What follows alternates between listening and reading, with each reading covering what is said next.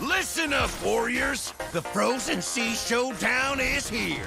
8 Francos, 2 sides. Ready your hooks. Well, the rules? Real simple. Hook 'em over, then bash 'em. Or hook 'em back and stash 'em. Remember, kills will make you stronger. More kills, bigger targets, so swing those hooks. More kills, better hook, so wipe off their looks. Crabs in the river, hook 'em. Reel 'em in for new skills. Stun. Magnet. Reflect. Chests in the cave, hook 'em. Reel 'em in for new skills. Team heal. Team super hook. Crazy ults, total chaos. Triple hook. Recall hook. Trick hook. No equipment to buy.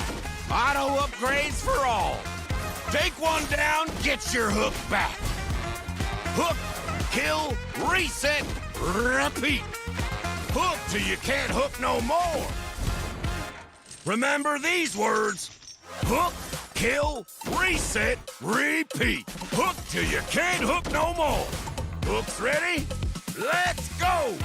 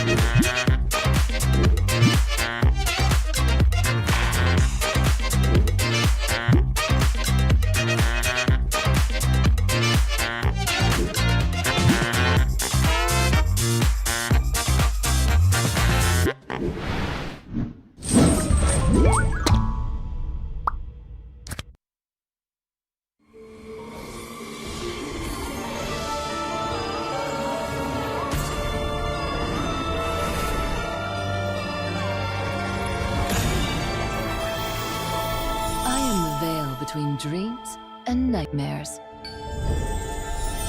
Mares.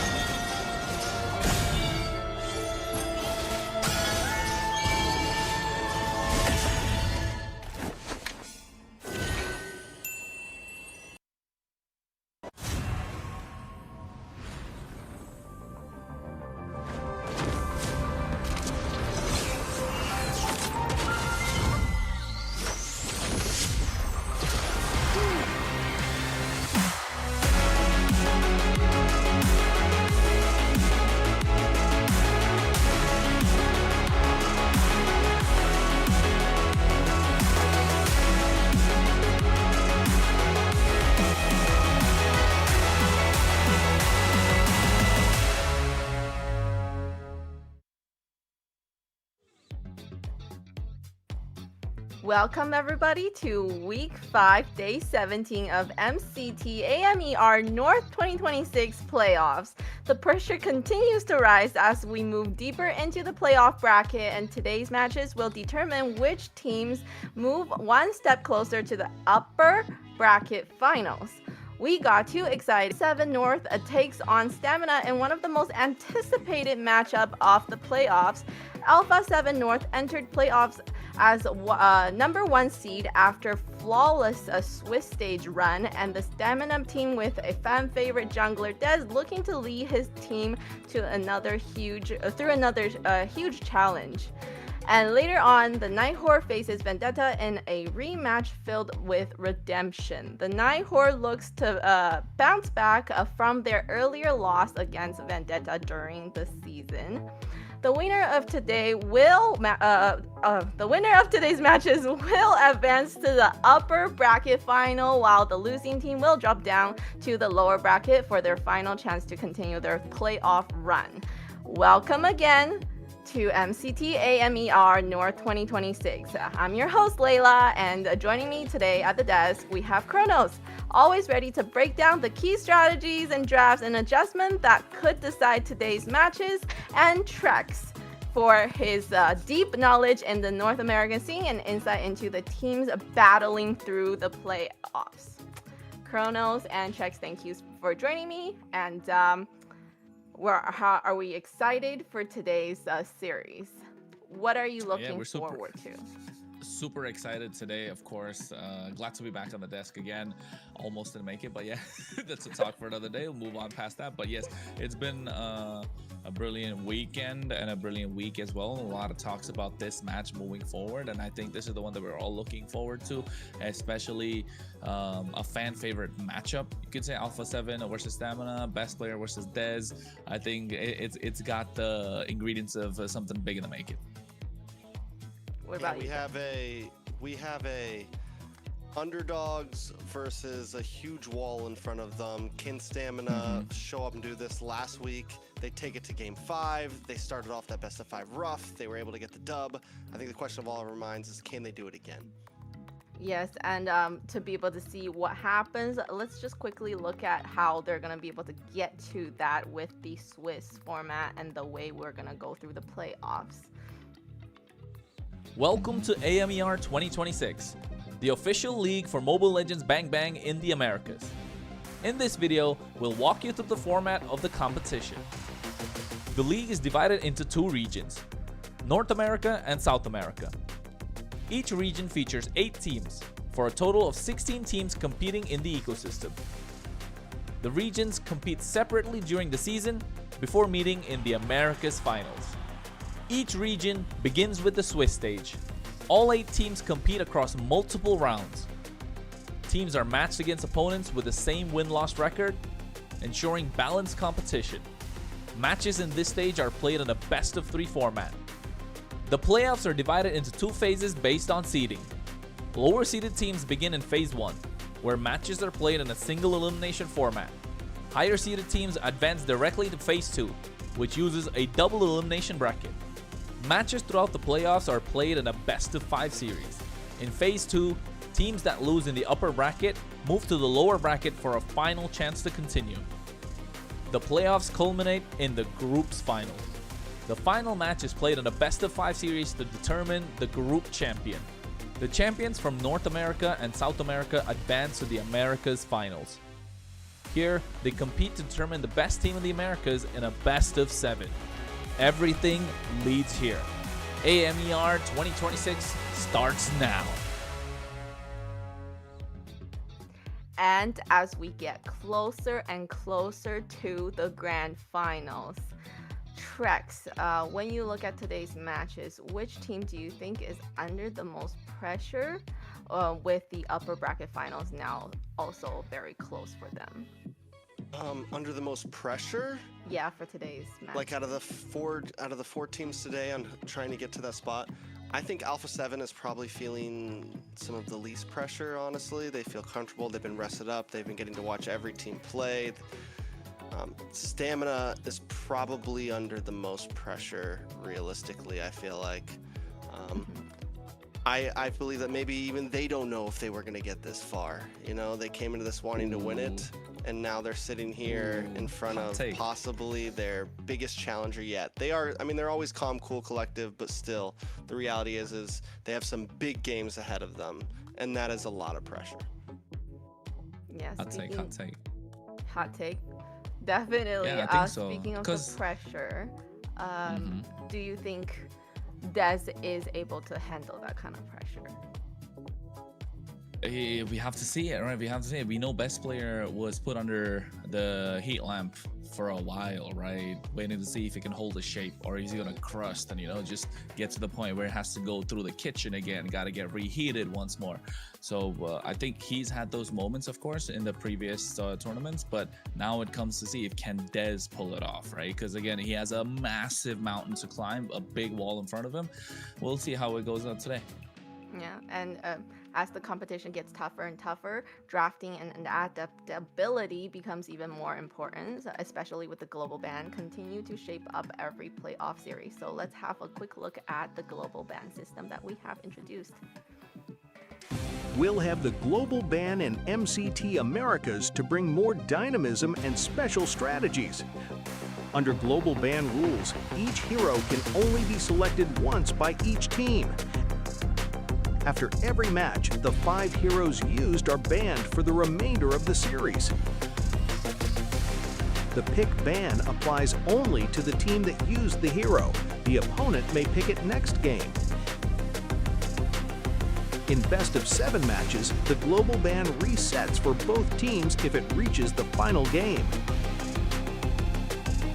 Expect new strategies, fresh picks, and much more.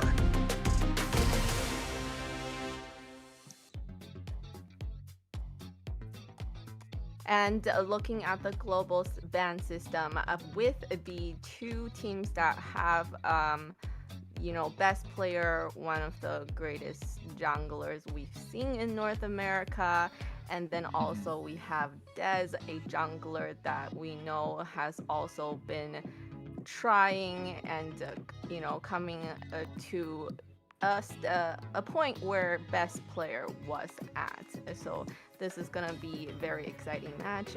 Before we go in deeper into the matches that we're about to see from these 2 junglers, well, I just want to take the chance to let you guys know, make sure you're staying connected with us, with everything that is happening across MCT AMER North 2026. So follow us at our official account, MLBB Esports. You can find us across all of these platforms, Kick, Twitch, X, Instagram, Facebook, YouTube, all of it. Make sure also TikTok. that you TikTok, right? We Kids are love TikTok. live You guys like TikTok? streaming on TikTok and YouTube, and Do you that guys is do the where dances on TikTok? diamond drop happens. So make sure you're definitely on those 2 platforms. And Diamond drops. especially with that, to make all of this happen for us, I want to take a moment to thank our sponsor, runestone.gg. Today's sponsor is proudly brought to you by runestone.gg, helping power the next generation of esports experience. From real-time data to live fan tools, Runestone helps make esports more interactive, more insightful, and more engaging for everyone involved. So be sure to check out runestone.gg and give them the support like the way they have been supporting us. All right, so getting back to these 2 jungler, the matches that they have coming up, the pressure that I feel like Dez is definitely on, because now he's in the shoes of what best player 1 used to be like. You can look at it both ways, right? I think yes, with adding on to what Trek said, he is definitely under a lot of pressure, right, with what's going on and stuff. But at the same time, I feel like, is he really under pressure? Because he knows he's going up against a massive mountain, and if he fails, it's okay. There, people are gonna talk the same thing that they have been for years, right? But if he gets the big dub, then all of a sudden, best player doesn't look so hot anymore, right, Trex? Fair enough. Yeah, I think like that view is always a possibility of, You know, if everyone thinks I'm gonna lose, there's no pressure of losing, right? But I think you look at Dez and his team, and the reality is you look at the old format of NACT and things like that, and there was not a bracket like what we're looking at now. This knockout stage, it was not 8 teams. You had to break top 4 to get into this bracket. So what we're seeing now, today, these matches, Alpha 7 versus Stamina, Nighthord versus Vendetta, those are the matches we're going to be watching. That is all you would get in old format. So Stamina Dez has never been this far before. He's never had this kind of pressure. He's never been a player to be in these shoes. He's never had the opportunity to go against best player in a knockout stage bracket, right? In a playoffs bracket. Maybe you've scrimmed, maybe you've played in season, but it's just different, right? And I think everyone can kind of look at these things and think to themselves, yeah, this is all fun, like we're here, we want to do our best, but once it starts to become real, like once the idea of, okay, like maybe we can actually win this, maybe we can actually go to, like once that reality is in your hands, then the pressure does become real. Stamina right now is at a place where it's like, wait, if we actually beat Alpha 7, we're looking at 3rd place finish. Like if we can beat that, then we're looking at grand finals finish. You know, it's no longer just yeah, like we want to do this, we want to get to first. It's in their grasp, and that's a very new pressure, I think, for Stamina. Again, it's something new, it's something different, and you're looking at Alpha 7, Nighthord, and Vendetta, teams that have been doing this a very, very long time. Yes, and the teams that we have for today's matches, like we talked about, we have Alpha 7 against Stamina in the best of 5 today, and then on the second series we have the Nighthord going against Vendetta. So let's talk about these two teams as well a little bit. You know, during the second matchup we have the Nighthord against Vendetta. How much do you think that previous loss changed the way the Nighthord approaches this rematch? Because remember, the Nighthord did go up against Vendetta once, and that was the only series that they lost in this whole playoff run. So it's like now they have to kind of prove themselves and see if they can actually win against Vendetta, right? Trax, what do you think? This is a tough one, Nighthord versus Vendetta. Honestly, I'm still very up in the air about it. Kronos, you got anything on it? I think Nighthord versus Vendetta. I feel Vendetta have a slightly better chance with what performance they gave last week, only because of I'm very much a tempo guy, like momentum, tempo. I think these are important things, although a lot of people would say that, you know, momentum is better or more important than tempo. And the key difference between momentum and tempo being like Stamina Esports are coming into this with momentum, right? But Nighthord are also coming into it with momentum, but Vendetta are a team that can maintain their own pace in the entire game, and that is an important bit. And that's very important. Let's just quickly jump into what we're gonna be watching today. We have Alpha 7 North, we have Nats, we have Best Player 1, which we've been talking about a lot. We have Cold World, we have Zio, and we have Shark. Yeah, this is a team that has, I mean, they've just been hanging out. They've just been chilling. They've just been vibing. They at an easy Swiss stage run, they've been able to watch every team play. Does that mean that they've been collecting rust, or does it mean they're completely prepared? We will see, just like we're about to see a nice video from one of the players of Alpha 7 North.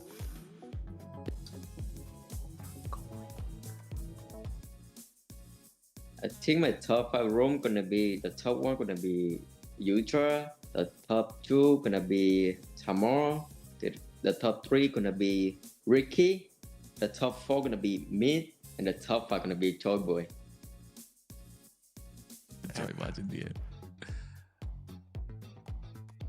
And looking at the team that's gonna go up against the Alpha 7 North, we have Stamina Esports, we have Instinct, Dez, Yomel, Little Rosa, and Ricky. Hey, this team has seen its ups and downs, right?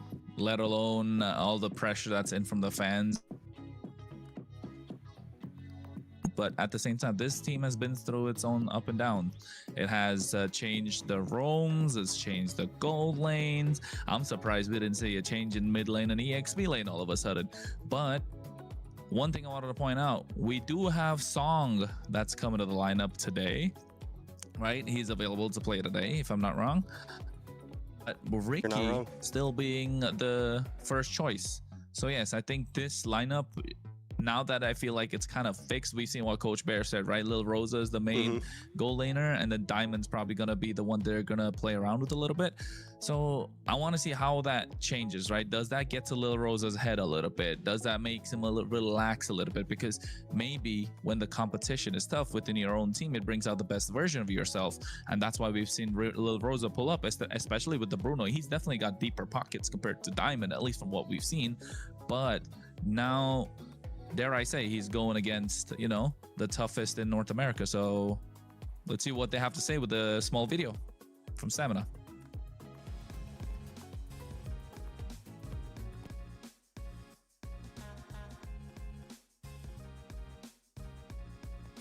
Des. Finales de 2018. Arif. Marcel. Jun. Rosa. YSS. La ulti de Argus. Flicker. La Collector de YSS. Edith. Nolan. Hylos. Marcel. Jung. Instinct. Best player. Shark. Vaxia. Laken. Show color.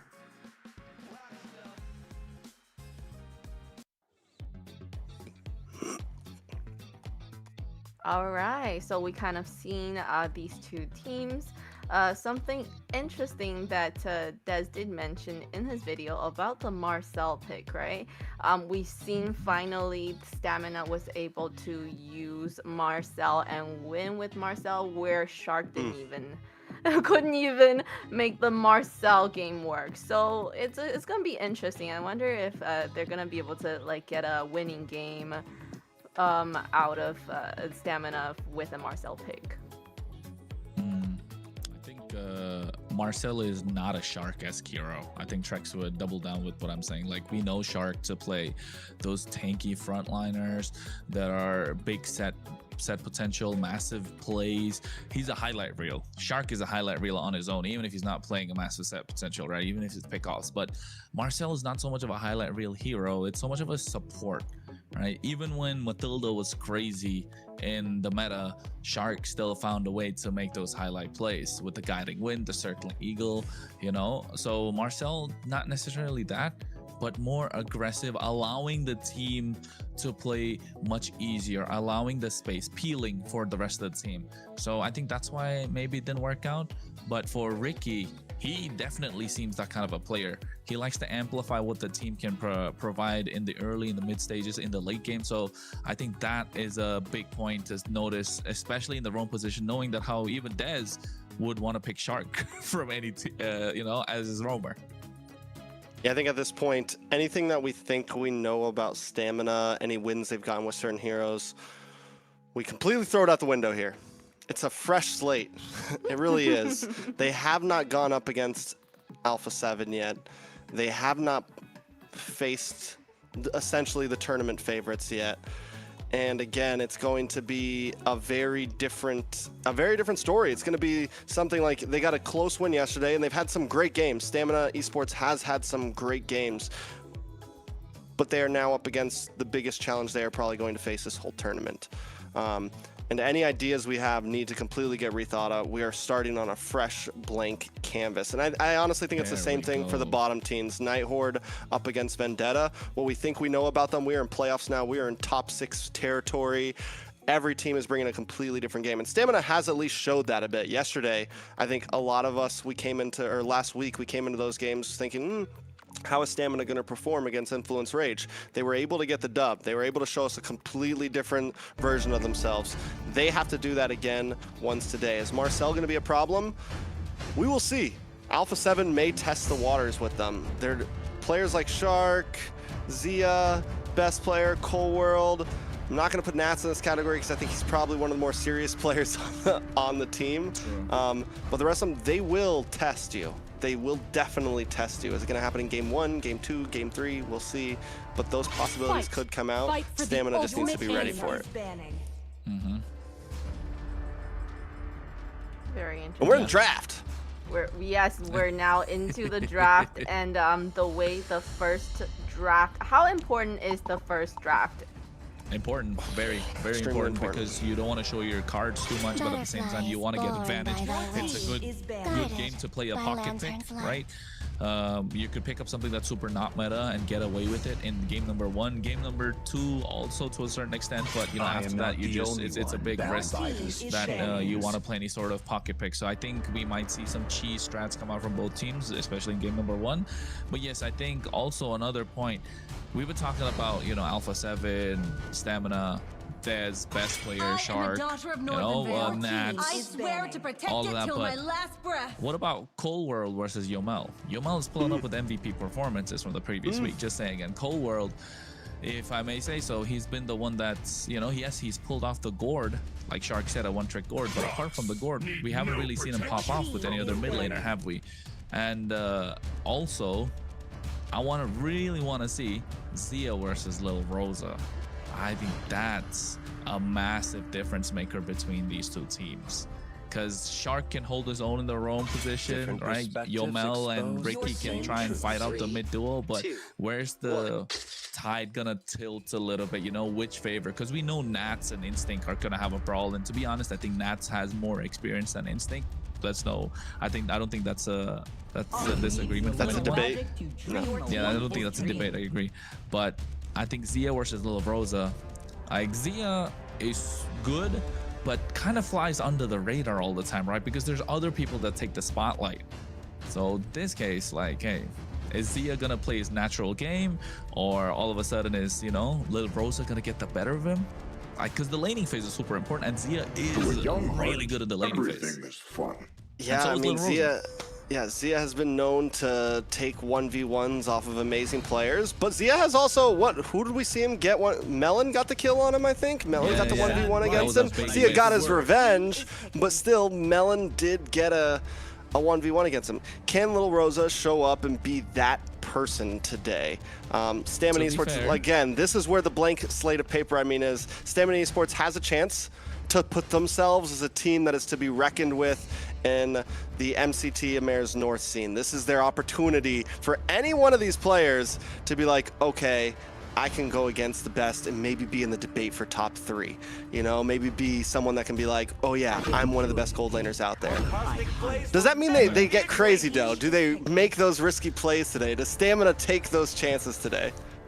I think if you're Stamina, you want to take those chances, right? Because get crazy, you're not gonna, bring it to them. I think in a straight fight, I really think Alpha 7 are the better team than Stamina Esports. I'm probably gonna get a lot of hate. Don't come into my Instagram DMs, but actually, you know, you can follow us. Nice plug-in right there. Yeah, you gotta follow him to send him a DM. That's the problem. Exactly. That's the, you know, that's the way it goes. But yeah, at the same time, I think if you're Stamina, you want to take those risks, and we know Ricky is that kind of a player. He takes that risk, right? But will the rest of the team be on the same page when it comes to taking risks? Like, can Dez get to the point like, okay, I want to take the risk? Because we've seen sometimes he plays fantastic. Demon Time Dez comes online, things are going in Stamina's favor, but he doesn't like taking those, you know, out of pocket risk. He doesn't want to get the, you know, he doesn't want to pass it to the running back when he's on the 4th down, right, 10 yards before the finish. It's it's those small things that make a big difference. Meanwhile, Alpha 7, they see a moment and they will go for it. And if it doesn't pay off, they brush it off and move on to the next phase, especially Shark. Best player, Nats. We've seen them make massive throws in the MCT so far. So how will they and we know they're gonna do it. Stamina need to take that risk. And looking at the draft, feel like they're okay. I like Stamina Esports draft. It's all kind of a counter to the Harley. You're not allowing best player to play his best game, the Lilia, the Khalid, the Uranus. So that's a lot of counters, but at the same time, you're preventing the frontliners that's coming through from Alpha 7 by picking up this Lily. You get mid prio with the Khalid, and they're taking out any sort of early game aggression. I think Hylos is a good choice to ban out here, so you don't give Alpha 7 some sort of room to control the river, because we know how annoying Hylos can be. Yeah, I mean, Hylos could even be decent. Actually, no, they already have the Khalid. But Stamina Esports, focus on draft here. Stamina Esports, yeah, the draft looks good, honestly. The draft does look great in terms of against the Harley. Like, this is what so many teams have been. This is what have figured out as the answer to the Harley right here. The Lilia, the Khalid, the Uranus. Can they round it out more? Well, I think from what I've seen from all the past series, a Harley. Who said this? It's hard for him to be in the pit, right? Because he's Harley, so he's gonna need the frontliners to be able to be in the pit for him before he goes in and get that red tree. Yeah, he's a late. He shows up to the fight a little late all the time. That's the goal, right? Suyo. You're more of an assassin. Suyo from Stamina, or from Alpha 7 ban here? Yeah, I think Suyo's a straightforward ban. You don't want to give it to Dez. And oh, never mind. They don't want. Okay, yeah, Harith is great too, because you don't want to give Zia a hard time. See, this is what I mean. They don't care about the Dez so much. They know it's okay. They're not stressing. They're like, it's okay. You pick up the Suyo. It's your best hero. We'll give you your best hero game number 1. And if we beat you in your best hero game number 1, you're cooked. I think Alpha 7 knows that Harley will, like, if you were talking even skill base, or even my jungler's a little bit better than yours, Harley will get the better of the Suyo as long as you have a decent game. It's kind of a risk, because if best player can't get any crazy kills early on or snowball, and it's going to be hard because it's a Khalid, a Lilia, Uranus, there is the chance that the Suyo can outscale. And don't get me wrong. Moscow pick, yeah, it is all... Like, best player pressures on you. That's what they're trying to say, but they don't care. They don't ban the Suyo. I think Joy is another option if you're Stamina.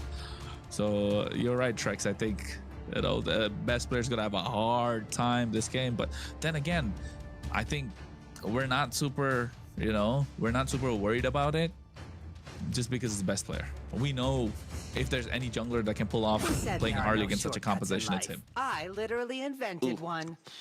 Okay. A little bit of a change up. What's their last pick for EXP lane? Do they just go for no Dragon, Phobias? Lapu, whatever. Yeah, Lapu. Lapu, Dragon, Dragon. whatever is good. Sora. Sora EXP.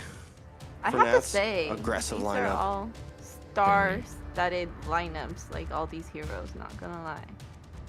I mean, it's game number 1. The chip is a pocket pick.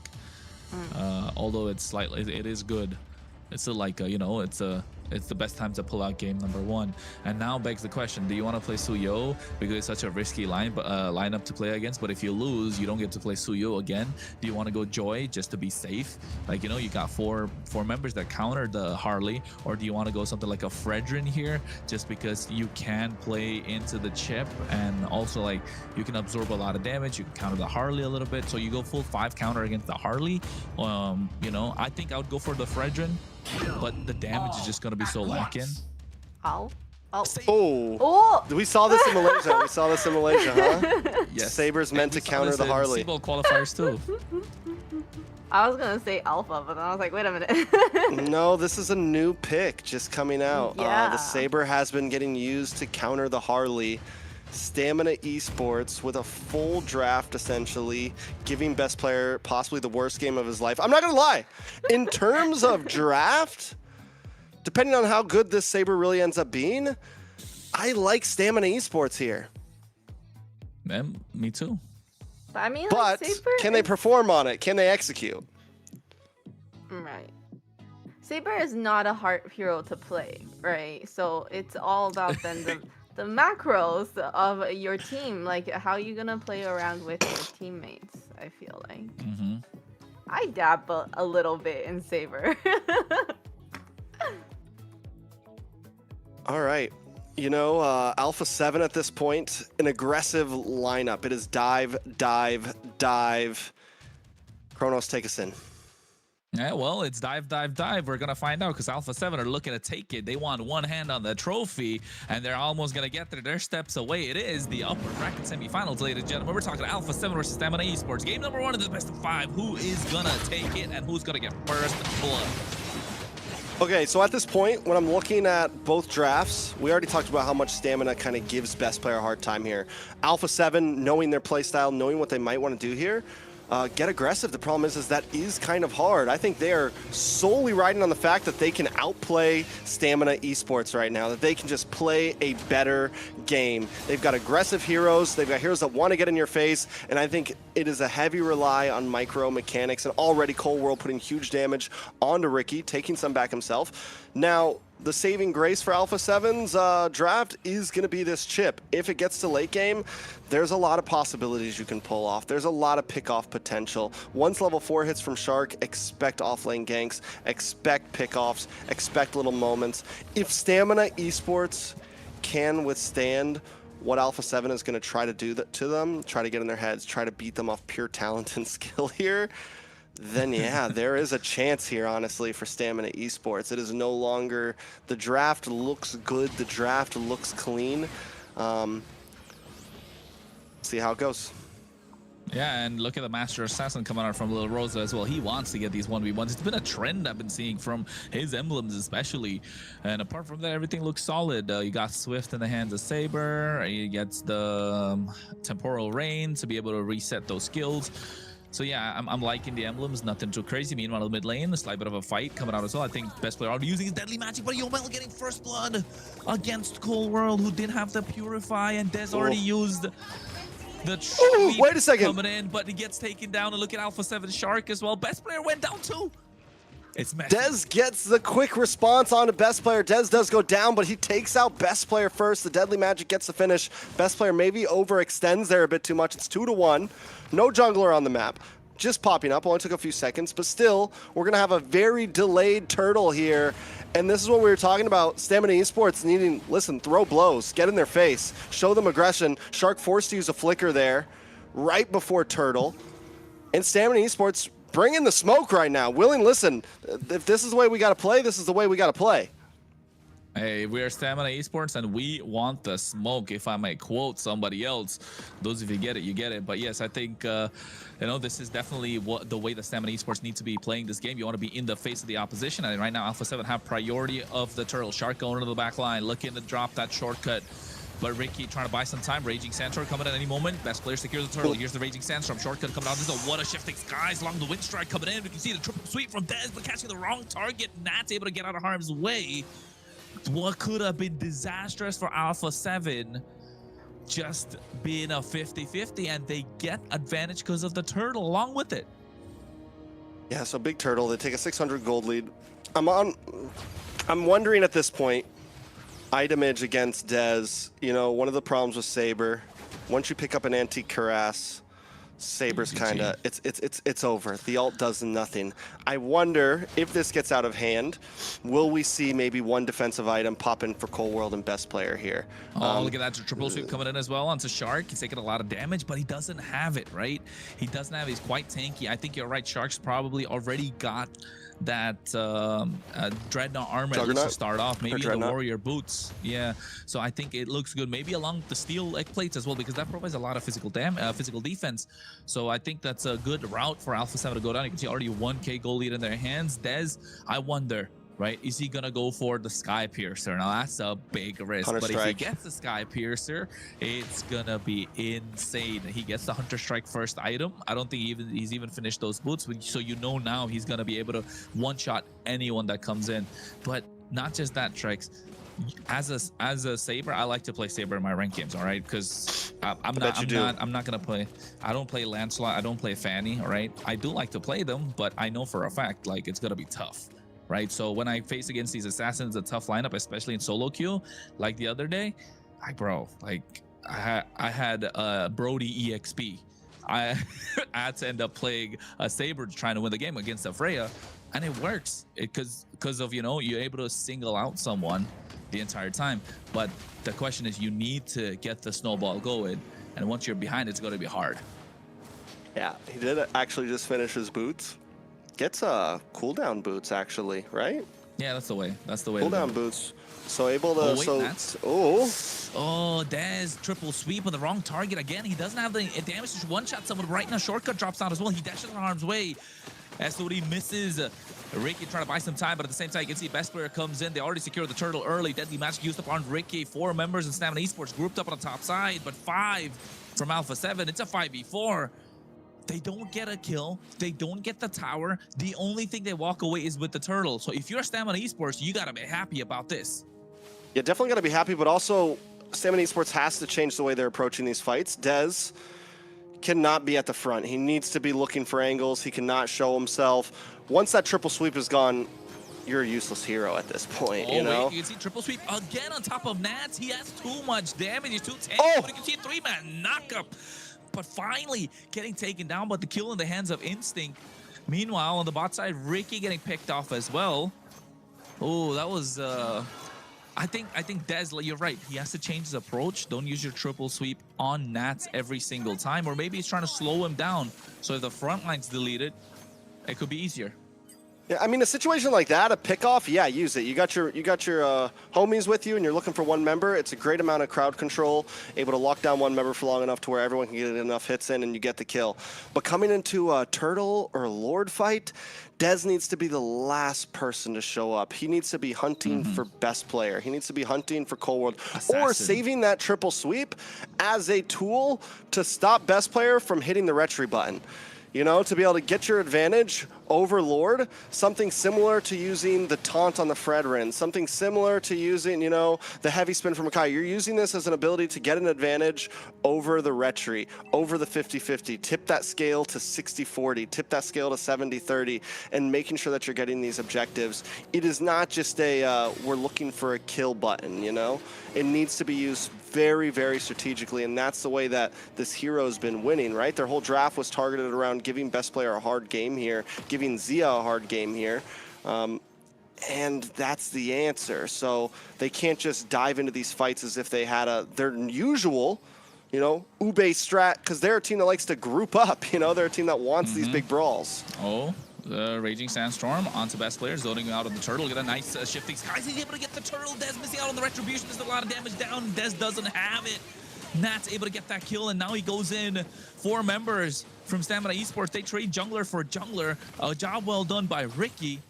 And of course, the rest of the team just able to zone out best player from the turtle. But Dez not able to get that retribution. Trex jitters, nervousness, pressure. Pressure could be true. Again, it's a different ball game. You're in major leagues now, you know? This isn't the triple, this isn't the AA, this isn't the MDL. You're hanging with the big dogs now, which is just the fact that you're here makes a statement. But let's break that down. Best player, even after getting zoned away, still able to hit the retry correctly, still able to get it. Dez a little bit too late. I'm watching his retry button. I'm waiting for it. Rewind it, go check it out. He did not hit it in time. I think his approach to that fight, much better. He came in a little bit late. But overall, trying to get the turtle, there's still some things to work out.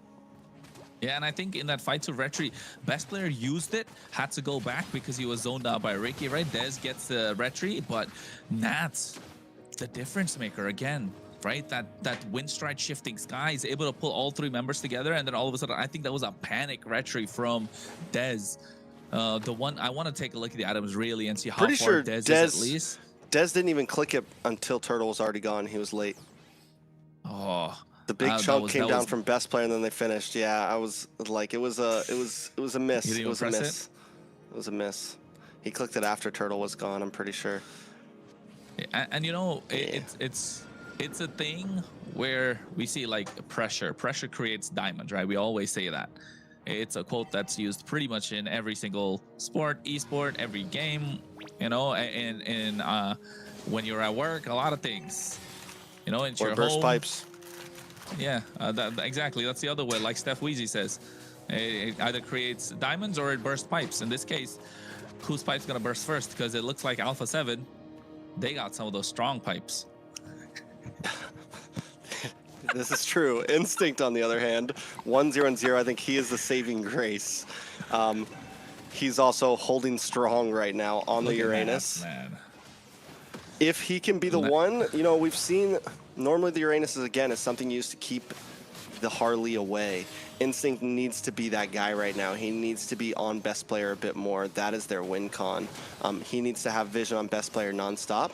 We saw last time it was Ricky who zoned away, but I want to see Instinct a little more involved in this. Oh, Cold Lord able to get that Lord, but you see at the same time SOD connecting. Nice wind strike coming in as well. Little Rosa able to take it away. A top tier 1. Ricky gets taken down, but 2 members fallen from Stamina Esports make that 3. Best player finds a double. And it's not looking good all of a sudden what Stamina Esports had built up, but the timing that they bought for themselves changing, turn things around. Thanks to Nats once again on Disora. Look at Shark in the back line, doesn't care. Too much damage, too much tankiness. And Stamina Esports do not have a reply. Yeah, that fight was messy. It was a nice play from Ricky. They're able to get the stun on. Best player is a nice try, but once it failed, it should have been an abort mission. Dez tries to make his way in. He goes past Cold World, past Shark, I think it was, walks right by the moon. He's hunting for best player, but by the time he gets there, he's down to half health. Yes, he gets the triple sweep down. But before he can even finish it, he's killed. He's taken out. And I think Stamina Esports should have aborted mission. But now Alpha 7 knocking on the door. And you know what, Trex? I think this is where the Saber starts kind of like falling off. Not falling off. I wish we could take a look at the items and tell how far ahead he is. But yes, I think this is where the Saber's not so much of a surprise anymore, right? The element of an assassin is the surprise element. And if you take that away from him, if he sees you coming head on straight in your face, it's not going to make much of a difference. And not just that, I think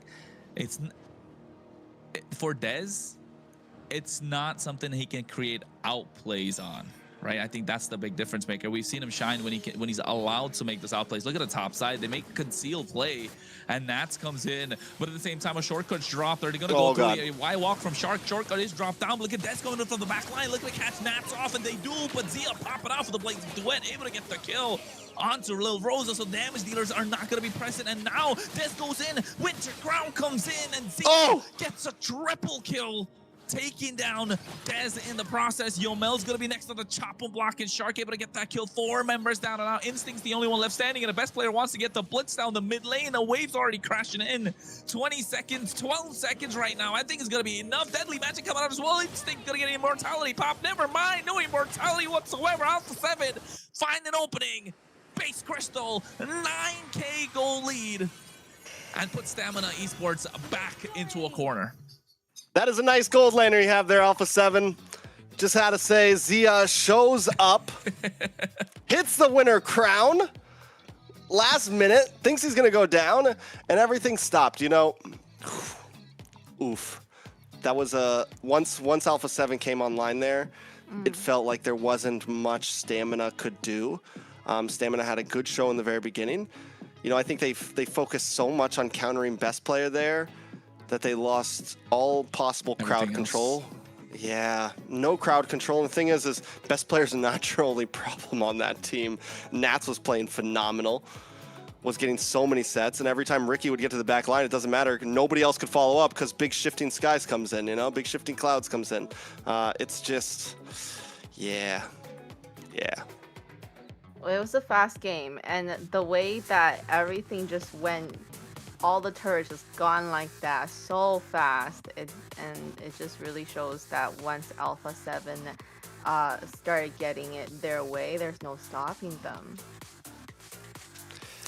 Yeah, there was like I said, this is Alpha 7 right here. You know, I said it before we started. I wanted to really be on the train of like, ooh, and I think Stamina still has some opportunities, but they got to go back to the drawing board. They need more. They need to be able to I would say crowd control is going to be their savior here in this series, and not just dive crowd control, not aggressive crowd control. They have to keep Shark at bay. They have to keep Nats at bay. This is not you can't watch these games one-dimensional. Taking a look at Alpha 7 stats, though, anything you want to point out majorly, Kronos? Nothing really, to be honest. The only thing I would, one thing is Dez on the Saber. It's such a, whoa, if it works, like, oh my god, Stamina Esports, the outplayed the mind games. But if it doesn't, if it's a big whiff, you're like, what's this draft doing there? What's the Saber doing there, right? What's going on? We're going to see a 3-0 coming out from Alpha 7 right now. That's the conversation we're going to have after this kind of a game. And it's a big, it's a big chunk into the confidence of Stamina Esports and their fans, I'd say, because at this point now you're thinking, like, we did everything to counter best player, but we forgot Nats, who was the star of this entire game, might I say. If it wasn't for him, it wouldn't work out. And also, if you're Stamina Esports, come on, man. Like, the plan did not work in the early game. So the plan the plan's got to shift at this point, right? It has to shift. So them not being able to adapt on the fly, I think that's one thing great teams do better than good teams. And I think that's going to be the difference maker between a good team and a great team. Stamina Esports is a good team, but are they great? Are they third place finish worthy? Are they better than great? Grand finals? Are they greater than ever? Oh yeah, better than great. Can they sizzle, right? Can they sizzle? Can they sizzle? Exactly. There you go. Do they go to the top? Yeah. Layla has no clue what's happening right now. I know that Layla's like, it's all going over her head. So back to the drawing board for them. They tried to just target best player 1, but they forgot that, they have all these great players in all of the lanes that they have to watch out for. Can they own this, right? Can Stamina Esports own this and take it to the next level, right? Exactly. Will they own this, or will they own eggs? No, and I think it's MVP. Shark, great performance. Personally, I think Nats deserved the MVP with the performance that he put out. He was able to absorb a lot of damage. Yes, Big Shark went on a deathless, 306 KDA. But I think it's all thanks to Nats and how much pressure it was able to absorb. And begs the question, did they fumble the draft? I think the draft was good. Trex, you agree as well. We doubled down on the draft, but I think it just comes down to how they were able to execute. The execution wasn't there on point. Look at Dez. He comes in from the back line, looking at Cat's Nats, but that's such a massive skill, right? The triple sweep. It's a one-shot no matter how you look at it. And if you're going to take down Nats who's below 50% and you're going to use this massive ultimate to be a big game changer, like, it's an ultimate wasted. And the moment the triple sweep is gone, you're kind of like, the opponents are going to be walking around freely. Yeah, we're talking about Zia on the Claude, Cold World on this, on the Valentina, and they didn't even have the Purify in that fight, if I'm not wrong. So until the end, they stuck to their game plan, but it didn't work. And I think it's got to be a wake-up call, right? It's got to be a wake-up call for the entire team. You did everything in your, in your power to try and stop their early game, to try and counter what they could bring in. Sadly, I think they were focusing on the wrong target. Yes, Nats was difficult to take down, but I think if Instinct just said, okay guys, don't worry about it, let me take care of Nats, let me keep him in the lane as much as possible, because that's a way where you can counter the Sora, right? You counter him in the lane, which is difficult. You pick up the Valentina, right? That's another way to counter it. So you can use the shifting skies to the opposition, but in this case, Colwell had it. But another way to counter the Sora is to wall him in the lane. That's why you see the Glues being picked up. That's why you see the Uranus being picked up against them. The Alice coming through as well. Those are options that you keep the Sora in the lane, not allowing him to rotate, not allowing him to be this big playmaker and being in his face the entire time. But in this case, they just wanted to take him down so bad that they forgot the other four exist. So hopefully, if their plan was to put pressure onto Nats, hopefully it worked. I personally don't think it did. And Trex, question, can they come back from a deficit again? Can Stamina Esports come back and take a game? Can they take a game throughout the series? Can they possibly win a series? I think we're going to see, my prediction is we're going to see Stamina Esports trying a lot of different avenues here. We just saw their first avenue. We saw them, it's game one. And to give the benefit of the doubt to Stamina Esports, it's game one, bring out the Saber. That is definitely the chance to bring it. Give them the Harley. I get it. They gave them the Harley. It's like, okay, this is our chance. But now you need to approach this completely different. If I'm Stamina, if I'm coach, I think we go I think we go tanky. We go for things like Alice's. We go for things like glue. We go heavy crowd control. We try to control fights because that's exactly what Alpha 7 is going to want to do here. They want to beat you in the 5v5s. They know they're comfortable. Every one of them can hold their own lane. Reality check is Zia's going to be able to hold his own lane. Shark and Cold World are going to be able to hold their lane. And Nats is definitely going to hold his own lane. This guy's an MSC champion. Don't catch me wrong. This is the biggest EXP lane fight that Stamina has ever faced against. You know, this is something some players will never get to go against. Nats is a MSC champion. The guy is a monster. He's been around for years. So I think what you need to do, you're not going to win laning phase. That's not the goal here. The goal is let's get ready to fight in big 5v5s. Let's make a composition that we can prolong fights, look for weak points, put Dez on something that he can pop off on, give him some demon times, go for the Suyos, go for the Leomords, go for things like that. Worst case scenario, we've seen him do well in the Fredrin. Fredrin, not going to be a bad pick. He can hang out in the pit. He can survive the onslaught that Alpha 7's going to try to do to you.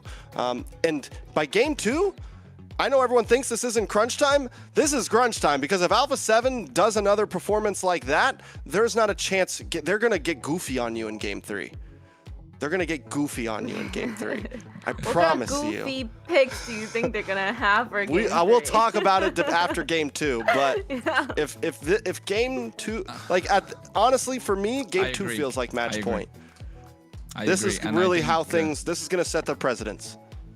And I think because if you're Alpha 7, you get 2 games in the bag. You're like, hey, can we just, go out of pocket? Can we try something crazy? We just want to have some views. Fun. Let's bring some views in. Yeah, exactly. And they're that kind of a team, right? When they're ahead, they like to play around. They play with their food. So in this case, Stamina Esports better get this game in the bag. Otherwise, they're going to be the butt of the joke by the time the end of the stream. And when it comes to Alpha 7 versus Stamina Esports, the Clippers are really quick to get this down. And right now is prime time as well for the Clippers to get something on the board. And not just that, I think every single time Dez or Zia or Best Player, these big names in the community, right? They get something out of pocket, something different. It always gets clipped. And I saw a recent clip. Did you guys see like Dez and Zia in the same team? And then Dez really goes crazy with the Lancelot, if I'm not wrong, and Zia screaming like, "Hey, do we have Kyrie on our team?" Oh my God, he hypes him up when it's the time. But right now, if they want to throw hands and call it a knockout in like 45 minutes, because the first game was 13 minutes, the next one's going to be another 12, maximum 20 is what they'll be telling themselves. But if it's a 3-0, ooh, Stamina Esports all of a sudden, who look like a contender, 3rd place finish, the hype has been there. A reality check. I feel like Stamina thought Alpha was going to get goofy now. They did a Fanny band just now. I think they keep it simple right now. They've already used a lot of power picks, the Harley, the Claude, the Valentina, the Sora, 4 power picks, and now they try and get this one in the bag, and then I think Stamina's looking for a Suyo pick up here up front. The Harley's already gone. I think game 1 is we give him Harley. Now Suyo can feel pretty comfortable. You don't have to worry about Best Player getting the Harley. They can target ban a little bit, and all of these bans are targeted at Best Player once again.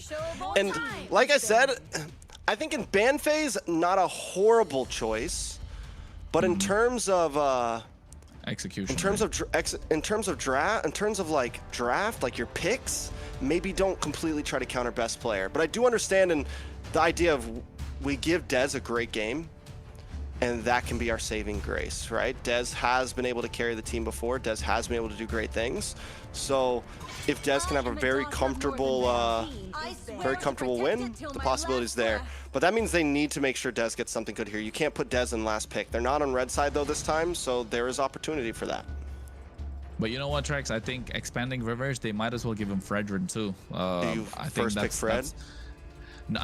You won't first pick Fred because there's the Jushin, there's the Hereth, and you can't even first pick the Suyo, right? It's such a risky pick to go for as a first pick if you go for the Suyo. And that's why I think Stamina Esports, they're gonna get something powerful, but Alpha 7 are gonna take away the Suyo. Don't forget, best player pulled off a nasty Suyo as well. That's why I think Stamina just first picks it. No, there hasn't been a Savage yet. No Savage yet. Yeah, so he got like an unofficial Savage. He got a triple unofficial, and he got a double. Yeah, so Alpha 7, best player, did get that. He's clean on these assassins. It's his bread and butter at this point, right? So Stamina Esports, Jushin open. Now on the other side, I think you get Hereth plus Suyo, maybe Hereth plus Phovius, Hereth plus something, but it's Hereth plus something. Definitely Is he even stressing the sure Hereth? of it. They didn't stress last time. Here we go. Marcel for Alpha 7. Can they get the dub with it? This could be Alpha. This could be the one that Stamina's looking for, right? We saw Shark not playing a great game on Marcel, but I think they've had enough time. 3 weeks of practice, 3 weeks of kind of scouting out how to understand this pick, 3 weeks of scrims where they performed well, and never mind. They're not giving it. They're not giving it. No. So what is? I think this is a Fred game. You lock in Fred right now. Thank you, Fred. Even though it's not great against the Marcel, I still think you lock in Fred here. Fred Hereth, right? I think Fred Hereth. 1,000 winters have led to this moment. Ilos? Okay, it's still good. Layla? What about, I was just gonna ask, Leo Mord and Suyo, which one does better? That's a good, that's a 50-50. I think, Who gets the dubs early on? I think, Claude. I like the Claude, but the Hereth was just available, right? Hereth is so good. And Alpha 7 can't even pick Claude. So they're down 2 marksmen if you pick up the Hereth here. And I think Alpha 7 can just go Hereth. They don't got to worry about it. And I think Leomord, Suyo gets the early game, but neutral objectives is Leomord. The 1v1, I think it comes down to the timings of the skills that's used, right? Suyo can look to one-shot if he's ahead, if he's got some Sky Piercer stacks, but Leomord can, one-shot if it's a full HP kind of fight. I just feel like one thing with Leo Mord and Hylos, I don't think it would be good to go against the Marcel, because you're not gonna run on that path where Marcel just threw an ult. Yeah. You know, he can zone you out with his ult, and then you're kind of wasted both of your ults. There you go. You were talking about Leomord, and it's gone off the table. And I think, what other jungle options are left, Trex? There's no Saber. I'm not like they were gonna pick no Fanny, no Guinevere, no Leomord, no Harley, no Baxia, no Suyo. I think Fredrin's the next choice, but I think they don't mind playing into the Fredrin. They have a Gord after all. Yeah, maybe they go Haya here, something like that. Joy, I think. Joy against Suyo is good. Yeah, that's why Joy is a good ban here. What else? And then what? Stamina bans out the. Did they ban out the Hereth here? They ban out the Leslie. Next is Hereth. They have to ban out Hereth, right? Like no shot. They leave the Hereth open. It's so powerful. It's a lane bully. You don't lose the gold crab whatsoever. Like if you lose the gold crab, it's kind of like you're not focusing. Alice, okay, so they leave the Joy open, they leave the Fredrin open. They kind of know what they're going up against. It feels like a Fredrin already that they're going to be facing. Alpha 7 reading so well into the draft, if I may say. I think if Stamina Esports are looking to go for outplays, it's got to come through with maybe a Nolan if you're Stamina Esports here. Like that's a choice that you can make. You want to risk it for the biscuit. You know, you gotta add that gravy. Yeah, you gotta add that gravy on it as well. I am not the only one. Oh, I just disappeared. Obvious pick for Alpha 7. And then Stamina. We still need a jungler. We still need an EXP laner. And Dragon wouldn't be horrible. Yeah, Gord is like a sitting duck if the Dragon decides to go for him. Give Cold World a bad game. Apply pressure on the back line. Oof. Yuzhong. And then it's Yuzhong right down. plus. Yeah. I would like, yeah, I think Yuzhong would be really nice. Yuzhong plus something, right? We mentioned the Yuzhong Joy plus- earlier. And then the jungle, so. Nolan. I think Nolan. You risk it. You What about, risk like, the Nolan Glue here. EXP? Yeah, Glue plus Fredrin. I think that's another choice. Joy. Yeah. Glue Glue. Joy. It's good. Could also be a high-low CXP or a Glue EXP. Either one could work. But I was going to say, if they pick Joy, I feel like not. Because at first I'm like, Yuzhong, but I'm like, that's so divey. And that leaves Joy and another one diving. You have nothing to defend Instinct. You have nothing to defend Yomel. I mean, you have nothing to defend the Claude or the Jushin. So it's just, I like this a bit better. Harith on that team. They took it. Yeah, Hereth was open. There is the clear choice. It was gonna be Hereth. I think that's why Alpha 7 didn't even like, you know, go crazy with it. Just lock the Suyo, or rather the Phobius, so that you don't give the Phobius on the other side.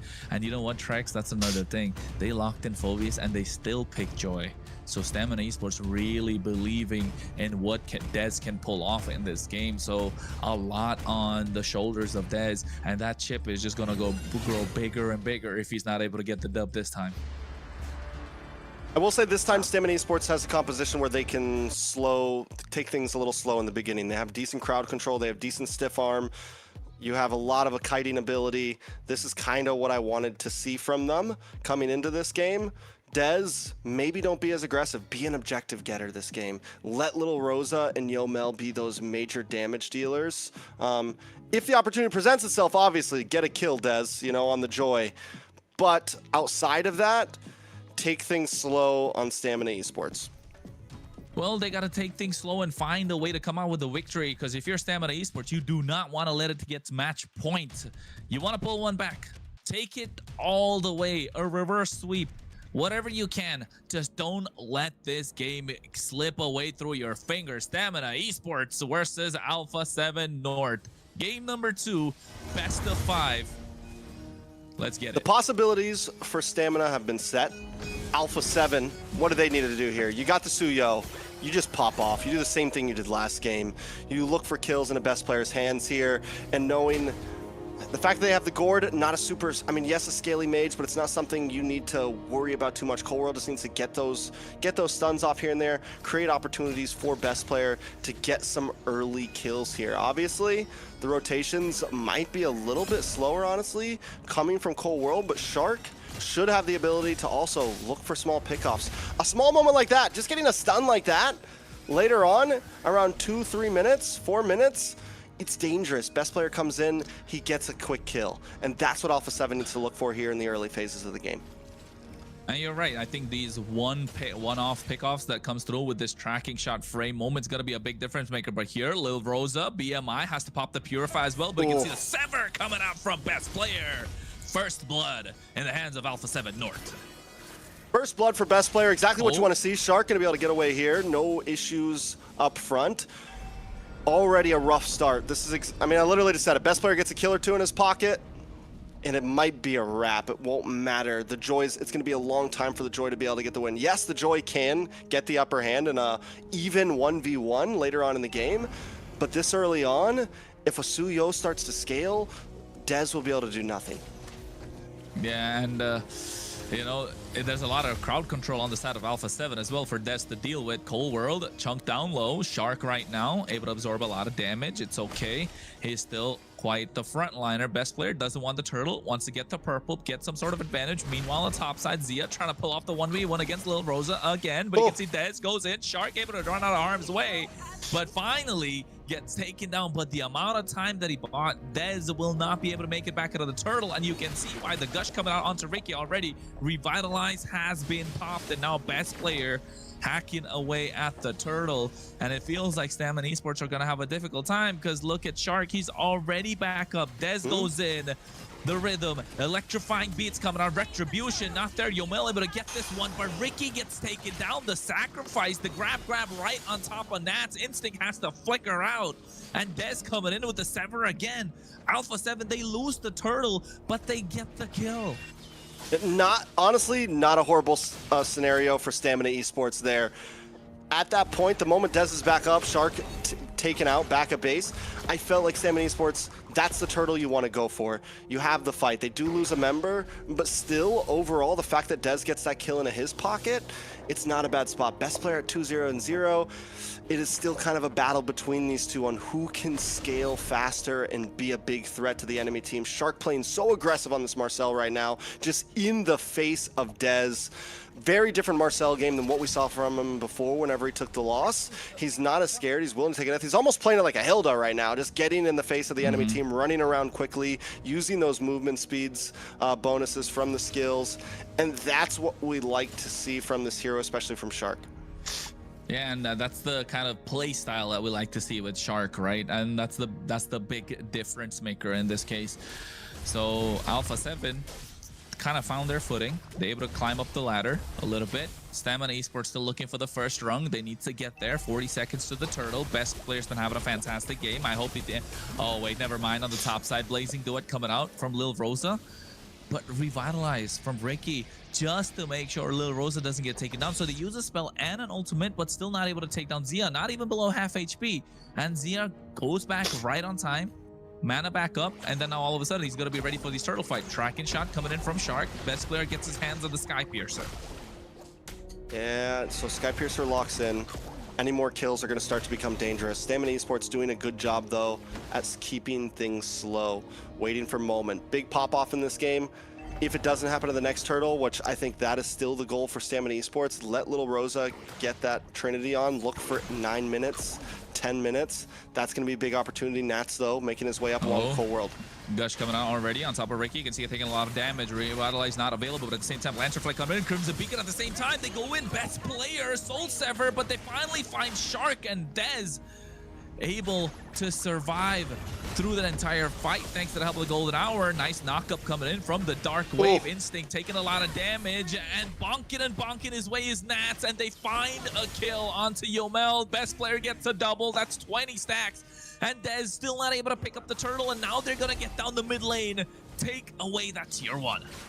They are feeding everything to Best Player right now so cleanly. I don't know if they're doing it on purpose or what exactly the plan is, but either way, 4-0-0, all 4 kills into the hand of Best Player, already 2 stacks onto a Sky Piercer. Not only is he getting this tower, but now they're going to take the turtle as well.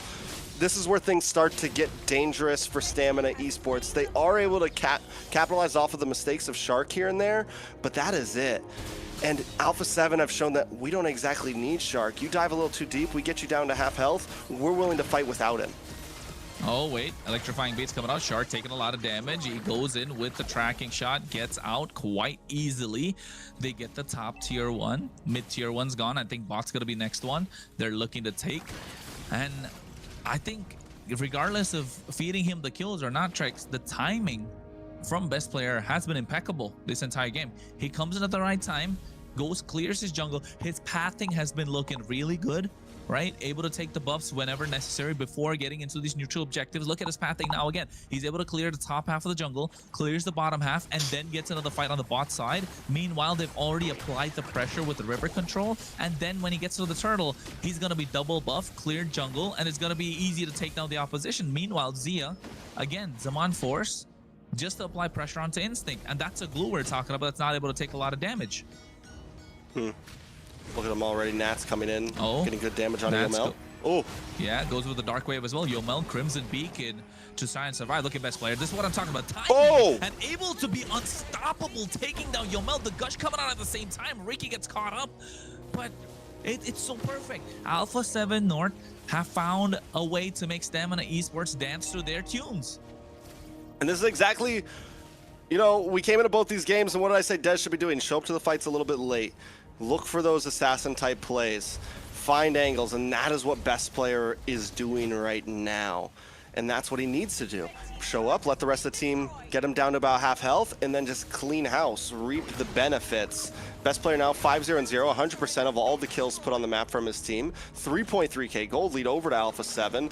And it's not even like, it doesn't even feel brawly. We're only at 7 kills in. It's meticulous from Alpha 7. Instinct. He's looking to make a play, right? He's looking to pull someone into Lil Rosa. But the flicker from Cold World being so clutch.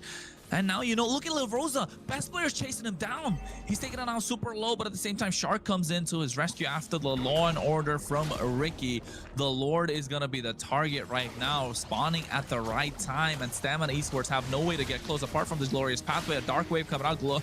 Nice golden hour to pull two of these members in place, but they collapse right now. Alpha 7 best player finding another kill on the board. Des comes in, but walks straight into a bloodbath as best player finds another blazing duet from Lil Rosa, catches nobody, and best player looking for another, gets a triple. It's a Maniac that could be available, but Cold World able to steal it. And a lot of people shaking their heads saying that what happened to Stamina Esports, but Alpha 7 showing that they're still the big dogs. Yeah, 4.5k gold lead. The back and forth right now from Alpha 7, even in that fight, the limit testing, this is what I meant last game when I said I feel like Alpha 7 just feels like they can outskill them, right? And even there, we see it in that fight. They're willing to go under towers at 30% health. They're small things that most people don't even see as a mistake. Little Rosa being a little too far past that tower when his health is below 50% might not be a problem when you're up against a team like Influence Rage. Might not be a problem when you're up against some other teams, but best player's gonna see it. Alpha 7 are gonna see it. They're gonna know immediately, okay, yeah, we can kill you. I know exactly how much damage I can do right now, and if I see you and I know that the distance is correct, you're gonna get hit. You know, it's all about distancing, it's all about timing, and Alpha 7 is doing it to a T. And they're playing it really well. Looking at their items, it looks solid. They got a Starlium sight, Feather of Heaven in the hands of Zia. He's gonna start scaling, and we've only been talking about best player until now, Trex. Yeah, so coming down, can Alpha 7 finish things here? I think that's the real question. Can Stamina Esports defend? Golden Hour does miss. What a whiff. I mean, it's not a whiff. It's the fact that they're able to zone them out for taking the tier 2, right? That's another thing. They lose the holy defense at the same time in the mid lane, so they're not able to defend this next wave of super minions that are coming through. Cold World already dropping down the gush. Ricky has to go back at the base. To his credit, he hasn't used the Revitalize yet. Instinct taking a lot, and now the tier 2, the tier inhibitor is going to fall down. They go in with the glorious pathway, looking to zone them out. BMI being used. No blazing duet yet. Alpha 7 North slowly, meticulously taking this approach on how they can take down these inhibitors. I think they don't want to pounce. Wait for Stamina Esports to come out. Oh, wait, never mind. Wave's already coming in. They're going to crash. Where's the play going to come from? Nats, Flicker available, looking for a Dark Wave. Could go in, catches only one. Shark gets in with a tracking shot. Taking someone down, and no, Zia drops into Zamar first. Look at Ricky taking so much, and that's a Hylos we're talking about right now. Instinct looking to find an opening, but zoned away by all 5 members, and now they get the inhibitor on the bot side as well. Gush coming out again, and Ricky can't even walk up to Alpha 7. Glorious pathway drop down, golden hour to cast them in place, and the blazing duet coming out from Lil Rosa. He can't get close enough. Zia goes in, finds Yomel, and best player gets another stack, taking down Ricky. This could be the moment to end it all, and Alpha 7 looking to blitz through, but they want to wipe out. Are they gonna get it? Instinct taking out super low. Best player looking for the chop, and the backside not able to get it. They're just playing with their food at the moment. Des goes in, but get instantly deleted. Lil Rosa's next, and they do find the wipeout. Best player 12-0-1 picks up another triple, and showing levels to this game are Alpha 7 North. For a moment there, I was about to really praise Stamina Esports. They had that defense going so well. They were able to kind of take things slow. They didn't go out of the base. That's exactly what Alpha 7 wants. They're putting the bait out there. They're hoping, come on, jump out here, jump out here. Bite off a little more than you can chew. And Stamina Esports doesn't go for it. They don't lose a single tower for a moment there. They do end up losing that mid lane. I mean, the mid lane inhibitor. And then Ricky drops the glorious pathway, and all of them just try to go for an attack. And the golden hour comes out, immediate bite back. Yeah. And that was just that. Shouldn't have done that. Shouldn't have done that. Shouldn't have done that. Going into the, the Marcel ult with that pass, the path is useless once he throws his ult out. And unfortunately, and the talking about feeding best player, they're like, I have some. Here you go. Open your mouth. Choo choo. Here comes the airplane. Nom nom 12-0-1.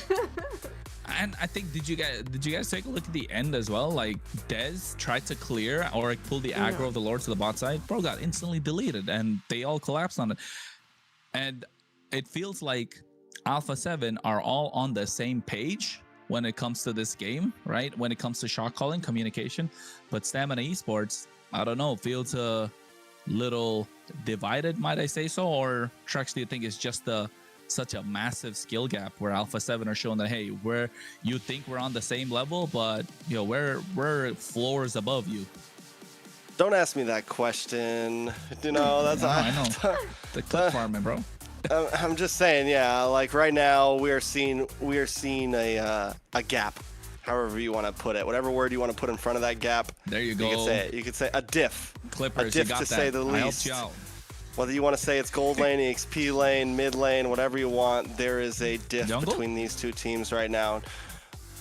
I pick option D, all of the above possibly. Right now, Alpha 7 is just showing that they are a force to be reckoned with. The real question on my mind at this point is it going to be like this with all of the other teams? Is Alpha 7 leagues above everyone right now? Because right now what they're doing to Stamina Esports, it feels like there is no way. The reality is it feels like Stamina Esports, like how do you even come back for a game 3? And you know what? I think if you kind of, while we're watching the highlights, if you take a look at it and, you know, track back a little bit, Alpha 7 didn't make any massive, you know, crazy outplays or any clutch plays or anything that's out of the ordinary. These were kind of like regular plays that you always see in any other game. Nothing. It's an 11-minute sleeper hold. Just a slow push. There was never any super sloppy, big brawly fights. When they pushed down the bot lane, it was meticulous. When best player came up and got that quick kill, like all of their plays were just by the book. Are you saying Alpha 7's on autopilot right now? I mean, I don't know, Layla. I think what do you number think? 3 probably. And the MVP obviously goes to best player. He got fed by every team teammate. They're like, here you go, you know, handing it on a silver platter to him. And great way to show everybody he is considered one of the best jungler in North America. Trex. Yes. Is it Kronos? Is it saving best player? I mean, is it saving Dez till the end? Is that a problem? Because let's not forget, we both looked at it. We said they could prioritize the Suyo first pick. They could have gone for the Fredrin in the first phase. Layla called it. A Leomord was available, right? They didn't want to go for the Leomord in the first phase. Went for the Claude instead, which couldn't be used by Alpha 7. And Harith was still left open, which is kind of like a better pick in my opinion. Their laning phase, stronger. Yes, you can't dive in, but definitely it's a hero to play around if you're looking to play around someone. So did they save Dez until then? Did they themselves put Dez back into a corner and asking him like, hey, here's this big mountain we want you to carry, and you know, we're not going to give you the best possible tools to be able to carry it as well? I don't know. I'm not against Stamina's draft. I think they had a decent draft. Not the best though. Could have been better. I'm just saying, like, I agree it's not a got the terrible draft. Even in game number 1, they got it wasn't bad. They had possibilities to win. The glue. Imagine they had the Leomord instead. Yeah. Leomord. I mean, yeah, the Leomord would have been good. Don't get me wrong, but I don't think Joy's even at the bad. end there, I think right now the pressure is on. We'll get back to the pressure, right? The pressure is on, and in that last defense, there was a mistake made. It wasn't about draft. It wasn't about anything at all. That game could have gone another 2 or 3 minutes easily. They could have defended. Ricky should not have dropped the glorious pathway. They should not have came out of the base to try to do a chase down attack while they were leaving. I think it was a bad call. Whatever the shot call was, it was a bad call. It was a misplay. It was a huge misplay. It cost them the game because they defended very cleanly. They lost an inhibitor, and we're talking 7K gold deficit. They were able to defend. Like, just to paint the full picture, Alpha 7 had a huge gold lead, could have tried to force things open, decided not to, was willing to leave. You just got your teeth kicked in, and the guy's like, all right, fine, we'll fight again tomorrow. And Stamina decided to pick a fight. The same thing happened in game 1, right? Same thing happened in game 1. A mistake from Stamina Esports that allowed Alpha 7 to take the entire game. The topside fight, Dez was in a really good position on that Saber, decides to go in and get Nats instead of Cold World or Zia, and then now all of a sudden, no triple sweep. There's no possible way to take down a damage dealer. Zia's already gone with the Blazing Duet. It's looking dire, it's looking difficult. They didn't, and then best player is in the mid lane. They're just able to get the big win. And now same thing here. Like you mentioned, you just got your teeth kicked in. You know, the fighter said, hey, we're look to fight another day. Take your rest up, but get back in full strength if you can.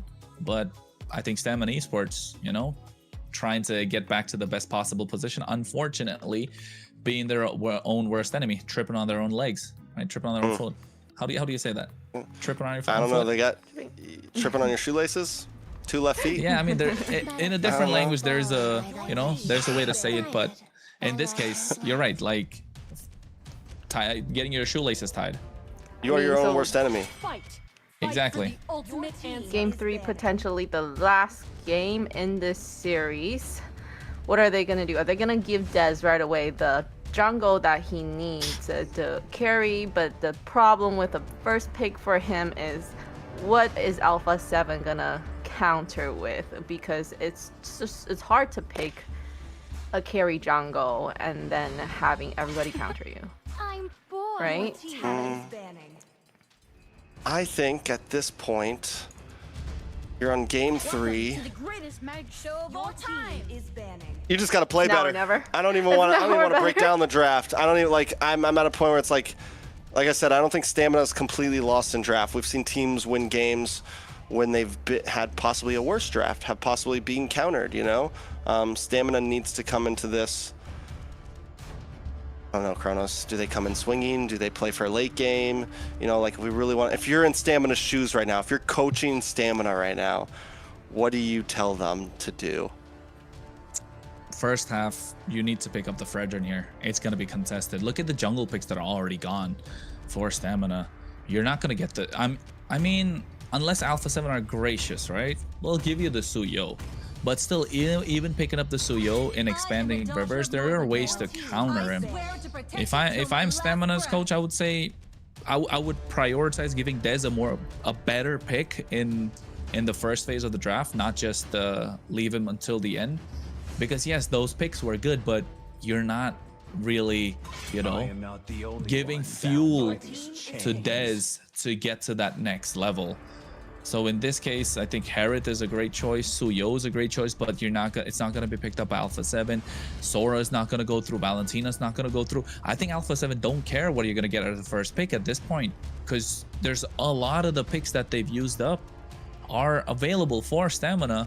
So if you're going to go crazy with the global bans, it's going to put you in a position where you're confusing yourself. So just get something crazy. There you go. Carry's a good choice. Now on the other side, Hylos is a option, I guess. Freya, oh wait, Freya's already taken off. Ooh. Hylos going into carry though, I feel like they wouldn't want to try to go super tanky, you know? I agree, but there you go, box. And they go tanky, okay. Well then. It's, yeah, you're prolonging what the carry can do in terms of damage, right? And Trex, you're smiling because is this the test, right? Is this Alpha 7 saying, hey, let's try something? There you go, let's try something new, right? This is the moment where we can try something new. Let's try something new. And Arlott is a comfort pick for Natsu. Yeah, not only that, but we're already seeing flexibility from Alpha 7's draft in the front here. The Basha could honestly get flexed over to Rome. Who knows what can happen with Arla? Most likely definitely into Nat's hands. Showing the XP lane pretty early. Knowing that their gold lane is minimal at this point. You don't have the Claude, you don't have the Harith, and now you don't have the carry. We're looking into things now like Moskov. We're looking into things now like Beatrix. We're looking into other possibilities out there that have been picked up. So I got a feeling Alpha 7 holds that gold lane down towards more, maybe even second phase, honestly. Marcel pick for Stamina. They are the first team that was able to get the dub on it. They get the Suyo as well. Once again, Stamina, like, not a bad draft for them. Not a bad draft at all. Not a bad draft.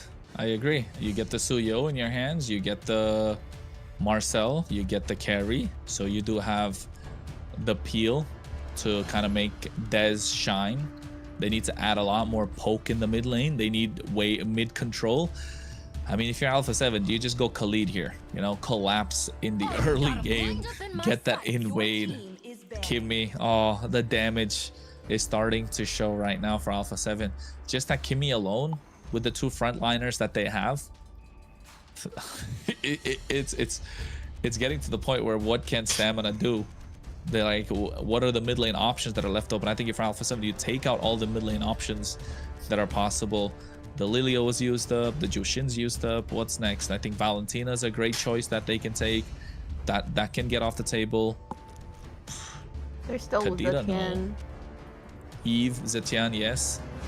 But against Abasha, though, he just walk up to you. Just walks up to you. Zero stress. Stamina at this point, you know what? With a draft like this, you get aggressive. It's demon time Dez or no time at all. Well, the good thing about with Zetian is yes, but then like at least her passive, you know, you can kind of just like get them back. It is for Arla and Basha who wants to engage on you. You could have done that, but they banned it, so nothing on that. Well, Sand rises when I give the word. Khalid is what I was talking about earlier. They need to ban it out. Imagine Khalid, Basha, and Arlon as a front line. Yeah. You're cooked, bro. That's gonna be nasty.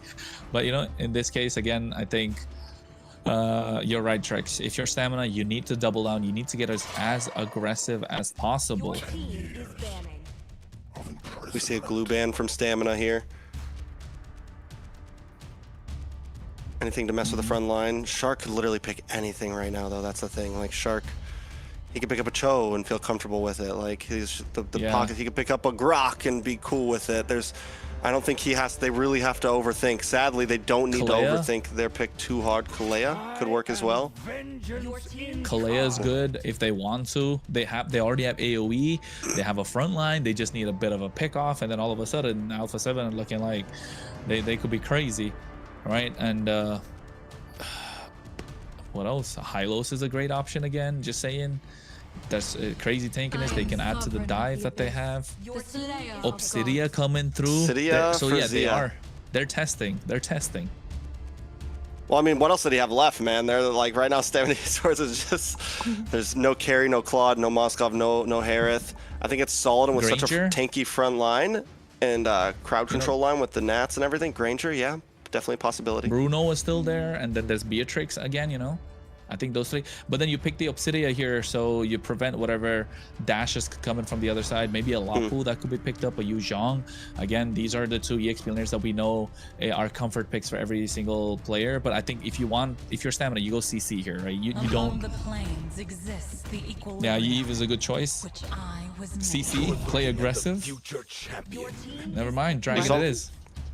I like the Yuzong. You can get past the crowd control of you can get past the quick stun with the Basha, get past the crowd control of Nats. You can focus down onto Cold World and Zia here.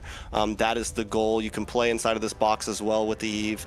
Again, it's a well-rounded lineup from Stamina Esports. This is what they need. Helgert.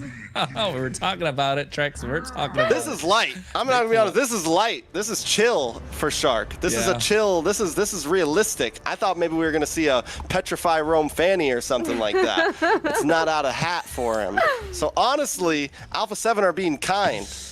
Okay, so this is how they wanna get fun and crazy on this potentially last game of the series. Everything's locked in. Here's your lineup for the teams. Shark on Helkert. Okay. Kronos. I mean, honestly, Rome Helkert's not out of the... Like, we've seen a lot of Rome Helkerts in the realm of professional MLBB. And yes, against something like a carry, it's good. Against something like a Eve, it can be decent. Like, it's going to be able to apply that pressure. And with how Alpha 7 have already been playing aggressive and just out-microing Stamina Esports in these fights... targets are locked. You're right. Yeah, that's what I was thinking. The Helkert's not bad here against the Eve. It's so stationary, and once the RWMs drop down, hey, Dark Knight falls, and next thing you know, those stingers are gonna hurt. But folks, it is match point after all for Alpha 7 North. Are Stamina Esports gonna make it back? Are they gonna pull a game away, or is Aiko gonna get that broom and call it a sweep right now for Alpha 7 North? Just say it. It's 2-0 in their hands. Aiko, if you're watching, do not bring out the broom. The thing is cursed. Oh, already first blood. Don't do it still. Do not grab the broom just yet, all right? We all know the thing is cursed. We don't need any replays. I don't need any crash outs. Let Alpha 7 calmly take the win if that is the case. Shark, though, already getting a kill onto Ricky. This is what I mean by pressure. Early game pressure. Oh my God. Petrified. Do we even talk about win cons here? Do we even... Everyone might be thinking, Trex, what are you even talking about? What is there to talk about right now? What is there? Alpha 7 is just giving them the business. They're welcome to a top 4 upper bracket playoff Stamina. Stamina needs to, somebody, pick up the pieces. Somebody. Yeah, they need to find answers. They need to find some sort of answers right now, because if you're Alpha 7 North, you're having a jolly good time. And not just that, Shark able to get first blood. That is the best possible start to the entire game. And it was before we could even get away from the split screen in the jungle to get to the main screen. So I think Shark just able to amplify. And you can see the Master Assassin Lethal Ignition coming out with the, with the extra bit of penetration that's there on the Assassin emblem. And now all of a sudden, Stamina Esports can't contest the early game. And look at that, Dez going in, able to get the Soul Sever, best player, taking out super low, able to make it on harm's way still. Oh my God, he's able to escape with the slightest bit of HP. And this is looking dire, but Dez wants to go in for the kill, but he's not able to get it. Nats comes in for the back line. He's able to find one. Dez, he's left in no man's land. Shark able to find the stingers. Alpha 7 North are putting the pressure on the Stamina, and they are crumbling down. Petrify with a knockup, and finally Instinct able to pull one back. But oh my goodness, the cost of that one kill, so expensive. Okay, Instinct does get something there. That's huge. But can we talk about best player? The guy is at 20 to 30% health. Tiptoeing with a full health Suyo, able to bide enough time for Shark to show up and get another kill. Alpha 7 does make some small mistakes there, maybe hangs out a bit too long. Stamina Esports finds some oh my lord. This is what we're How talking long does this about. last? Nice. Darkness Falls? Even the golden hour. And they didn't do it. They're just making sure Cold World doesn't go in. And I don't... Oh, never mind. Shark is hunting. Oh, my goodness. This Helkert. Clippers were looking for something. Clippers, you found something. Yeah. 3-0-1.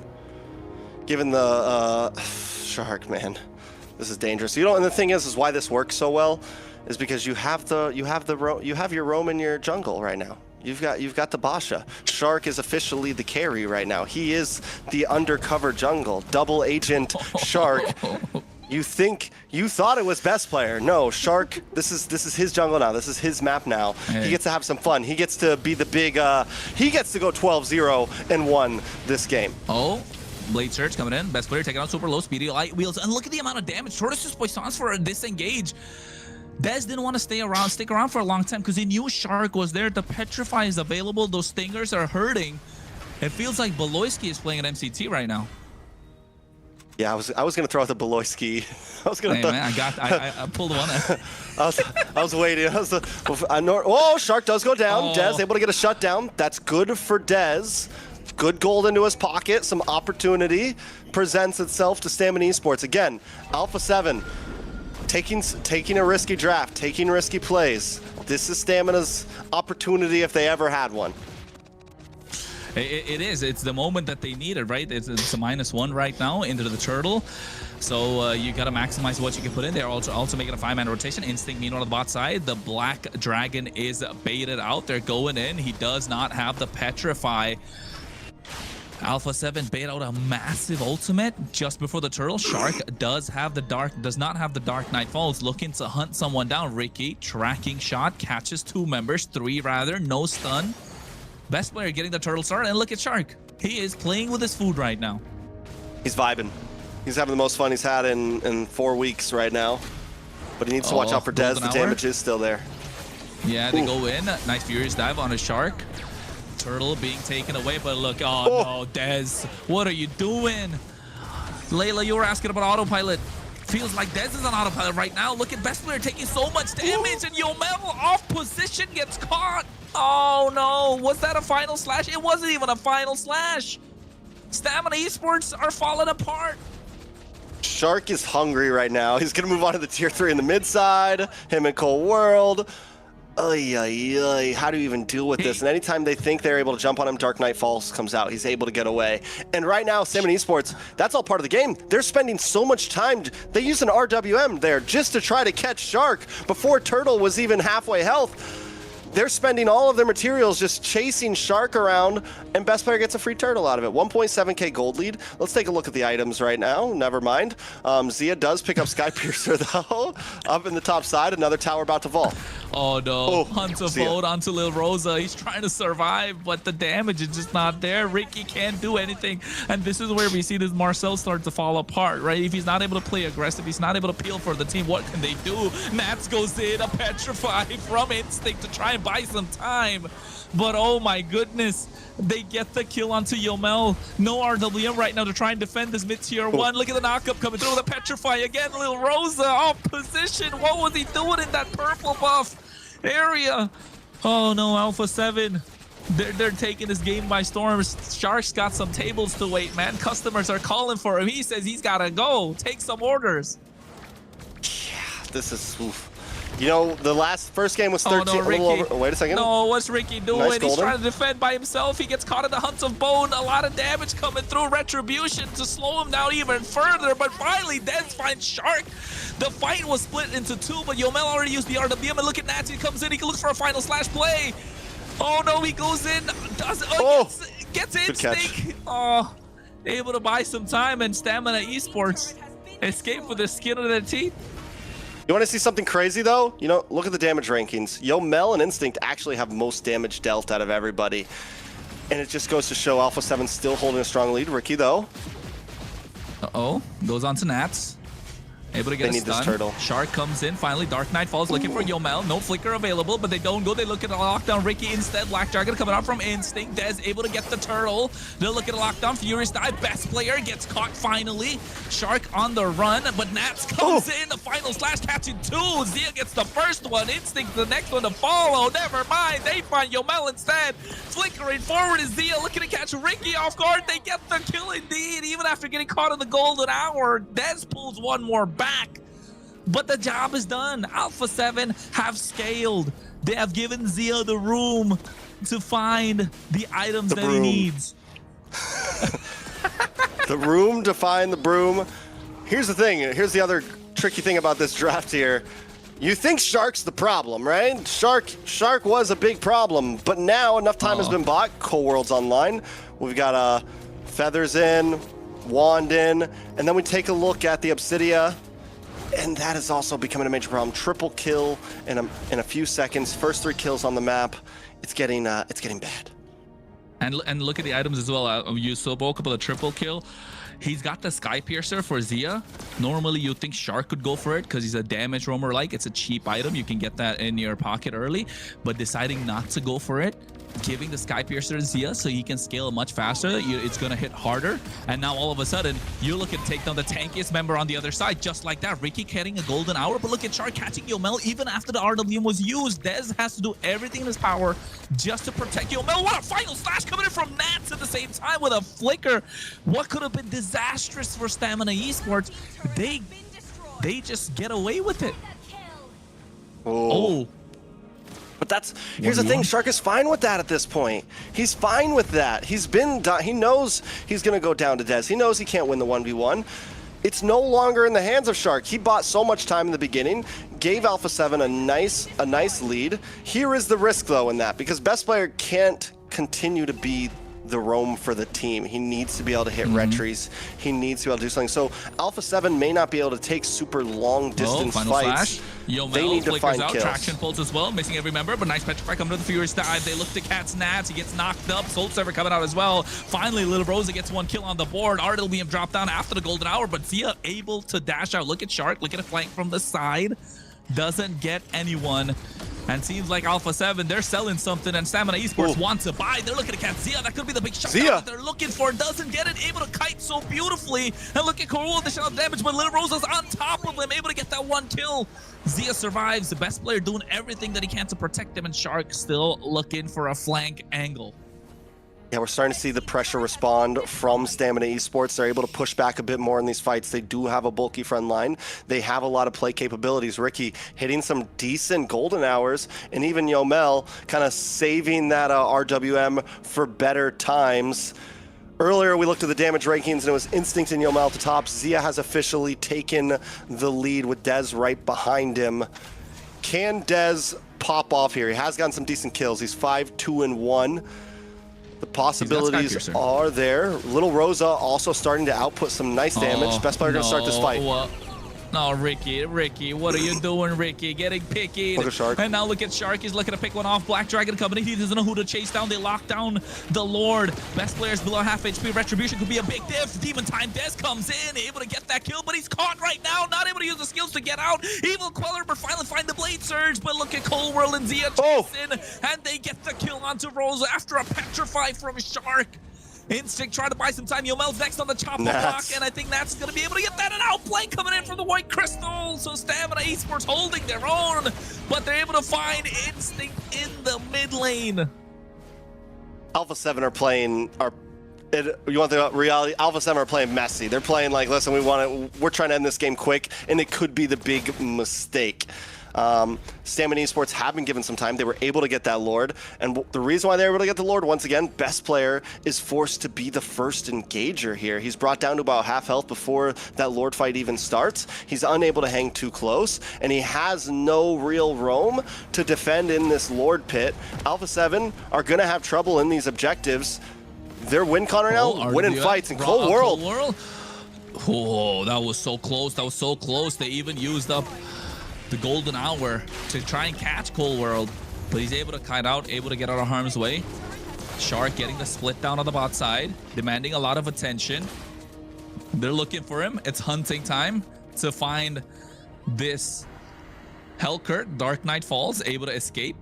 And you're right, Trex. I think Alpha 7 are tunnel visioning to try and end this game fast as possible. Oh no, Kumar Bush goes in, best player. It's not nice every time Abaxia goes in there, right? Getting caught, finding the moments, able to peel for the rest of the team. Tortoise Poissons comes out as well. 80 seconds to the Lord. Traction Pulse missing. Stamina Esports grouped up together, and Shark is gonna utilize that to his advantage, getting the split down on the bot side. I just want to say this is the first time in oh no, 3 minutes that Stamina Esports. Oh no, a lot of damage on a best player. They get in RWM after the golden hour as well. Best player able to make it out of harm's way. Nat's final slash misses. Petrify catching 2 members. You can see Shark going on top of Ricky. A lot of damage, but Real Rosa able to find the opening, and Dez able to find it as well. But Cold World or Zia finds the massive shutdown, and now we're looking at a Wind of Nature coming out as well. Zia gets caught in no man's land, and finally Yomel gets a massive shutdown. It's 4 down and out for the side of Stamina East, or rather Alpha 7 North, and Stamina Esports find the opening that they were looking for the entire time. Stamina Esports need to try to close this up soon.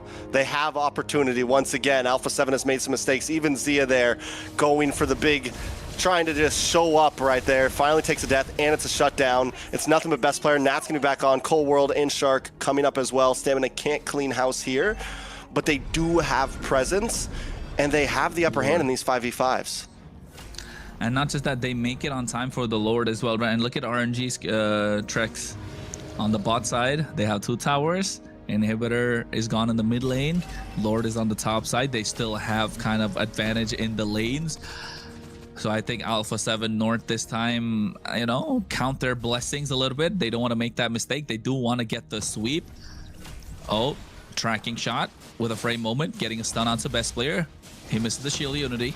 Zia needs to look to lock someone down. I don't think they should go in, you know, they shouldn't go in all guns blazing at this point. Not tunnel vision. Black Dragon coming out from Instinct, looking to get to the back line. Zia additional a lot of damage. Des able to get the Lord. Final slash coming through onto Ricky, but at the same time, Shark able to try to get on the back door. I think they're not going to let them recall. Ricky and Instinct trying to go back. Yomel getting caught. They find one. Zia looking to chase them down along with best player Nats. Des had to go back and recall and try and defend the base. A backdoor attempt from Alpha 7 North. Yeah, Lord goes in the hands of Stamina Esports, but Alpha 7 in the midst of that are able to take an inhibitor. Lord's going to pop up on bottom side next. And with Shark. Stamina so out of place there, it might be a hard push because Cold War is already working on that. They're chasing him down with the help of the Sky Piercer. They pick up the kill, but now Dez under the tower. Best player taking a lot of damage. Ricky's they're juggling around the damage and the aggro from the Lord. Best player gets taken down by Dez. Gets a double 9-3-1, but the Lord has been dealt with but he definitely is the core of the team right now. Yeah, he is the one. I mean, Cold World as well, able to kite and output some decent damage, but Zia is going to be the one that has to secure the big triple here. Has to be the one to really pop off. And he's trying. I wonder if he's almost trying too hard, honestly. But the problem is he doesn't have any big setters for him. Nats has been trying to hit these final slashes, but he hasn't been able to get a big 3-man, 4-man, anything like that. But once again, still, we have to watch for Shark in the back door, and Stamina knows it's coming. They're hanging out up here. They know, listen, Lord's on boss side. Shark's going to be up on this top lane. Alpha 7 smells it as well, though. Ooh, they smell it. They smell it. You can see the POV from Shark coming through as well. Ooh. A nice bit of a dark screen, a cloudy day. He's baiting. He's trying to bait him. Yeah, he is. He sees it, but best player gets caught out. Oh! He's trying to shut the damage, but a lot of damage coming through from the rest of Stamina Esports. Dez has to make it a harm's way. Little Rosa pops the Purify, or rather the Wind of Nature too early, and now getting caught by Nats. You can see Cold World is down and out, and Dez is on demon time. Zia's kiting, but he's able to find the Wind of Nature, and the outplay come through, but it's a shutdown from Zia, able to get a triple. Yomel's the only one left standing. He had to go back to the base thanks to the push from the bot side, and what was looking good for Stamina Esports is a full U-turn, and Alpha 7 North find the opening. I need an instant replay of that right there. What the heck just happened? Zia and Nats. For a moment, I thought it was over. I thought Zia went down. No. Out of the tower. Right now, the Sky Piercer, but immortality. He's got immortality. For Zia. He didn't even need it. Crystal. What is he doing? Ricky comes up in a second. He's not going to risk it. Alpha 7 have gotten control back. It's 2 seconds for Dez. Alpha 7 going to try to burst down this Lord, but here comes Black Dragon already. Stamina Esports going to try to gun for it. This could be the Lord that decides the game, but Shark still on top side, looking for a possible backdoor.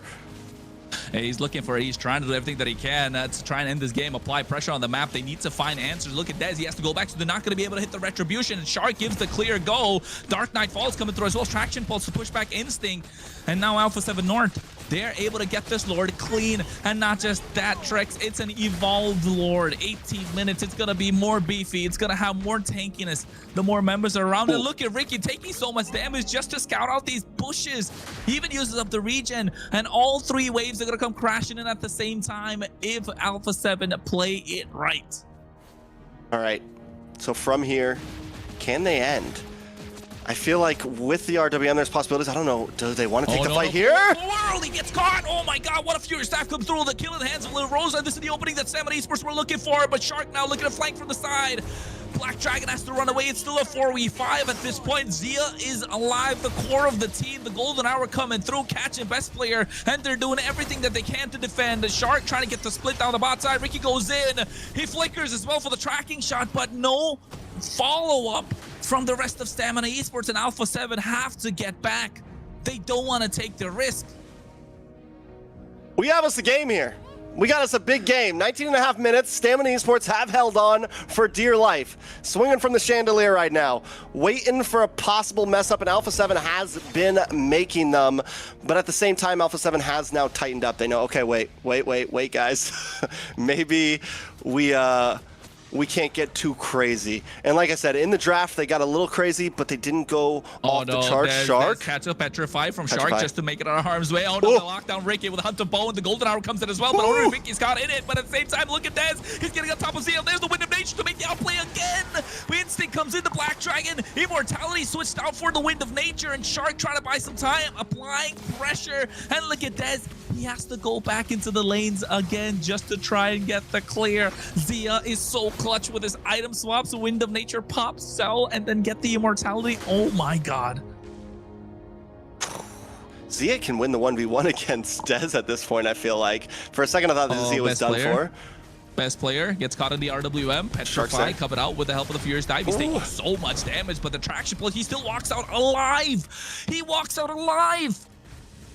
I think a lot of that comes down to Stamina being a little too scared to completely pounce on one member, right? It's, we've fallen into this trap before. Little Rosa. Shark has Darkness Falls. He should be good. Oh, no. Don't bite the bait. Look at that. It's taking 4 members to be on the bot side just to make sure they catch Shark. Nats comes in, looking to get in the bush. Gets caught right now. There's the shower residue. Here comes the blast. Oh no, Dark Knight falls along with it. Real Rosa gets the Wind of Nature on point as well. No buy and sell come through. Golden Hour catching 2 members. Here is the re-engage with the Black Dragon. Best player trying to go through as well. Nats aggressive. Gets the Vengeance on point. Hunts a Bone missing. Traction pulse not catching anyone as well. There's the item swaps. They sell the Wind of Nature for the Rose Gold Meteor, and they get the Wishing Lantern. So now you know if best player gets caught in the RWM again, he will be deleted, right? He will be taken down. Last Lord of the game possibly here. Shark still hanging out on boss side. Stamina Esports know the clock is on. They're going to try to rush this. Oh, best player goes in. Torres' Poissons, 5,000 HP on the Lord. Retribution, the hands of Dez. They're able to secure this one. But look at Shark on the bot side, able to go through. Golden Hour just slow them down, buying enough time. Winter Crown coming through as well. Little Rose is going to get caught. The bonus there, and Little Rose is going to get taken down. Zia finds another kill. And now on the bot side, the Shark gets taken down. Oh, it's messy. It's so messy. Final Slash missing as well. Petrify missing at the same time from Instinct. A lot of these skills are missing. These spells are missing. It's looking messy. It's looking brawly. And yet, it's taking everything that Stamina Esports to have to kind of hang in this game. I feel the same way. Like that's all we can do to express our feelings right now on this. Oh no. Oh, Ricky, he missed the tracking shot frame moment with the flicker. He tried to play again, so now he doesn't have the flicker and they get punished. Golden Hour coming through, catching Nat. Best player taking a lot of damage. Immortality is still available. Torres' Poissons, he pulls the aggro to the top side and able to get the clear. Look at Nat zoning out 2 members by himself. Tracking shot frame moment, a lot of damage. Final Slash coming through as well. Nat's looking to get taken down, but flickers out of harm's way. Zia's immortality's popped. It's not looking good right now, and they finally find the shutdown. The Rose Gold Meteor came in too late. Stamina Esports looking to end it all. Cold World's immortality gets popped. Shark going in. They're looking to try and take the base Crystal, but Yomel is there, and they finally get the Lord down. Dez finds the kill, but they're still not able to get the Crystal. Final Slash coming through. No minions, no minions, no minions, no minions, no minions. Yomel finds best player. They need another wave. It's Nats against the world. Yeah, it's Nats against the world, but Stamina Esports, after a 50-kill game, 24 minutes in, finally get the game in their hands. Just when everyone around the world felt like this would be a 3-0, Stamina Esports put a game on the map. It was bloody. It was messy. It was all over the place. Kronos did most of the talking because these guys were going at it non-stop. I was able to get my rest in for the next series. Layla, what a game. I agree. I agree, Layla. Yes. We agree wholeheartedly, even though we can't hear you. And it's gonna be a thing, huh? Yeah, it's been a thing. What a Not game! gonna. What a It's been- game! It was an amazing game. They held on for dear life, and they were able to turn that game around. I'll talk about the kills Dez had. That he really was carrying with the Suyo, right? Great time to bring out the Suyo. Great time to clutch on the Suyo. Honestly, the You know what? Retries won them that game. A lot of that came down to Yes. who was going to get those The last lords. lord. I think if Amazing. Alpha 7 was able to secure not just the last one, the last what, 2 or 3? Or no, the last one and the one before that, Alpha 7 only got 1 lord there, and that was when because of They got Shark being 2. able to apply pressure. Nope, Alpha 7 got 1 lord. Oh yeah, Alpha 7 got 1. They got 1 evolve lord. Stamina got 3. So, I mean, overall, Dez being able to secure those lords is what, honestly, I think put them into that game so heavily. You know what I want to kind of point out? Yes, Stamina come out with a victory, and you know we're crazy for the entire game, and it's going to a game number 4 right now. But it took Stamina Esports everything that they had just to be able to hang with, you know, best player on the Baksha, Nats on the R lot, which is not necessarily right now in the A tier in terms of the meta. Obsidia from Zia, right? And let's not forget, it's a Hellcurt in the hands of Shark. So it's not their best picks. It's not a comfort picks. Yes, it's global bans. No excuses can be made, but these are some of Stamina Esports' best picks in the entire in their arsenal, right? So it's taking their best to hang with what is Alpha 7's kind of like average, if I may say so. Bold statements. I wasn't going to say it. But I know you weren't going to say it, but somebody had to say it. But here's the next question, right? Stamina has Mr. Fear? really slowed down a lot of the possibilities of Alpha 7's picks. Alpha 7 has picked a lot of strong picks in their gold lane. They were banned out heavily there. Same thing coming into Rome now. Was this all part of the plan for Stamina? Hey, If reverse that sweep was is the possible. plan. Amazing, right? Had everybody on the edge of their seat for this game. Very great You know what? entertainment value. True entertainment value, and I'm glad Aiko didn't get out of the broom. That's for sure. He might have. That might have been why they He really might lost have. that game, Oh, honestly. no, we gotta watch that. We knows? gotta watch that. Pull up. Hopefully to, he did not. Oh yeah, but hopefully. If he did, he's regretting it right now. I'll shoot him a DM. Don't Show me bring where the out broom is broom, right bro. now. Better be in your freaking closet. Closet, yeah. But you know, the plays from Zia though, it took everything they had. Like again, like call me a broken record. I'm all for Stamina Esports to pick up the win, get the series going. Big fan of Dez with what he's showed out the entire, you know, MCT, calling him Demon Time Dez and everything. But if it's taking you so much, and look at the outplays from Zia on the top side. It was a 2v1, and he's able to get double in the top side after play right Nat's there. payment. Yes, but like this could have been a possible end if it was 1 second. You know, if the cannon minion was like below half HP or something, everything was going the way of Alpha, or nothing was going for the way of Alpha 7, and still Stamina Esports were struggling to keep up. So hopefully now that's a little bit of a wake up call for Stamina Esports. Dez able to get the MVP. Deserved, well deserved. He was clocking those kills, able to find those angles, flanking from the sides. The Sky Piercer stacks were starting to rack up. I wish we could get to take a look on how much they had. I think it was probably about 70, 80 maybe at that point, right? Maybe even 64 or something, maybe 6, 7, just because of how many deaths he had. Who knows? But yeah, but I think this should be a moment for Stamina Esports to be like, breathe in, breathe out, and just say like, hey, we didn't get swept. We're back now. At least now we can go into the next game thinking we can get this win, because Alpha 7, we're not going to take the disrespect. We're going to bring everything that we can to you.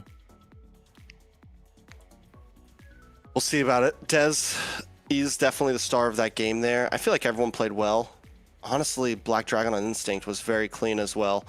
But Dez being able to kind of take his team through there, and that seems to have... He finally gets a Suyo, something we've been kind of waiting for. It's what we like to see. Can they continue this? That's the real question, Layla. Can they continue? Well, we'll have to see. What do we have left for Dez, right? He still has Leomord that he has done really, really good on. So we could possibly see that coming out in the next game. And with the global ban, yes, now Alpha 7 probably will think about their draft a little bit more for this one. What can possibly counter out all Leomord? That's what I would be thinking next, because there's Demon Time. I think right now Leomord's going to be a contestant. Yeah. So do you just first pick it? And the thing is I think the big problem here is Stamini's. I mean, Alpha 7 gets blue side. They can kind of run this the way that they want to, and whatever they want to prio up front, they're not going to be exactly answering like before. So I think Alpha 7 comes into this match with a pretty big advantage. If they decide to take blue side, if I'm them, I would, especially with how limited they are on certain picks. Blue side's huge for first phase of draft. Get what you want in cleanly in the beginning. And then again, you know, you just go back to the basics of you put Shark on something more roamy, something more tanky, so that you can open up space for best player to actually secure these objectives. You know what though? It would have been crazy if they got the win with the hell card, wouldn't they? It would have blown up in the internet. It would have blown up into Dez's face. Still might blow up on the internet. Let's be honest here. He got a first blood in like 20 seconds. Yeah, we didn't even see it, you know, because Hellcurt, we're still focusing on the split screen. We didn't even Nobody see sees it. We didn't even see the map. We don't even know what We didn't happened. even finish our sentences, our opening lines. Yeah. How dare That's he? crazy. Doesn't he know he's supposed to wait like 45 seconds before you get a kill? That's the rules. Exactly. I know, right? At least 30 seconds, not 20, Like, bro. Like, come on. You let the first wave get to each other. You know, you at least let your waves meet up, and then you fight. It's like a gentleman's He was in a agreement. rush. He was in a hurry. And now we're here extra long. Thanks a lot, Shark. I'm just kidding. I know. Those tables are gonna wait longer now, Shark. But I think if you're Alpha 7, I think look, like you said, get the blue side. We're going into the draft a little earlier than the timers. As you can see, Harley's gonna be banned out. You don't want to give it on the other side. I think Suyo is not gonna be contested since it's gone off both sides right now. No Joy for Stamina. No Joy, no Suyo. I mean, Saber, not so crazy about it. Leomord is going to be a pick that's super hot at the moment. Yeah. Maybe even... what's the other one? Maybe a Harriet in the jungle, if I may say so. Well, we still have Fredrin, right? Fredrin hasn't been played yet. Yeah, Fredrin. That's the other one I was looking at. Fredrin. Yeah. So, Fredrin's a definite possibility. Yeah, do you think Alpha 7 would prioritize Leomord over Fredrin, though? Honestly, I don't think Alpha 7 have to exactly like prioritize. Like they could, Alpha 7 could go for the Fredrin, they could go for the Leomord. They just need a solid lineup. Don't get crazy. Give best player opportunities to secure objectives. Make sure Shark's on something tanky, and then they can kind of take it from there. They need their You know what I was to be thinking? tanked. There's still YSS available for both these teams. Right. YSS has been also performing If they want really to well. reach deep into their pockets, I'm trying to see. I was gonna say Phoveus is a good choice if they're looking to give it to Stamina Esports. I think here you take out the Freya, right? You don't risk it if you're Stamina Esports, or you give them the early game and then kind of like buy time to get into that late game power spike like you did in the previous one, but it's gonna get messy again. I am a daughter of Northern Vale. Never mind. With a question for YSS, I feel like he does do better as a jungle than when you put him on like gold lane, because I don't think he has been doing like really well in a gold lane position. Depends on the matchup in the gold lane. That's what I would say. He's definitely been a rare pick in the gold lane, and we have seen him pop off. There goes the Leomord, so there it is. Yeah, this is what we want. Let's secure best player, something solid. Or is it more like denying Dez of the Leomord? Both. It's both. Right? Yeah.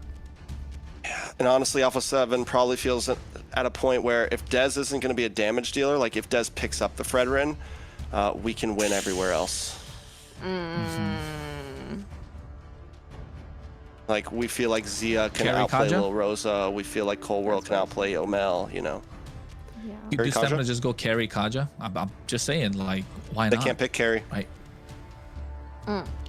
No, they can, right? Stamina. Oh wait, they can't. They can't. ban. Yeah, you're right. picked You're it right. last You're right. time. They just played at the previous game. I thought Alpha 7 did. So Alpha 7 can go carry. They Kaja still have if need. Harith in their roster. Yeah. Harith. Okay. Harith Zetian Yeah. looking good. But here, carry Kaja, right? Like, don't think Carry too for much. Alpha. Kalea, You Kaja. lock in the carry now for sure. You need to make sure Yeah. Zia has something solid and doesn't get because if that gets banned out in second phase, then you're really reaching for Zia. Carry our Claude even, like, okay, with Claude is already can't picked pick up, Claude. so yeah. Khalid is good. I think it's got to be goal in here. You got to lock in the carry. Or maybe you I'm go sure for Zia Granger. has many heroes that he Granger? can use. Man, Trex, you've been working too hard, huh? Saying you have the poke, you have the distance against the Zitian, you have the distance against the Harith. Barza for range. So, okay. How was your trip to was it Disneyland? Are we Disneyland. allowed to? No, I No, don't know we're what not the allowed heck to. is that. What the heck is that? Okay. Sorry, Stamina sorry. Esports on the gun here. Do they lock in their About to jungler say. now? Do they go for the Ube? Do they just pick up the Don't Fred wanna here?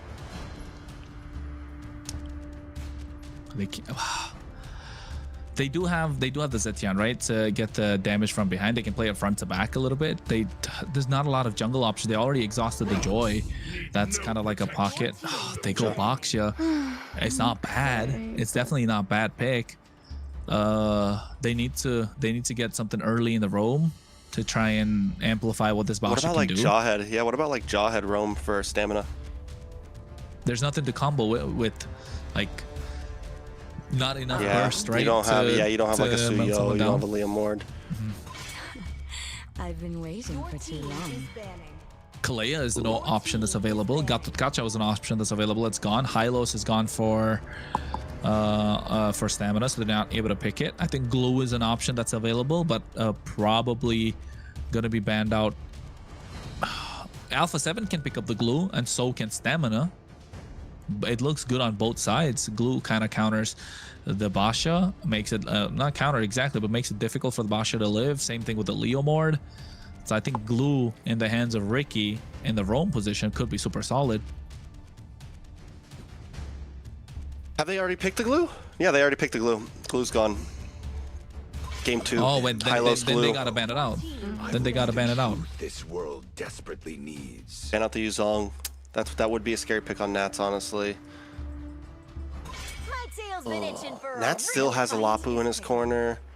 He still has possibilities, things that could jump onto this Harith. Well, I think I Play a would be a ban. little bit worried about what Zia's gonna pick. Like I said, I think it's Granger, Vendetta. Great. I mean, Vendetta. not Beatrix. Beatrix, my bad. Beatrix. say. The bees. The bees. The bees. I like Granger. I think. Moskov. They picked Moskov, right? No. That was No, they Stamina didn't. in game 1. There goes the Grok pick for Oh. Stamina. Okay. Yeah, so Moskov not looking so hot right now for Alpha 7, I'd say. Honestly, again, I think the poke, you already have the Farza, you're going for a front to back, Bruno? you're going for pocket. Bruno could be a possibility for the crit. Dare I say Leslie? I don't know. Clint? I think Granger is the safe choice, but Moskov, there you go. This is his signature hero. Alice. Ooh, that's scary. Is it for Zia? Moscow? No, I think the Alice is scary. I Alice. think the heavy crowd control in Alpha 7.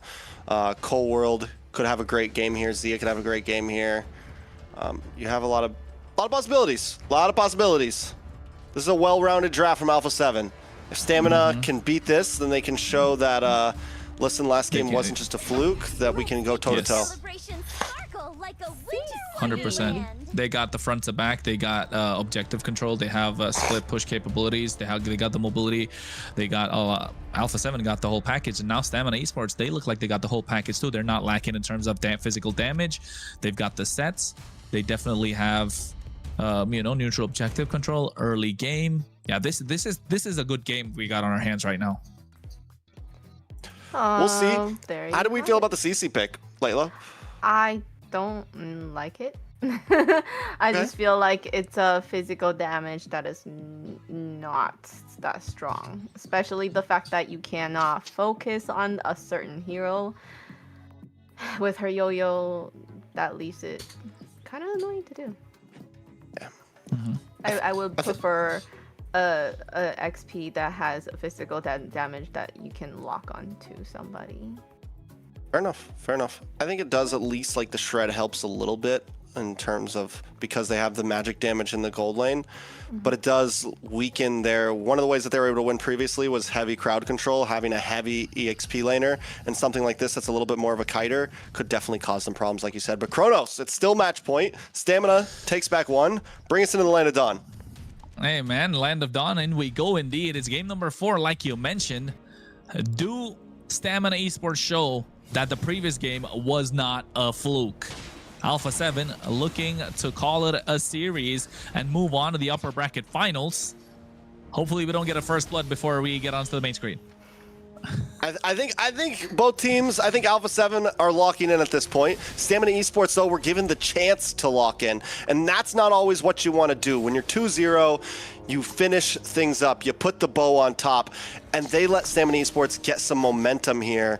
And knowing some of these players in Alpha 7, they've taken losses before like that in big matches that have really come back to haunt them. Is this going to be one of those moments? Or are they going to finish things here? Stamina Esports already taking a fast pace. Oh, nice. Coming through onto Shark, forcing out a flicker as well. We can see Cold Whirl at the same time, looking to damage down. Yomel able to kite. I think another flicker is going to be baited out. So 2-3 flickers out the entire game. And now Zia going in and trying to shut damage onto Rosa. 30 seconds to the turtle. Emblem's looking all right. Nothing too crazy. Anything you find crazy, Trex? No, overall pretty simple. Not a lot of movement speed in the hands of the roams here. Honestly, both teams just taking it slow. But this is, I want to point out that first fight. Alpha 7 once again gets hyper aggressive, and I think Stamina Esports wants that. Like that's what you need to do. Let Alpha 7 be the engagers. Take things slow. That's where Stamina Esports have been able to get these wins in some of these skirmishes in past games. Alpha 7 wants to try to wrap things up. They're going to push in. We already saw Cole and Shark believing they could get the kill and wasting flickers. Oh. Feather Airstrike coming through point blank range, but I think cancel out a little bit thanks to the help of the damage coming through. But now Instinct, it's a Yo-Yo Blitz with the help of the Curtain Call. Zoning out best player. They get them super low. Contrary to what Layla said with the CC, I kind of like the CC. I understand when she was coming from in terms of locking someone down, but you peel for your team so well, giving out so much damage because you're lacking that physical damage department. Now look at Nats. He's caught in a difficult position. Throne of Ruin coming out. Retribution still in the hands of Dez, able to secure the turtle after the Fury of the Phoenix. First blood. Instinct gets that.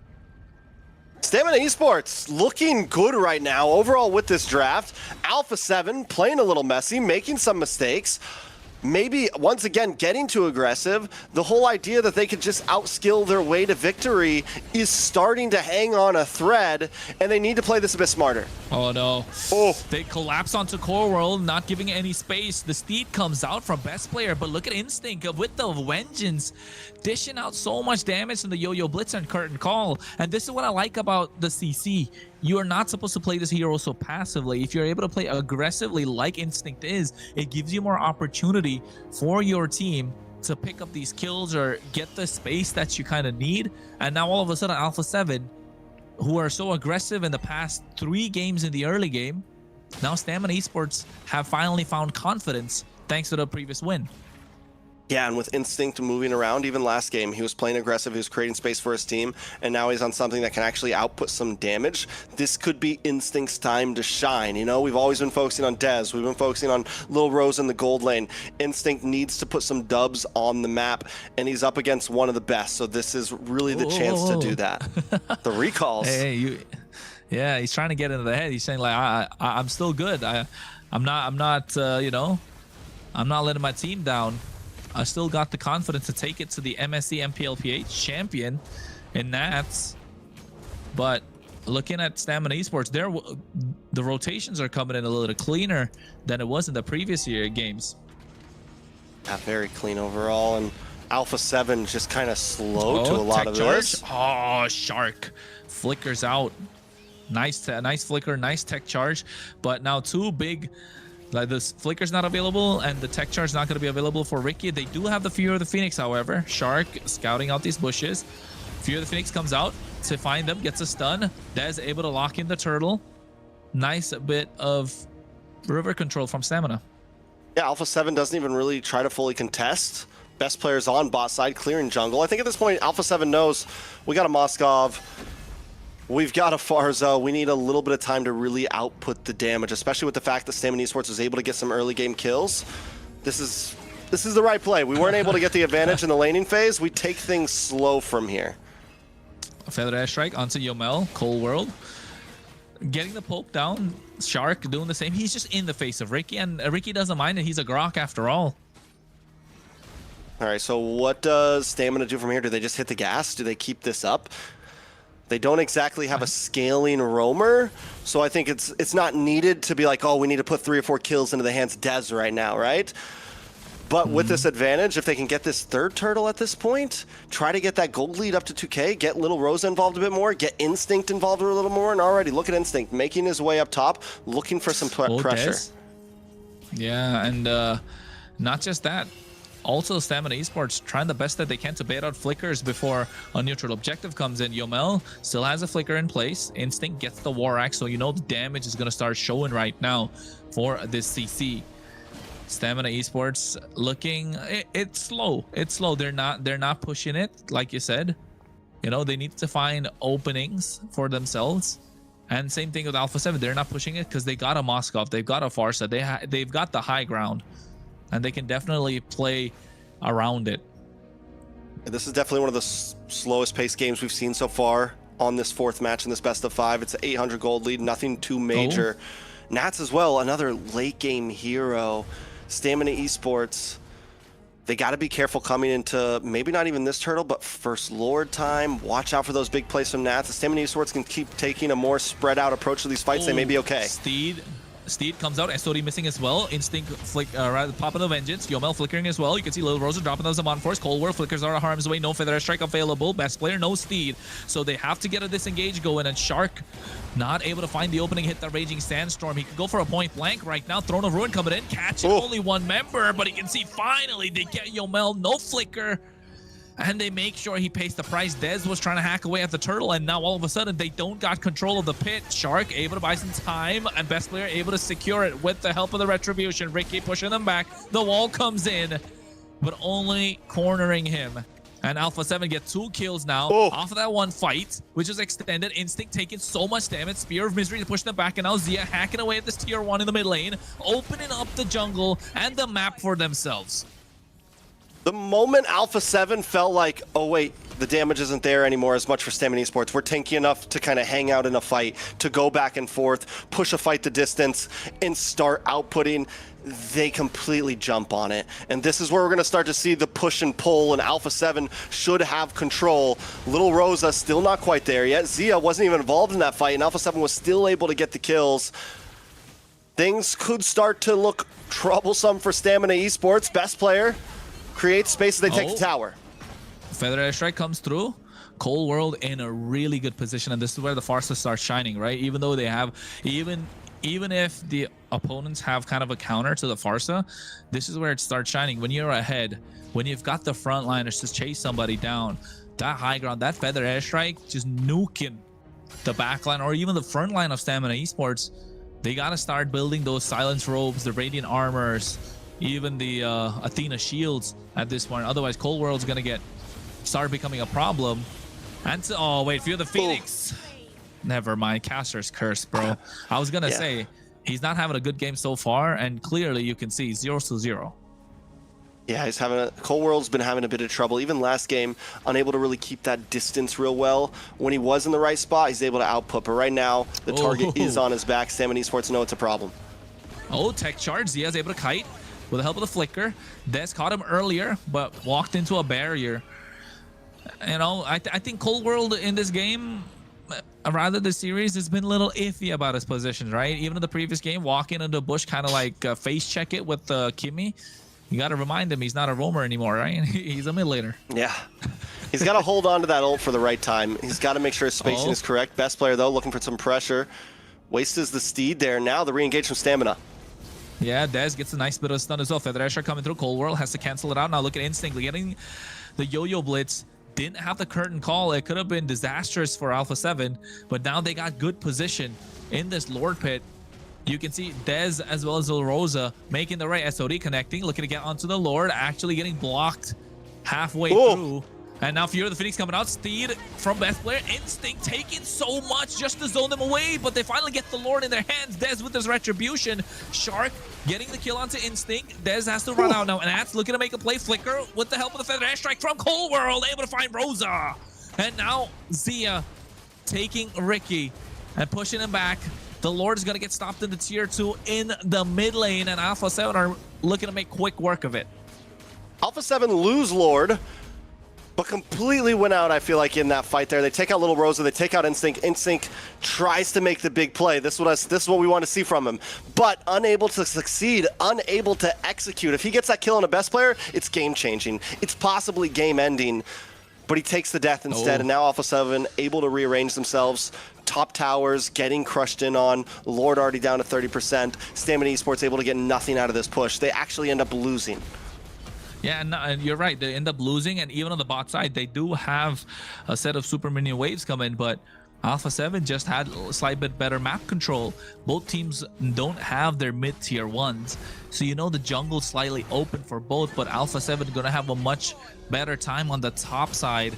And now Nats trying to get the clear, and looking at the items as well, Trex. Feels like this anti-Kurash is helping out Dez tank a lot of damage. All right, so taking a look at the items, you mentioned the anti-Kurash on the side of best player. We also get a little bit of, honestly, he doesn't have too much. War Axe. Oh no, best player, he's getting caught. Now Steed comes out with the help of the Fury of the Phoenix. They secured the kill, and Instinct finds it, but meanwhile on the top side, they're trying to get the Holy Shield pop. Dez gets the Chastis Pauldron. Nats trying to make a play, trying to defend, but it's not going to be possible, right? They get the tier 2 Stamina Esports. No Holy Shield pop, so Alpha 7 still kind of have map advantage. Stamina Esports are showing up this game. Best player off his rocker right now. I was going to say it. When you're on this Leomord, you need a little more.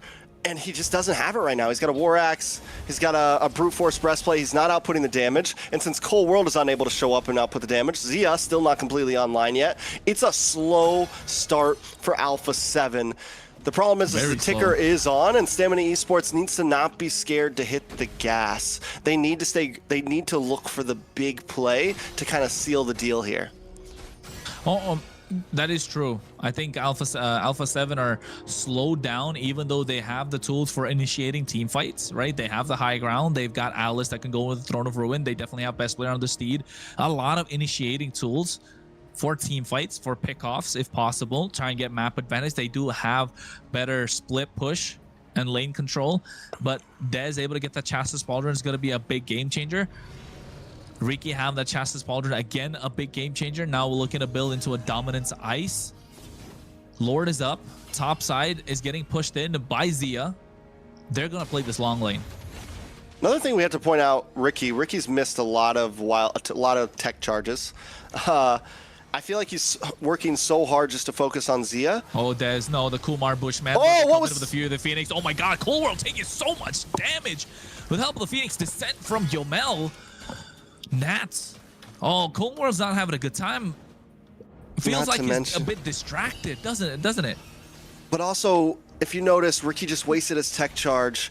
He didn't hit the flicker in time. He runs into the top wall. That could have been so much bigger for Stamina Esports there.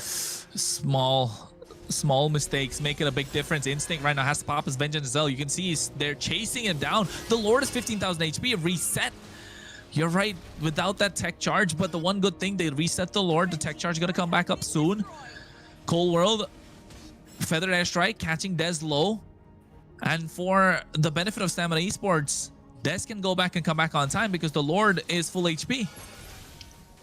Yeah, tech charge is back as well.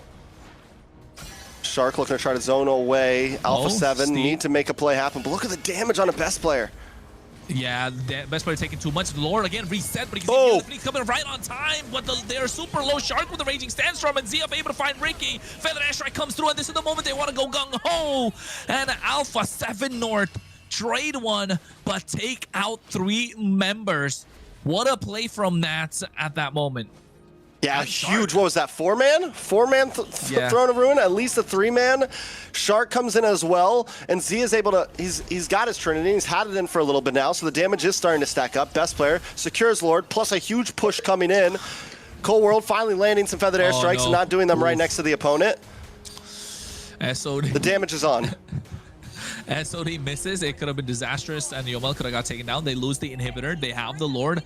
It's still not come through, and now it's going to come through the mid lane, or rather, still comes to the top side. It was chosen before the tower. Yeah, it was. The minions were already leaving before I think the inhibitor went down, or it had already chosen the top side before the inhibitor went down. So bad RNG for sure on Alpha 7, but still getting that inhibitor pre-Lord push is huge. I mean, it's still fine, though, if you think about it, because now with the Lord pushing it on the top side, it's going to be more difficult for Stamina Esports to defend. Ricky gets the Athena shield. Lord coming and crashing on the top side. Dez, again, he's on a tankier hero, so you can't expect the damage. Feather Airstrike coming through. Nats doesn't want to make the play for the Throne of Ruin Ray yet. Flickers are available. They're looking to take down the inhibitor on the top side. Steed comes out from best player. Lord, 20,000 HP. It's not an evolved Lord. We're still 16 minutes into the game. They're looking to take away all 3 inhibitors. Concealed from Shark, concealed from Ricky. They're looking to push each other back. But Shark still holding his ground, and so is Ricky. And I think Stamina Esports are looking to defend this really well done. No Steed from best player. Now finds it. Feathered Airstrike coming through. Yomel has to flicker out. The Wishing Lantern damage is too much, along with the glowing wand. Yomel, what? He was bobbing and weaving, but able to survive. That's just showing that at this point, even if Cold World makes some mess ups, the damage is fully there. This is the late game potential that Alpha 7's composition has. Shark on the hunt, and Alpha 7 looking for a re-engage on the boss side. Fear of the Phoenix coming through as well, looking to catch someone, but Yomel gets caught out. What a tech charge, catching 2 members, but at the same time, the damage to catch best player is there for Stamina Esports, and now they're looking to chase down Zia, able to kite. Shark being the front line. Nats is going to be the sacrifice to allow Zia and Cold World to get out of harm's way. Yeah, Instinct is shredding at this point. Nats cannot just hang out on the front side. War Axes are in. We're seeing some true damage to help pick through the sustainability of Nats, along with the anti-life steal from the side of Ricky as well on his defensive items. That's true. I think you're right. In terms of the life drain effect that comes in from these dominance ices, it is going to be a big game changer right now, and Nats is not able to hold his own. And look at the damage dealt. Cold World clearly miles ahead. And then there's Instinct, Yomel, and Lil Rosa. So Lil Rosa still hasn't hit that power spike, or hasn't got the time to shine yet, because we've rarely seen a Zaman Force that's extended, right? The Feather Airstrike is just too much of a tool that they need to respect and get out of harm's way when that's dropped. Ricky, those tech charges, when he lands them, they look so good, but not many have landed.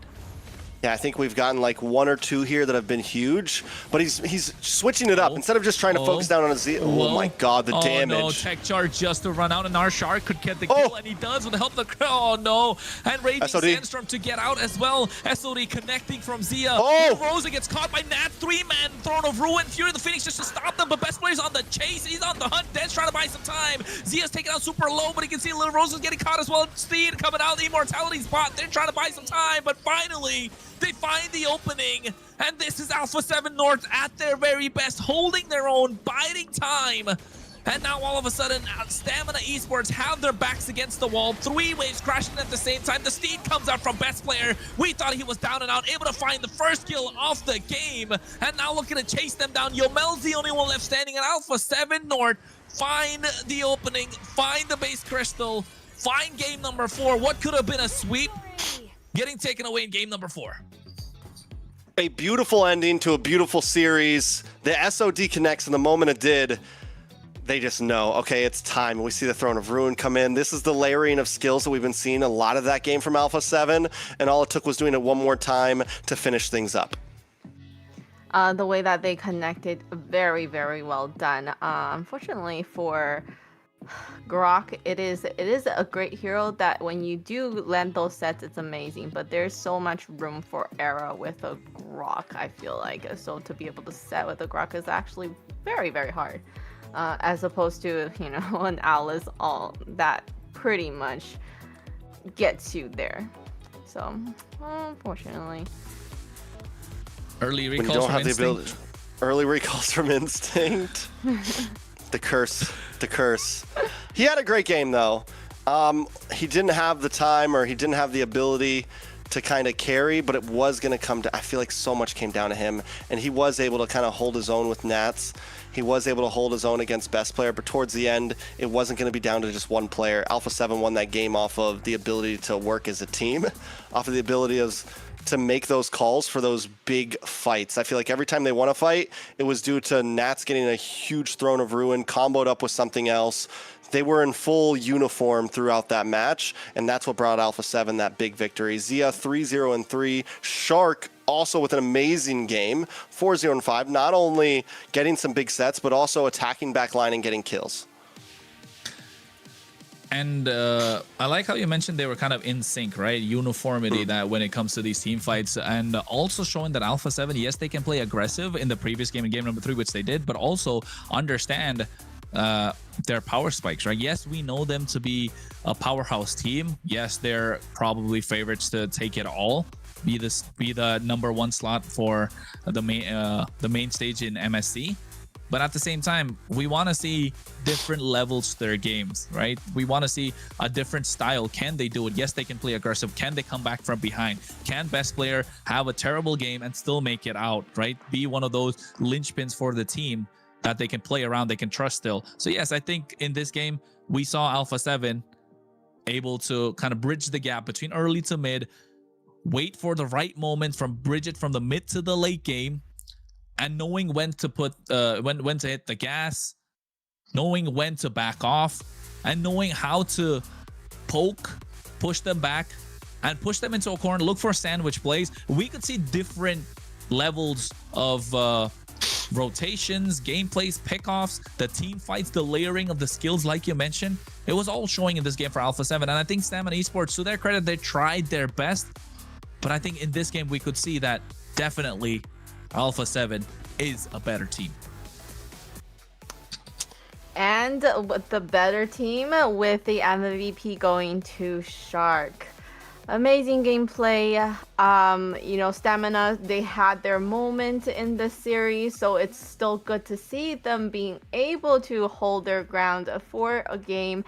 We didn't look at a complete sweep, so still good job for them for going up against one of the best teams in North America. I like it. Shark, I mean, like we said, we came into that game, we saw the MVP come through. He was able to get into the backline multiple times. Not only that, but put kills on the board. Taking a look at some of the highlights, this is the big one, I think, that really put the game into Alpha 7's hands. We see a huge Throne of Ruin coming from Nats here in just a moment. I'm pretty sure that's this play. Maybe I'm wrong. No, here we go. Boom. That's the one. 4 members caught with the Throne of Ruin. And it shows like he's been consistent, right? Even with their losses, their wins, he is very consistent, even though the few losses that they had. And that's something that people have tried targeting. Like in game number 1, Dez did try and take down Nats as much as possible, but I think it's still an EXP lane that's you can call the EXP standard for North America? Yeah, I mean EXP standard, Rome standard, Gold Americas. standard, America standard. That's Oy, the Alpha standard. okay. You gotta recognize the Alpha, Hey. guys. You gotta recognize the Alpha. The alpha of you know, of the RTA. Americas, Alpha 7. America. Yep. Wait, the 7. Is it 7 players? They are the Alpha 7 right now, right? Yeah. They are I mean, they the have- Alpha. I don't was really know gonna where the say, 7 what's comes the from. 7 for? Maybe like 7 players in the team. I That don't would, know. like, I think really, it's just you know? we got to dig in a little bit into the You history could of ask. Alpha 7. You could ask. Okay, so anyways, welcome back. Come back. Joining us now, we're gonna have Zia from Alpha 7 North. So let's give him a big welcome. Oh, Hi. hello guys. Oh, not Zia. Nats? Okay, we have No, Nats. This is Zia. No? No, this Zia? is Zia. Oh my goodness. Well, I was gonna say, but I was like, what? Okay. Hi, Zia. Thank you for joining us. Sorry for that mistake there. First of all, congratulations on the win and securing your place in the upper bracket you, final. You're welcome. So my first question for you, and now that Alpha 7 North has secured a spot in the upper bracket final, which team are you expecting to meet in that? We would love Nighthord. The So we can say Nighthord. we beat every team. Okay. All right. So who on the Nighthord team are you kind of who would you think would be a challenge on that team? Probably like it would have been their trio mid, but they changed their lineup, so I don't know. I don't Okay. know. Okay. Okay. Zia, what happened game number 3? I thought you know, we were talking on the broadcast saying that, you know, possibly My guy. Echo could get the broom, and then Trek said don't get the broom yet, and hey, it was the right decision. What happened game number 3? I think we just misplay. Wasn't that focused that much because we were ahead 2-0. So third game was like kind of. Do you think we're gonna see, you know, that relaxed Alpha 7 again? Because hey, we're upper bracket finals now, then grand finals, and then you're gonna face the South team later on if you get through. So I'm saying if, only because if we could get to see a repeat of game number 3 every single time, you guys get relaxed, and hopefully Probably not. Nope. Probably not next series because I think that's like a good team too. All right. I like it. All right, Zia. I like the mustache, man. You're looking good. You're looking Thank you, healthy, thank- my guy. You're looking good. Mhm. Okay, so we talked a little bit about or possible next series for you. Do you think? What's your prediction on the upcoming series, Nighthord versus Vendetta?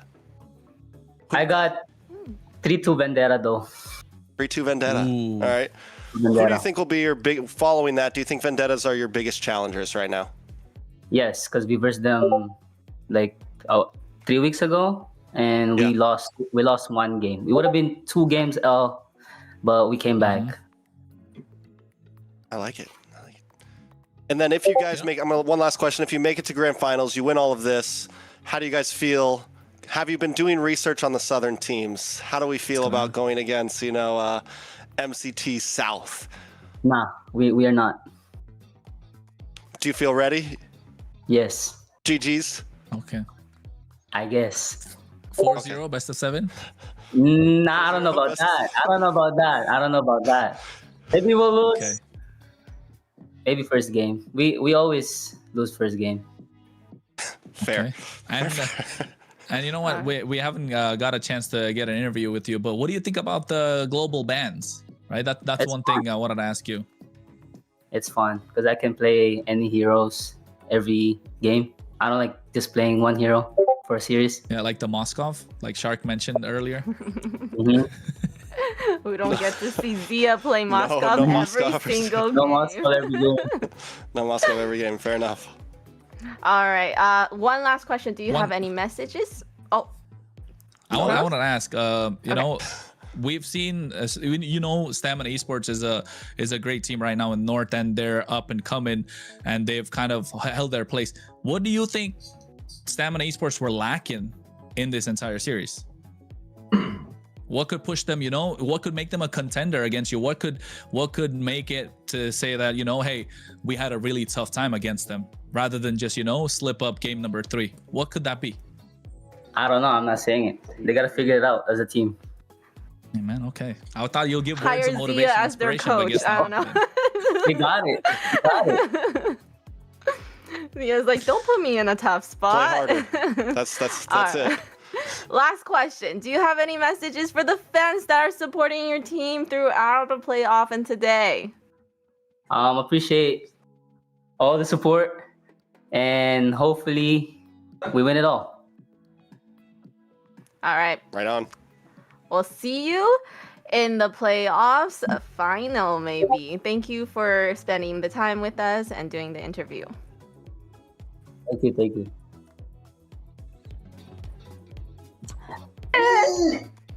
All right. Ooh, That was you know what? Were they all boot camp together, or just Yeah. 3 of them?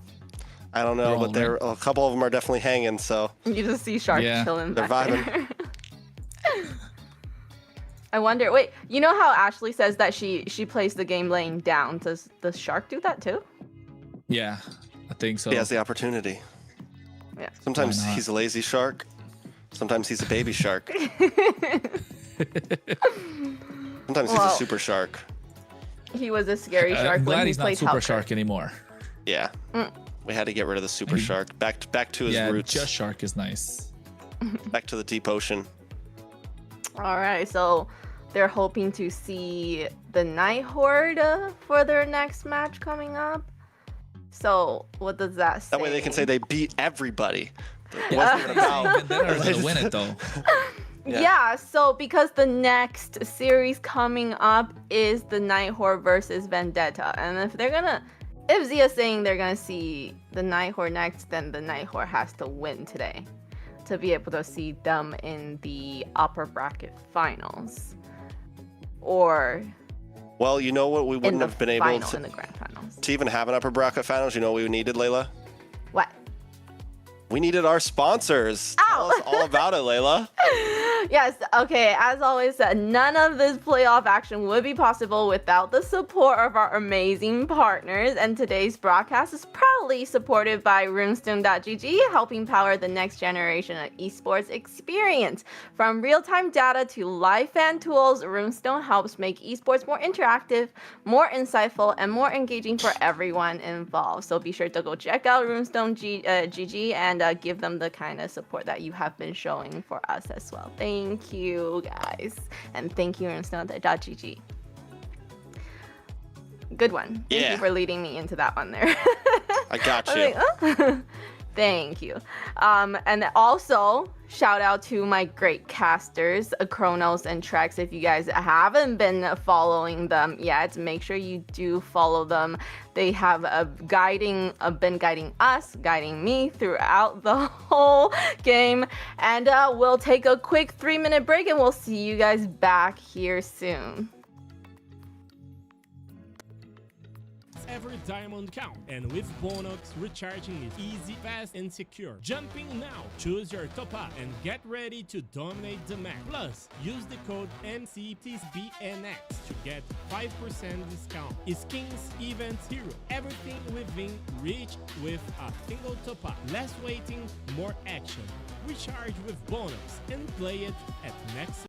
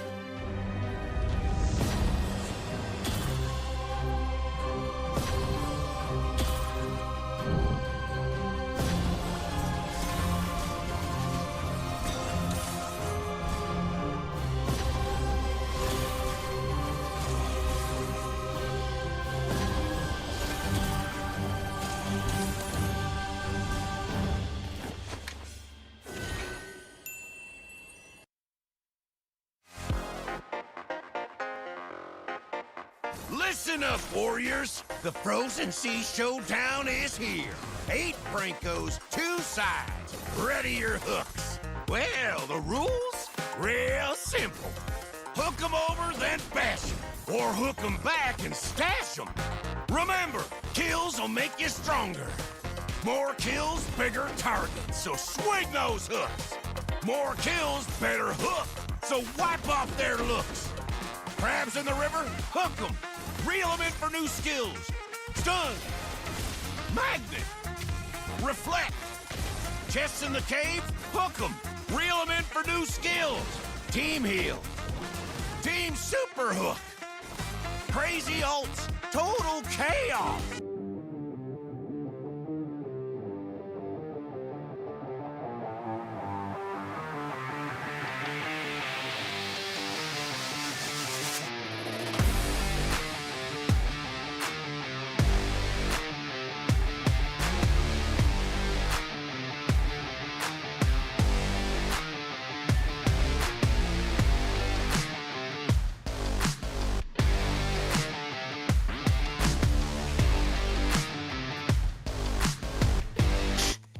Welcome back, everybody, to MCT AMER North 2026 playoffs.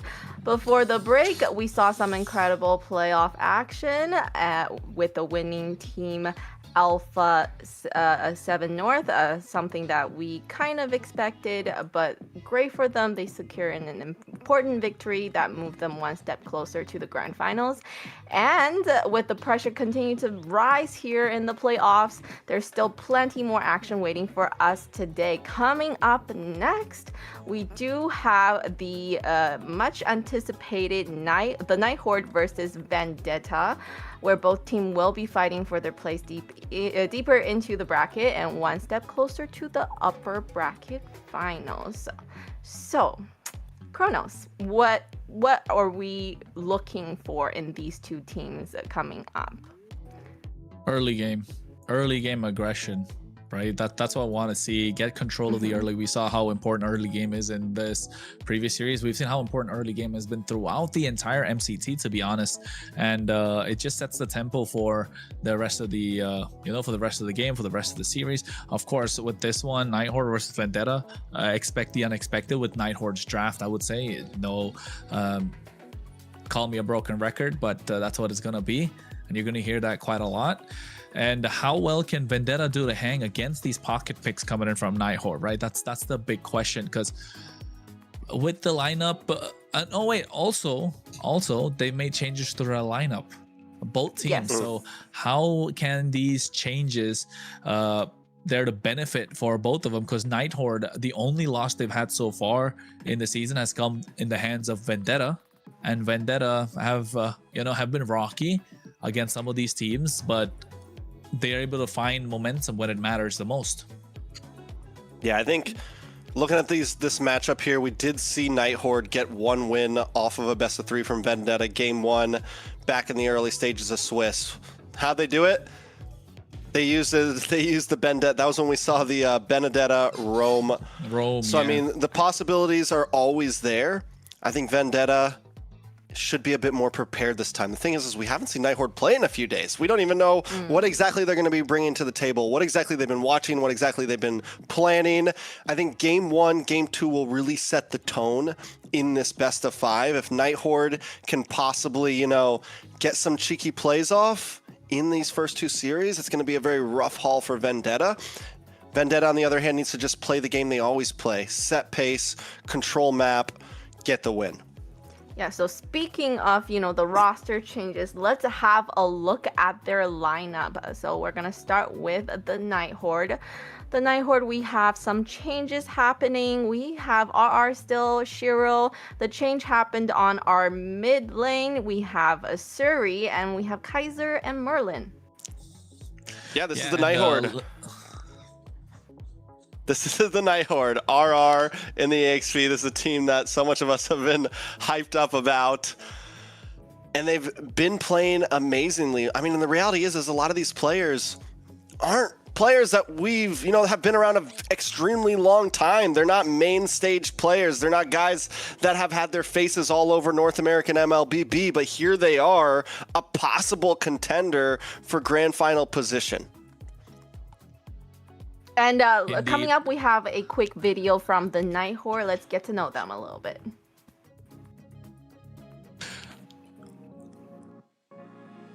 Dream team for Roma will go with Joybach because he knows how to control the map and make a lot of good plays. For mage, I'm gonna go with Choro because he plays a lot of good mages and his macro is good. For XP, I'm gonna go with Reshi because his team fight is really good and he knows how to go in and not when not to go in. For jungle, I'm gonna go with Tarzan because he knows how to farm and I like his assassin and utility. I haven't said that. And coming up, going against the Nighthord, we have Team Vendetta. We have Merciless, Tarzan, Churobami, Melon, and T. Hey, I'm a little, sad that we don't get the Bam duo back again, the Bam Bros, but, it's all right. We move on. We got T into the mix, and we saw what he was capable of doing in the previous week with how it looked like a rocky, shaky start, but he's able to find his own, and I think showing that he's still able to be one of the top dogs in the north side of things for MCT. So yes, I think Vendetta definitely a massive powerhouse. Eyes on Tarzan and Merciless and Melon as well after great performances. But let's take a look at a video that they have prepared for us for Vendetta.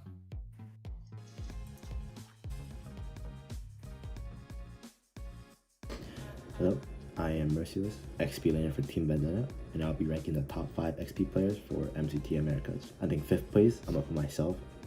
It's pretty self-explanatory. And then 4th place, I'm gonna put Nats because of his international experience and overall, just really good knowledge of the game. And then for 3rd place, I'm gonna put Yureshi from Team Leviathan because he's just really difficult to lane against. And then 2nd place, I'm gonna put RR from Nighthord because he has really good Vendetta. And then 1st place, I'm gonna put Instinct because he's pretty much impossible to catch or kill in lane.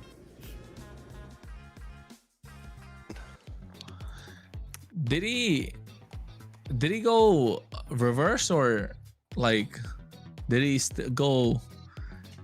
Because he said first place was Instinct. That's all I caught. He said first place was Instinct. He put 5th for himself. I know he did, but at the same time, you're wondering if he was confused and meant. Yeah. But I think he mentioned something great about Instinct, right? He's really hard to catch in the laning phase, and we could see that in the previous series. But just that Nats was slightly better. All right. If he did go reverse, he puts himself above Nats. That is a good question because that's what I'm thinking about. You put Nats in 4th position. Something sus about that list. Yeah, we need answers. Maybe if we get another interview he wants with to him. smoke. Somebody at him somewhere and ask what was that? Shoot a DM or something. Yeah. Shoot a DM. Who's got his DM? Who's got his stuff? Okay, so going into the first match of the 2nd series, the Nighthord against Vendetta. Why are you guys laughing? It's gonna be exciting, okay? It is a redemption time for the Nighthord and see if they can pull it off today. Going into the draft. Traps is like Nighthord on blue side. Broken walls. Let's get ready, guys. This should be a big one. This best of Canada 5. I think USA. a lot of us have been waiting for this one. Canada versus USA. Broken Layla. walls. Okay. What is this? You're Canada. I'm USA. I'm just there. I'm just It's Canada versus USA. Fine. He's gonna cast it. Anyways. I was like, I have to fight off both of you? What's happening? But okay. Yes, I'm gonna support Canada. All right, go Canada. Okay, she's not even being neutral about it. Trex, are you gonna support USA? Or am I the one that's gonna be the you know, the non-biased caster in this Exactly. This case. That way it all balances let's call out. it down the middle, folks. Ding, ding, ding. Draft is underway. We got Hilda banned out on the side of Nighthord. Freya taken out from Vendetta. Do Vendetta play into Nighthord's pocket picks? And do Nighthord play into the minds of Vendetta, taking out some of these Guinevere's, or probably the Basha that's already out? Maybe looking to lock down the jungle pool of Tarzan. Maybe the Fredrin's going to be the next ban. We saw this strategy play out from the teams previously to deal with Vendetta. Is it going to be the same again? I think there's a lot of possibilities. I mean, it's so hard to guess how Nighthord's going to approach this. It's a best of 5 as well. It's the longest. Nighthord hasn't really had the opportunity to play a playoffs game yet. I'm wondering if they have something new in the tank. I do think if we're going to see a crazy pick, Nighthord might just do it in game 1. This is the time to try to get some momentum in. Jushin ban coming from Vendetta. Overall bans are simple right now. Nothing crazy out of the box. It's not like last series where we saw target bans. Everyone kind of just keeping things normal. I wanna take a look at what Siri brings to the table, right? I think that's a massive factor to look at. How do these changes, because we know changes are a double-edged sword. Make it or break it. For Leviathan, it was a make it situation, right? It was really good. For Vendetta, it looked shaky in the start, but then they were able to make it as well, able to get that big dub over Leviathan. So coming into this series with momentum, able to find their own identity, might I say, for Vendetta from that previous series against Leviathan. But Nighthord, they had an identity of their own, and now this change, what's it gonna do to that identity? Are they gonna have a newfound identity? Are they gonna stick with, you know, Merlin, the problem child, just being a massive problem for Vendetta to deal with? Are they still gonna be the the dark horse that we've been talking about, right? We haven't seen them play for a while now. You know, good for them on the Swiss stage to secure C2. We're gonna have to see how they adapt with this new mid laner. You know what? When I was making like a tier list to see which teams are gonna be you know, dark horses and stuff, I put Vendetta on my bingo card as a dark horse because of the way they play, because of the way they have good lineup. But at the same time, we wanted to see how they'll be able to hang against the Alpha 7s and the Nighthord in this case. But they've done really well and proven that they're not just a dark horse, they're a contender. But you're right, Nighthord have been a dark horse. And look at that, with the draft, they take first pick Fredrin, denying Tarzan of any sort of comfort picks. But I think we've seen Tarzan, he's not just a, you know, one-trick pony or one-tank pony. Yeah, the guy can play aggressive junglers, he can play tanky junglers, he has it all in the bag. Little throw out though, this is how this was the jungle pick that Nighthord chose in their game 1 where they beat Vendetta previously. You get the Harris pick, you get the Marcel pick. Vendetta has been unable to secure a win with the Marcel just yet. We finally have in the playoffs at least seen it win some games, especially after the revamp of him. Will this be something that Vendetta can do? It does kind of leave an opening for Nighthord to maybe put an aggressive roamer into Merlin's hands, something that just wants to bypass and get onto the back line. Yeah, show us why he's the problem child. I think it Nighthord definitely here, Eve open. Yeah, I think Eve is a solid choice, but then into the I think you don't go Eve or Claude. You get something to like Hylos maybe, just to make sure. Yeah, I was gonna say, just because of the golden hour that's there in the hands of the Marcel, I'm not a big fan of the Eve into the golden hour. So the Phoveus is a solid choice. It's a straight counter to the Herod. You don't think you don't overthink too much. You need the damage in the mid lane, so you get Siri on the Lunox. Hey, debut for Siri, and we're gonna find out how well his Lunox can fare. Yeah, Lunox hasn't been the most popular pick. It's kind of, we've seen it very scattered, and it's definitely an interesting pick up front. It can be aggressive, it can do the damage, you have the brilliance for escapability. I'm worried that maybe it's a little too early for a pick like this. We don't know what the roam yet is going to be at VTA. We don't know how tanky VTA is going to be, so we'll see how it plays out. Yeah. Suyo, yeah, great choice, because so you don't want the jungles to slip through your fingers. Already a lot taken out for Tarzan.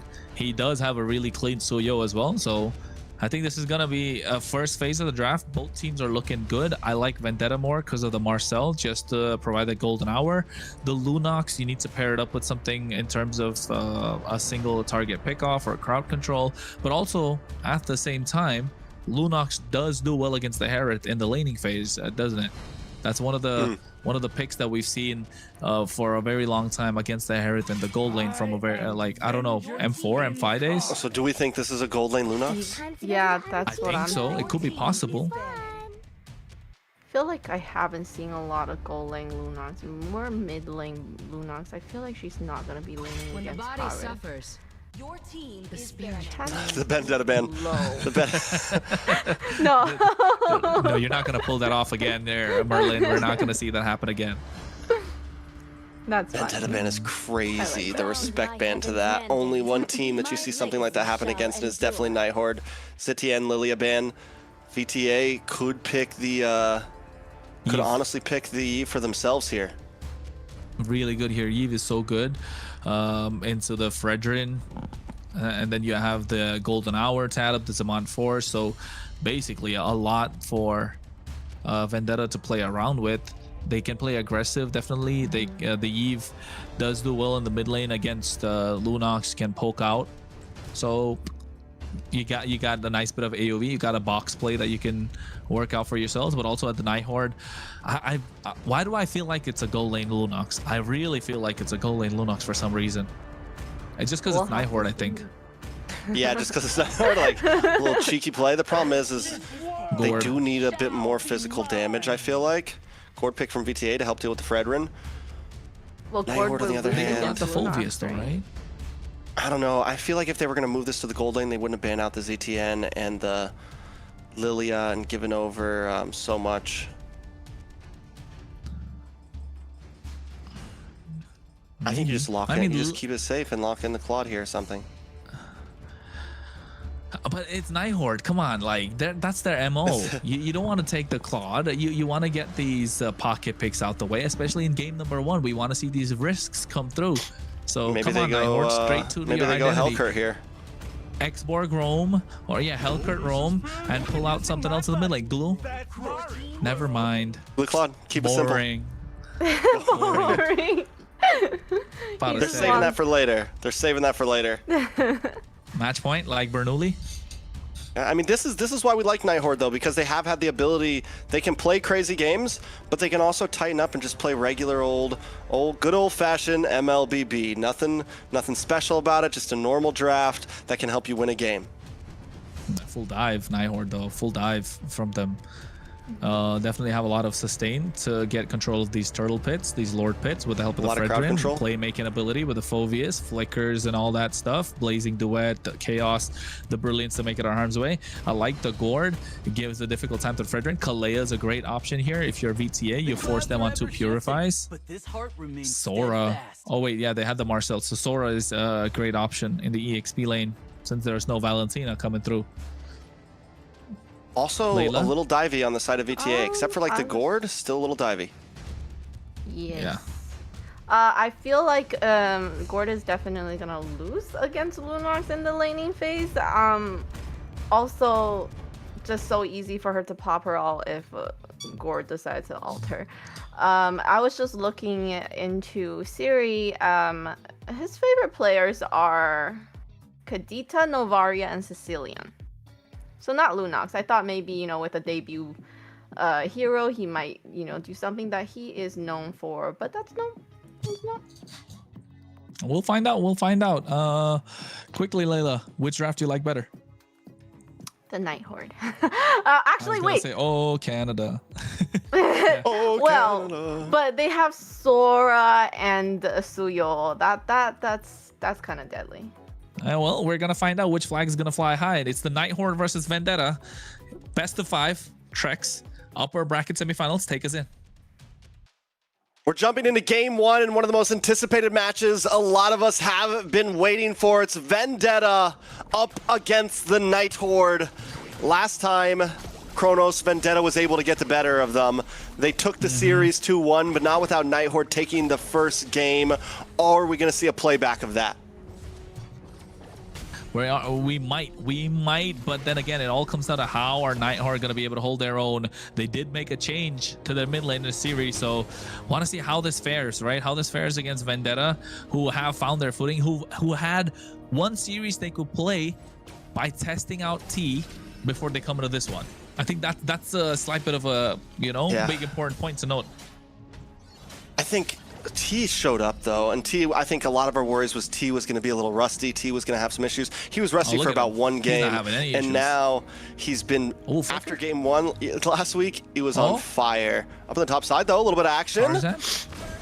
Tarzan? Oh, first blood. I was going to say, you were talking about T. He was taking it to Tarzan, putting him in a difficult spot, but then again, once the split is out, Tarzan has to sever. He's going to gain back a lot of HP. So yeah, I think Vendetta still able to hang on for a bit. We did see T play with the, or rather T play with the glue. Wait, was that Merlin? Yeah, that was Merlin. Why am I getting confused? But yeah, Merlin caught off in a difficult position, so Tarzan able to get that one. But now, meanwhile, turtled up in 5 seconds. Shiro is gonna make his way there quicker. I think it's gonna come down to how RR on this phobia is gonna be able to make these plays. Tarzan though. Oh. Siri already taken out. Shirobami able to get the magic gush. Merlin pushed back as well. The taunt comes in from Shiro on Tarzan though. Able to push them back, but Vendetta already with a 2-0. Turtle coming in. And T gonna try to move back. But look at the shifting skies. A nice play. A lot of damage. Dark wave. Nice dark wave. Shiro able to take out Tarzan with no retry on the field for Vendetta. Shiro may be able to pull something off here as Merciless tries to fend them away. T also trying to create space. Turtle does get reset, and now we're down to about 80%. Does Vendetta just give this up? God damn, what an Appraiser's Wrath with a Dark Wave, right? It was looking good for Vendetta, and then all of a sudden, RR comes in. I was saying that RR is still going to be the one to make the plays for Nighthord, and what a play he made, and Shiro was able to get the Appraiser's Wrath at the right time, and they got the kill on the right target, which is Tarzan. T now gonna get taken for a ride here, and look at the damage. T goes down. Kistler popping off. Nighthord ever so aggressive. You mentioned early game before this started. You mentioned the importance of how these two teams are going to play, trying to set their own pace. Vendetta are normally pace setters, but Nighthord are not, they're not someone to be taken advantage of, and if they find a moment of weakness, they will also capitalize. This is not two teams that are going against each other that have some huge skill gap. At any moment, either team here, I think, could try to steal this game away. Yeah, and I think not just the fact that Nighthord don't like, but Nighthord can set their own pace, but Vendetta like to play with their own tempo, right? They don't care about how ahead you are on the other side. They have a game plan, and they're gonna make it work to what they got to do. 50 seconds for the next turtle. RR Merciless on the bot side, they're just hanging out. Shiro, again, it's nice rotation to the bot side, trying to make sure RR can get the slight bit of advantage. Meanwhile, in the river though, T able to get control, and Merlin's having a little bit of a difficulty creating problems for Vendetta. But at the same time, Vendetta's also holding decent pick control. T's doing a great job at slowing down Merlin and pushing back Siri. We just saw it. He's quick to move around. He's not wasting any time. What we really need to see, though, can Tarzan kind of pop off here? He's got 2 kills, but he also took a death, sets him back a little bit. And Shiro, on the other side, just needs to play steady, kind of like what we saw in that first turtle. If he can do the same thing once again, not go down, keep his distance. We all know how well Fredrin does on these objectives in the pit. Well, Tarzan gets the Sky Piercer, so it's going to be a bit advantage for Vendetta if they're able to pick up the kills, and I think they want to maximize what they can do. So T and Churro with this Mystic Gush will be a big difference maker. Merlin wants to zone out Tarzan as much as possible. A lot of damage. Does land down on a Merciless. Merciless going to get stunned up. He's going to be forced to back off. Tarzan making his way to the turtle pit as Shiro controls it. Watch for T with the golden hour. Gush does not come out just yet. Nice knockup from Merciless. Tarzan getting some nice damage out, but look at the damage on to Merciless. Kistler able to find a beautiful golden hour to try to slow it down, but it's still not enough time. Vendetta, tries to close distance. They find RR as Melon jumps in and Tarzan finds Siri. Nighthord has to back off, but still, Melon's low as Merlin tries to find something before he's taken out. Kistler doesn't have the Blazing Duet, has to be a mile away, but they don't want to let him go. T able to get a quick stun, but Vendetta can't quite close the distance as Shiro moves back onto the turtle. Yeah, it's been back and forth, right? These teams are taking their time in these team fights. It's not super blitzy. It's not super fast. It's not throwing all your skills, layering it. They're picking their timings really well, understanding who's their target, thinking twice before they take any step. And you can see Tarzan right now, 2 stacks on the Sky Piercer. RR has been the playmaker. Big Magic Gush pulls Shiro in right after he gets a turtle, but he's still able to get away safely as RR jumps in the back, but no, Tarzan with a beautiful snipe into the backside. Merciless trying to pick up something before the rest of his team falls, but he's just unable to do it. T does drop. Merciless back to safety. 2 down on the side of Nighthord. They're looking for the re-engage here. Brilliance comes out as Siri backs off along with Merlin. Tarzan, the back and forth between these two teams right now. Merlin will get away to safety using the split, but overall, this is a much more brawly game than what we saw previously. Yeah, definitely a bit more brawly compared to the last game in the previous series. And you can see Vendetta trying to maximize the Sky Piercers in the hands of Tarzan, right? In that fight, it was back and forth, trying to get the aggro of the turtle in their favor, and then RR making a Flicker Dark Wave play. Didn't work out for the best. Shiro did go in, get the Appraiser's Wrath down. Merlin trying to be a problem again, but that golden hour from T, making sure it be the big difference maker. Merciless could have survived if it wasn't for the Blazing Duet that came out from Kistler. They go for a re-engage. All of a sudden, Tarzan's got 20-40 stacks on the Sky Piercer, and now Nighthord have I'm gonna find it a little bit difficult to walk up to these team fights, especially Shiro and Merlin. Yes, they're tanky, but that's what the Sky Piercer provides, especially in the hands of the Suyo when he has the execution line, the iframes, just to be able to immune certain taunts, certain skills, some crowd control that can come in with the surge, and then you have the evil clutter to get out, and now you're going to see him farm up so much faster to Shiro. So I think in the next minute, if you're Vendetta, you want Tarzan to farm up the jungle as quickly as possible and get the advantage, get the level advantage before the next objective shows.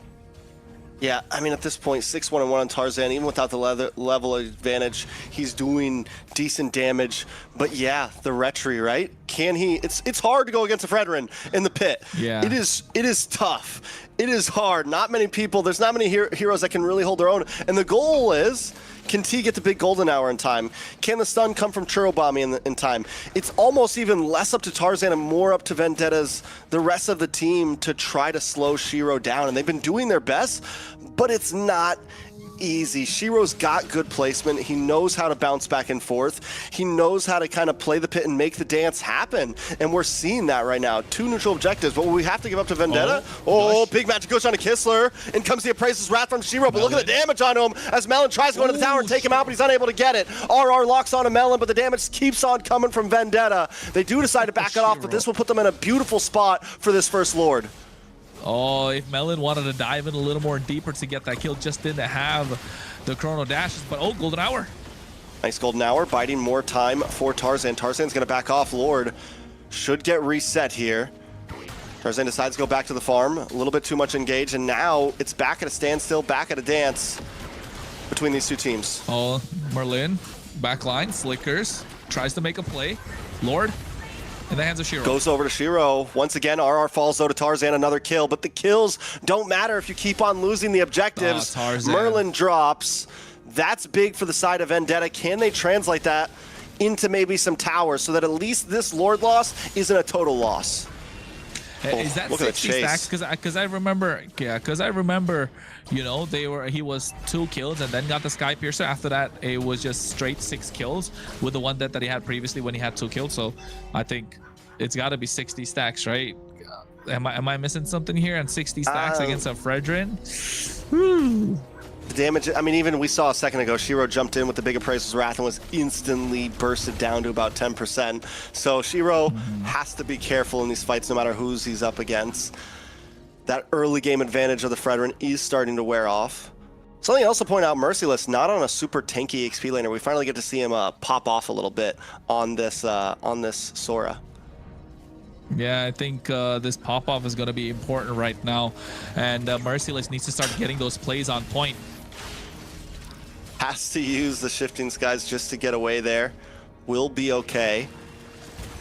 Now Nighthord going to try to reposition. I mean, how does Vendetta break through and get to this Lord, right? Because it's true, they can get kills, but they're not gaining any extreme ground as long as they're not getting it. Yeah, I think if you're Tarzan, you'll be looking to use the iframes of this particular hero, right? To be able to get that Soul Sever on point, and then the Retribution. It does do a lot of damage. Like, he can secure the Lord when it's, what, about 4,000, 5,000 HP. But then again, the moment you dash in, Shiro's going to be waiting with that taunt. So you're right. In these Lord pits, it's going to be difficult. But the only way to break through is for T to find not the golden hour, but these mini stuns with those frame moments. That will be a big difference maker. And then if Churobami lands those projectiles on point and catches somebody off guard, because on the other side there is no Purify, right? There is no Purify because there's no need for a Purify when you're playing into the golden hour. You can't use it against it, and that's going to be a big difference maker. And Merciless again needs to find the time. This is the frame moment that I'm talking about. They're not able to get these mini stuns because Nighthord are basically playing an Ube at this point, right? Play around Shiro. Merlin's there, Siri's there, Kistler's moving around with them. Yes, RR's a little bit off, but at the same time, he's not making any unnecessary plays. Doesn't want to open the map up a little too much because he knows he can get caught off guard. And the damage and the mobility is present for Vendetta, but they can't make do of the there's no way to break through. Yeah, there's no way to break through unless they really go for a 5v5. It's all going to come down to Churobami to land these massive projectiles and the Mystic Gush. Yeah, Mystic Gush is something that can shred through Shiro here. Melon's position is going to be key as well, and when he comes into these fights, because right now the major damage dealers in Nighthord are Kistler and Siri, and it's so hard for Vendetta to get to them because you're up against a little bit of damage on a glue. Oh my god. Yeah. Oh, taking it out. Oh, this is what I'm talking about, the Sky Piercer. It's starting to stack up. And then you could see, that's a moment where the glue usually gets away, but the Sky Piercer being such a big difference maker now. With 70 stacks on it at the moment, almost max, and T even getting the Flask of the Oasis. Merciless looking for play.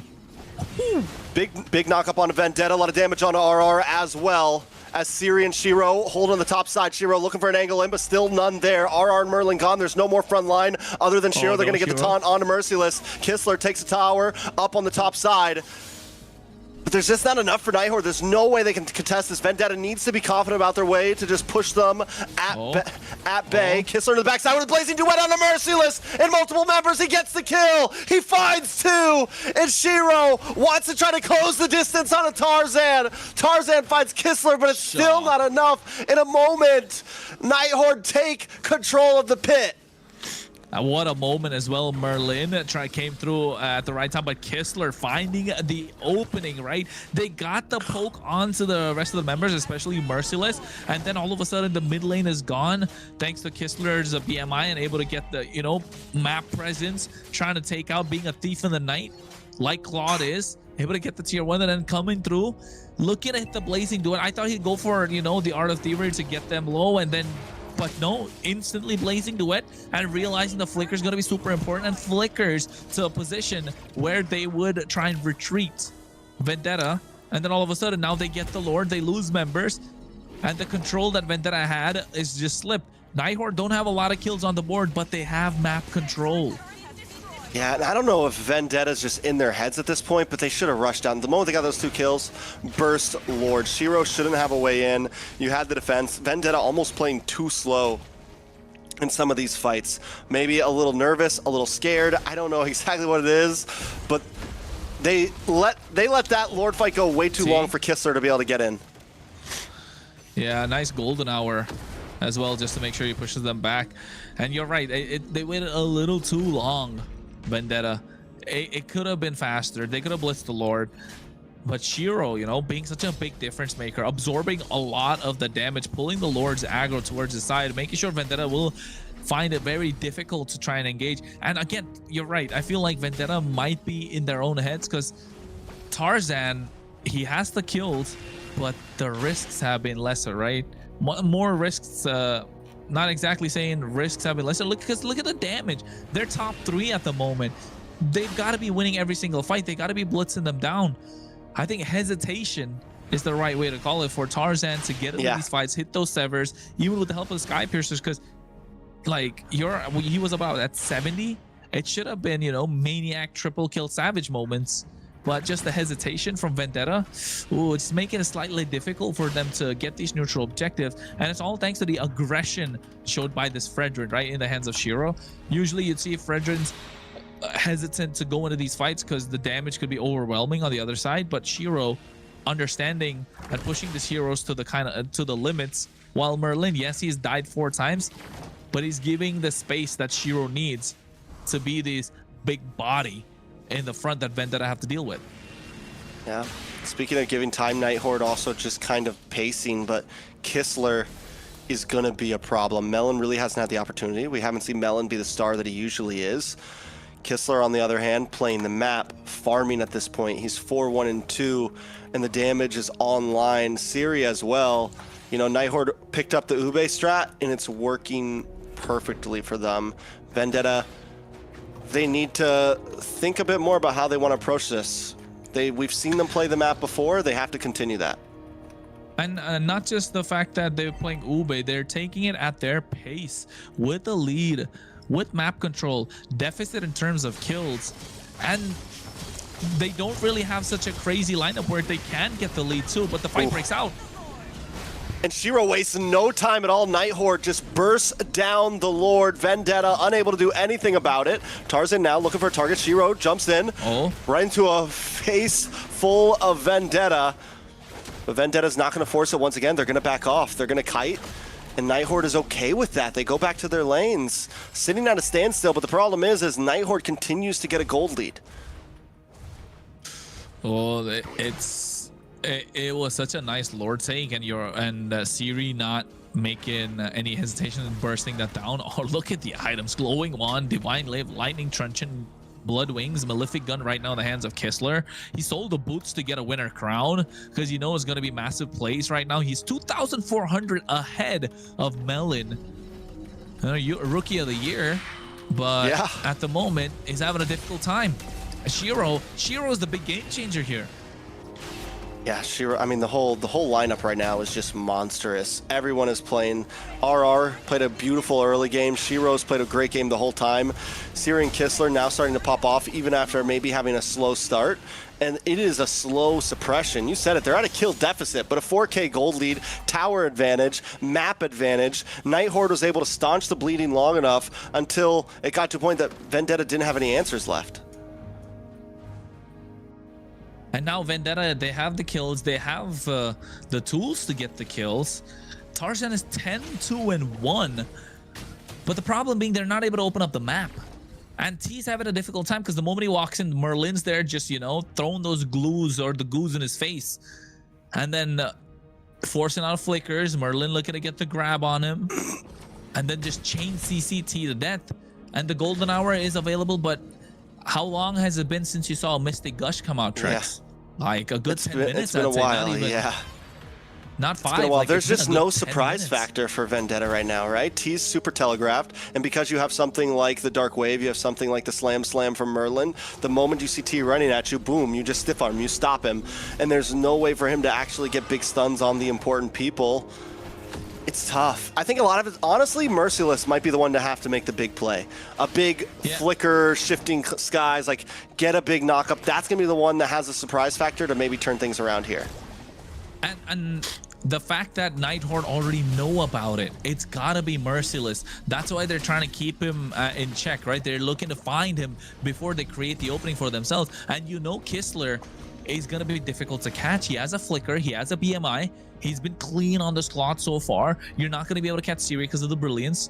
Because most of the time looking at Siri, he's been running around with, when he's in the risky position, he's in this light form. So they have their wits, right? They have a head above their shoulders at the moment. And Merciless, look, every time he's trying to open up the map, Shiro's there. Merlin is present. And we're not even talking about RR right now.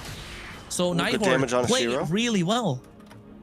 And Shiro will get this health back pretty quickly. But the thing is when he's half health, this might be the time to engage. Merlin also low. Vendetta looking to claim some space, but Nighthord, no. They're like, fine, we'll take a little bit of time as well. Vendetta, though, we've been talking about them being passive. Is this the time to finally strike? They move on to Merlin. Merlin forced to use the flicker, gets a slam back. A nice taunt from Shiro. Shifting Skies is wasted as Merciless is unable to catch anybody. Blazing Duet from Kistler along with a winner crown. Melon and the rest of the team are running.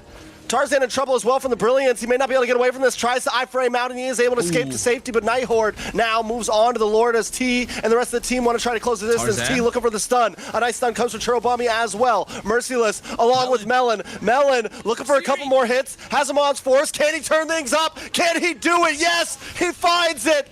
And Vendetta get a full team wipeout. But not the Lord. It doesn't matter. They're going to try to close things out and push down. Hey, 20 seconds is enough. The Lord is going to come through soon in about 10 seconds, but I think they have what it takes to try and take it down. T taking a lot of damage from the tower, but still, they know it's an end angle. The Lord was secured by them, Trex, so Vendetta do get this victory. An amazing game from Vendetta. Both teams stalling things out. Nighthord doing a great job of finding their own lead. Vendetta doing a great job of looking for one moment to strike. And I feel like Vendetta's won so many games like that off of one play, one fight. Because in the end, that's all it really takes. Yes, even though, you know, they did good, okay? With the Fredrin, you're still able to get a bunch of red trees, which was just really a shame for Shiro because he was able to do all the things that he needed to do for the neutral objective. Unfortunately, like Trex said, Vendetta is really good at capitalizing on mistakes and turning the game and just getting that momentum. And we could see that as well. They picked the fight at the right time. That's what Vendetta are all about, right? The experience. They're veterans in the game. Yes, they've got a rookie, but he was rookie of the year, last year. He's not a rookie anymore. And the way that they're playing, understanding the objective, understanding that yes, they're behind in terms of gold, but it wasn't a lot. It was always kept under control, right? 2.5k, 3k gold lead. And I think Melon had the damage at that point on the Herod. They had Churobami who had true damage to make sure they could get Shiro, and Tarzan had that Sky Piercer stacks racking up. All they needed was the right time and the conditions to fit. And I think Shiro was taken down to half HP in that before the Lord fight. They were pulling the aggro away. They found Merlin in one difficult spot, right? They found Merlin in one slight bit of a difficult spot, and that one moment, the projectile hitting and then the Mystic Gush coming through, forcing a flicker out of him, knowing that now without the flicker, Merlin's if he's trying to make it into the team fight, he's not going to be able to get away. He was below half HP. The split came through. Yes, he was able to get the grab, the slam, but Vendetta, Merciless, able to utilize that big shifting skies, but also counteracted by their own golden hour. And yes, towards the end, it did work out just because of the fact that they found good position around this Lord Pit, which is a big, important factor. And Layla, if you take a look at these highlights as well, right? What do you think kind of was slightly difficult for Nighthord in these fights? Because it looked like they were winning the entire time, but still, it felt like Vendetta just didn't want to let go of, right? Yeah, for me, when I saw the early game, I just felt like the Lunox really lacked the damage that was needed to make a difference during the team fights. It just felt like she was just tickling everybody. So it was unfortunate. Yeah, definitely unfortunate. And you could see, like, every time Vendetta tried to make these plays, they were just walking into brick walls from Nighthord. They got the kills, yes, but then again, it's Merlin that they got the kills on. Nighthord able to control the mid game so well, but the range from Churro, nobody able to get on top of him unless Kistler really found a good advantage to flank from the side with the BMI blazing to it. Like this moment is so clutch coming in, not just Merciless but also Melon, the two difference makers. And you can see Tarzan here getting a massive shutdown, but getting taken off himself because of the flicker play from Siri with the help of Shiro. And here again, when Nighthord were looking to blitz the Lord, they got it. Vendetta not able to find openings because they got the advantage in terms of kills, but not able to capitalize, not able to push you know, push the advantage that they had.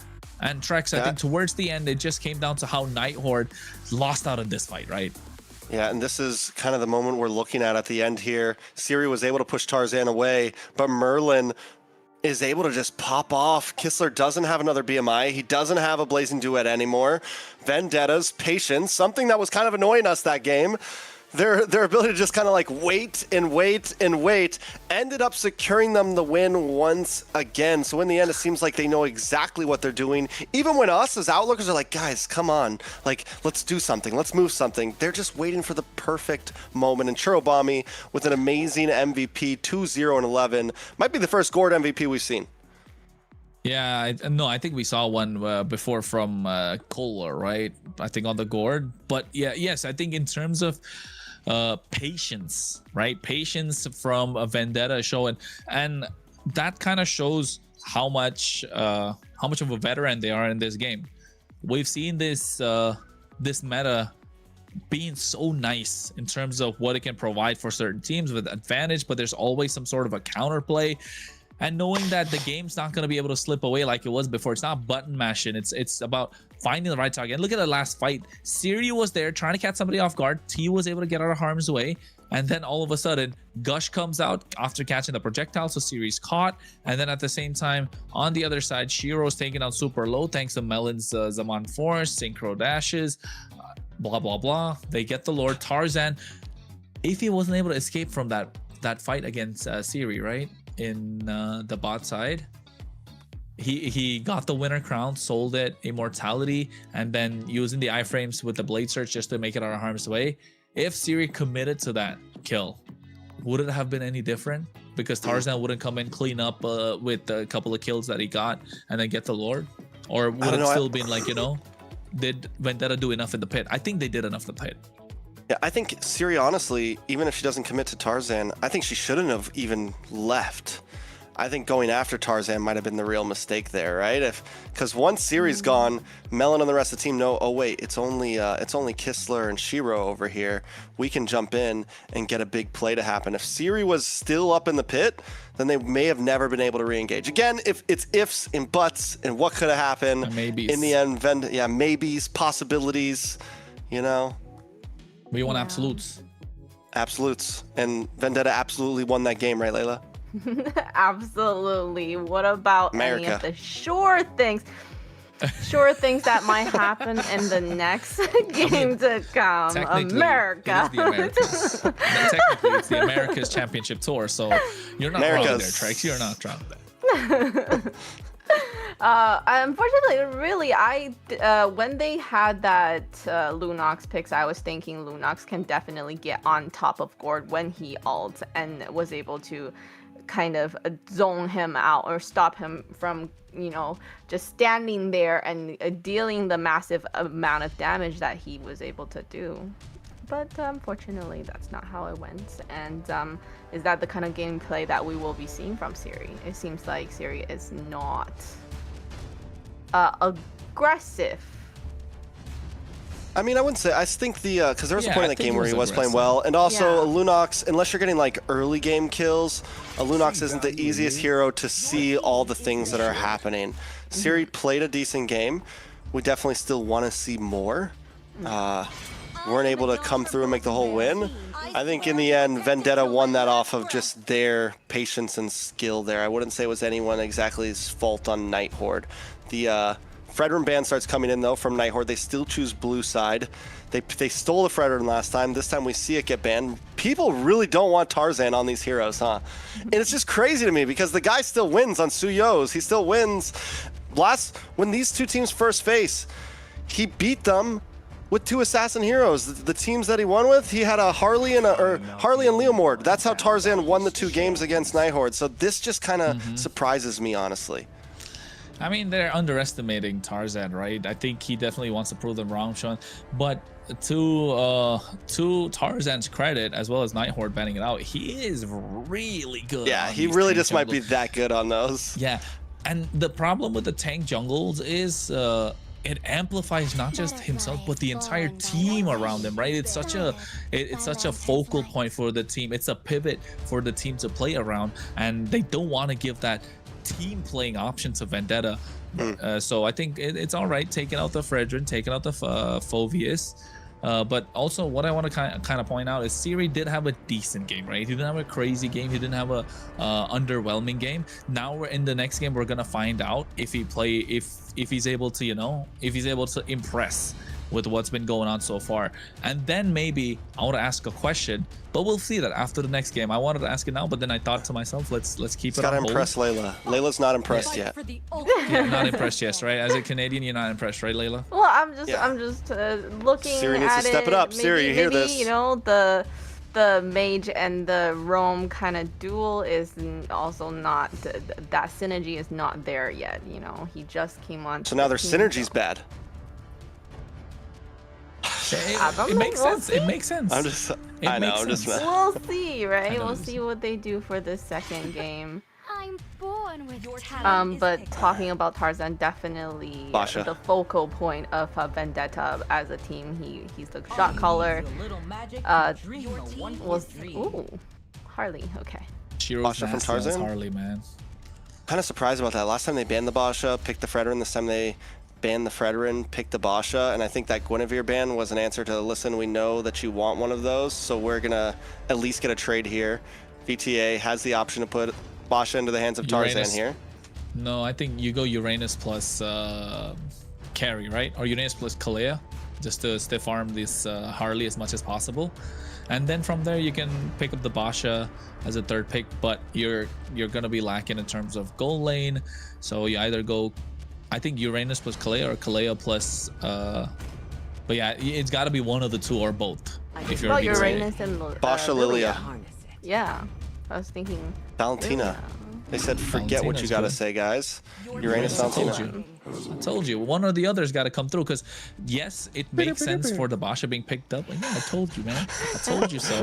But you know, the Basha, because they already got a jungle pick on the other side, right? But yes, I could see it because it's Nighthord. They can go with a roam Basha, so like exactly, it's possible.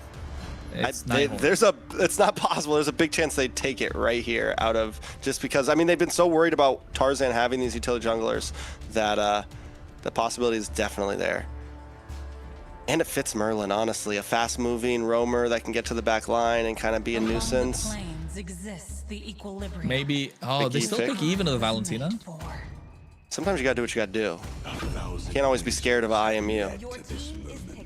Hylos. Ooh, Hylos is solid. That mid-trio looks strong. Yeah. Does VTA go for their jungler right now? Carry or Kalea, right? Boldlane might not be bad, and then ban out more from Nighthord, ban out the Harith. I think secure Tarzan. You're right. Secure Tarzan. There's not a lot of options left after Basha is banned out. They can ban another jungler just in case of Basha. Just get it. It's okay. Unless they go Uranus jungle. Oh yeah, but we don't like that, right? That is true. It's good, but against the Fredrin is great. Maybe it's good against the Harley too, but you wanna have an extra front line against the Harley. So I think Uranus EXP makes more sense. Might not be good against Hylos. Leomord. Leomord. Forgot this guy Leomord exists. Pickup. He hurts. He does hurt. He do be hurting. And Tarzan once again on an aggressive jungle, so literally almost a mirror lineup in terms of what got picked up, except VTA still need a roamer and Nighthord still need an EXP lane. Phoveus is banned out. There goes the Moskov on the side of VTA. I mean, you don't really have to worry about much on the EXP lane against Uranus, so don't really waste any bans on it. Who do you think would be faster, the Hylos or the Leomord? Like Hylos on the Glorious Pathway or Leomord on the Steed? That's just clicked in my head, you know. What if it's a Steed on the Glorious Pathway? Then that's cheating. Because the Hylos is on the yeah, like it would. What if they're on the slow same down team? A lot, right? Remember, would it make him like base speed? Would it make him base speed? Yeah, no, Des had a game where it was Leomord and Hylos on the team and they won. They were like, fast boys. They were they were riding the horsepower into the back line. The horse combo. They can't even run away from that. Yeah. The horsepower twin engine, you know? What if Leo? Never mind. Never mind. No, go ahead. No. Well, no, it can happen. They have Valentina, so Valentina can get the all from high-lows, and then, See? you know. It's possible, Trex. It's Out possible. to get Eve. Spit it out.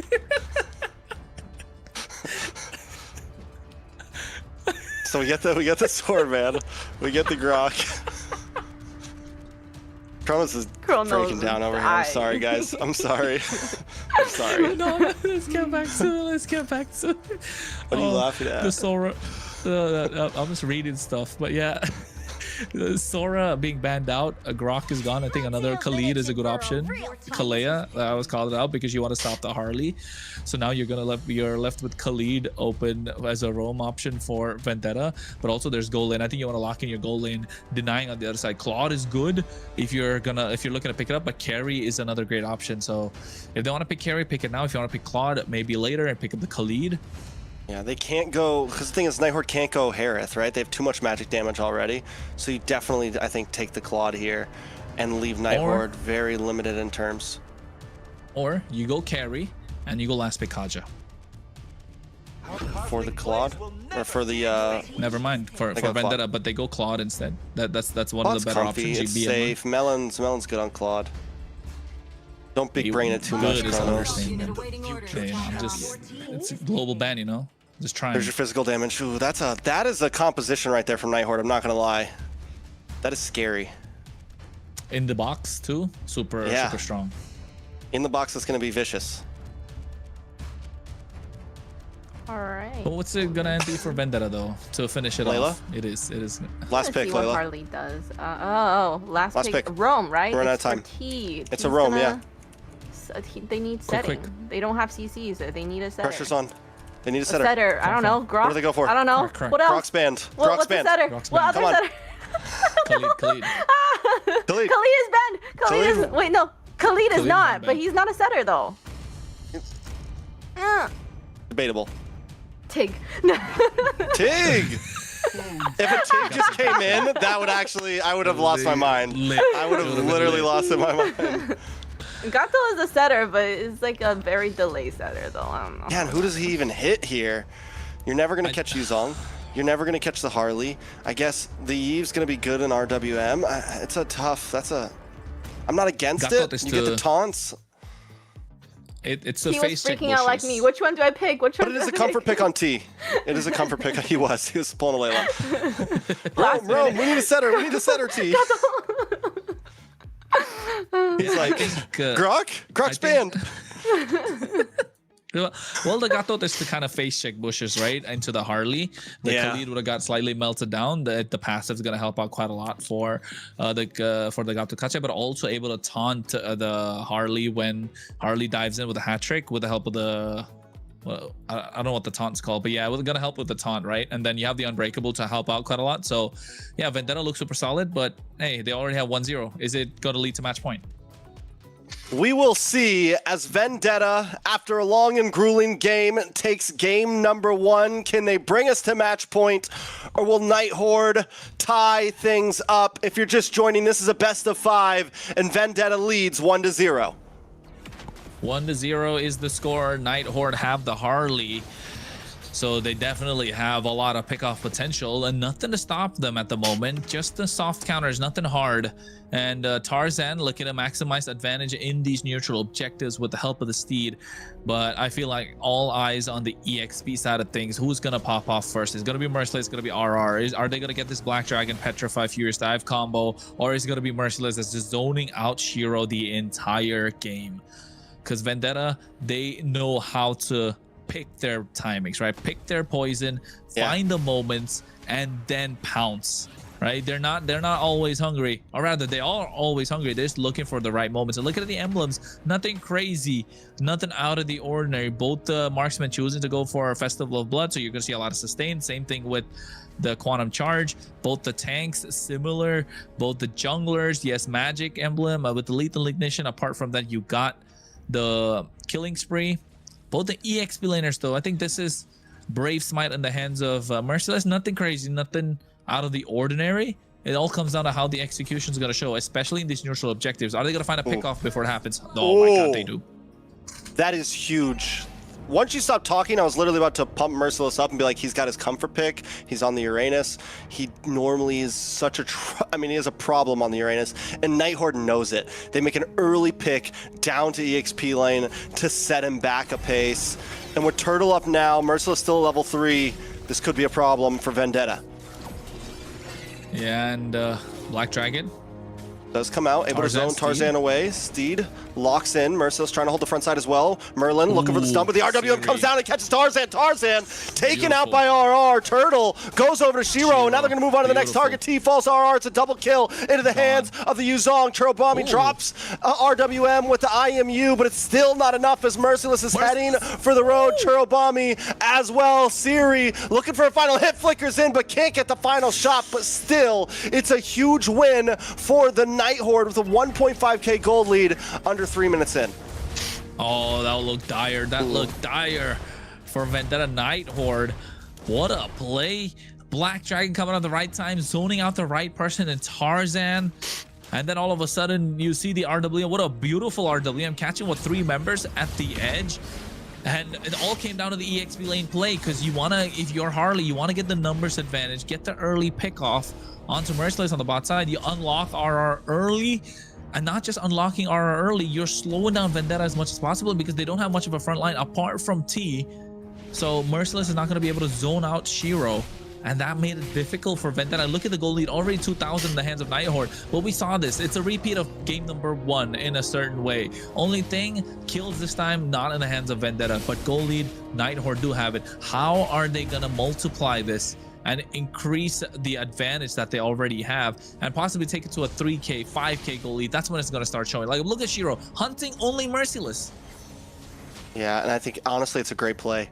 Merciless will become a big issue, and the more you slow him down, the more advantage you're going to have around second, third turtle, things like that. First Lord, once Merciless gets, honestly, an item or two. We've seen Merciless do insane things pre-level 15. We're talking pre-level 10. We've seen him just be a nuisance, and we know what you want to do on the Uranus. You want to get in front of the Harley as much as possible, zone away.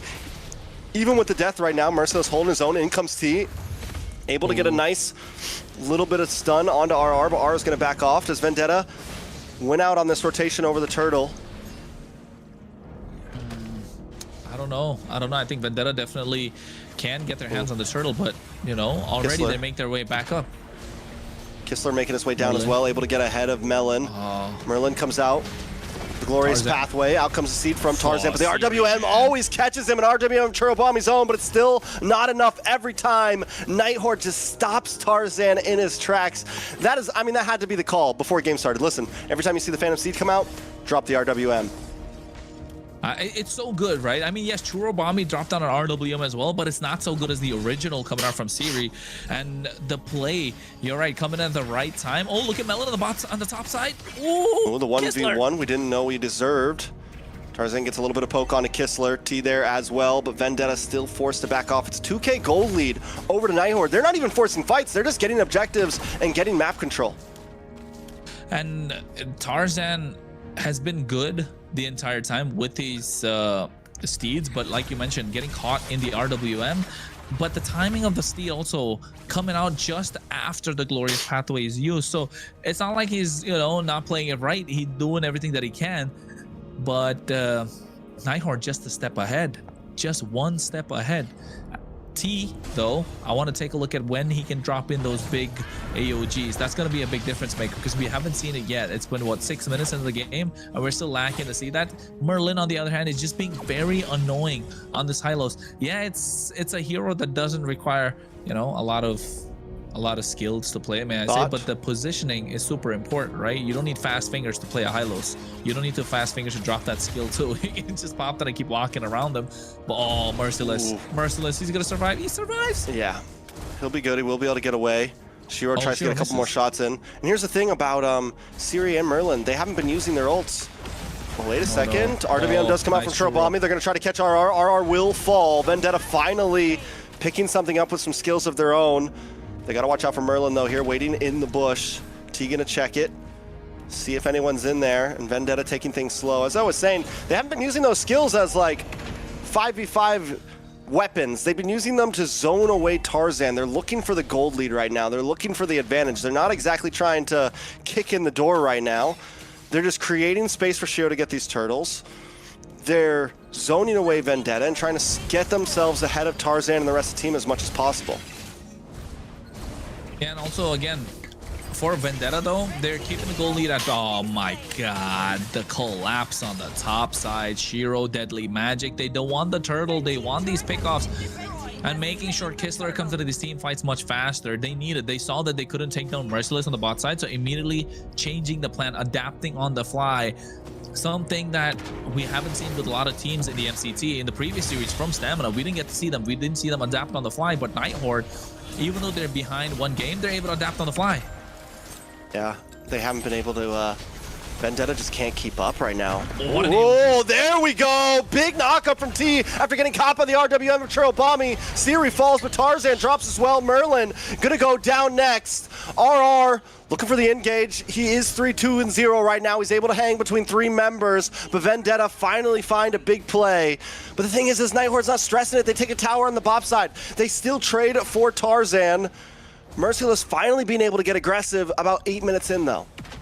My god, Ooh, what an Kistler. AOG as well, right? Siri coming there, but you can see, oh wait, Merciless.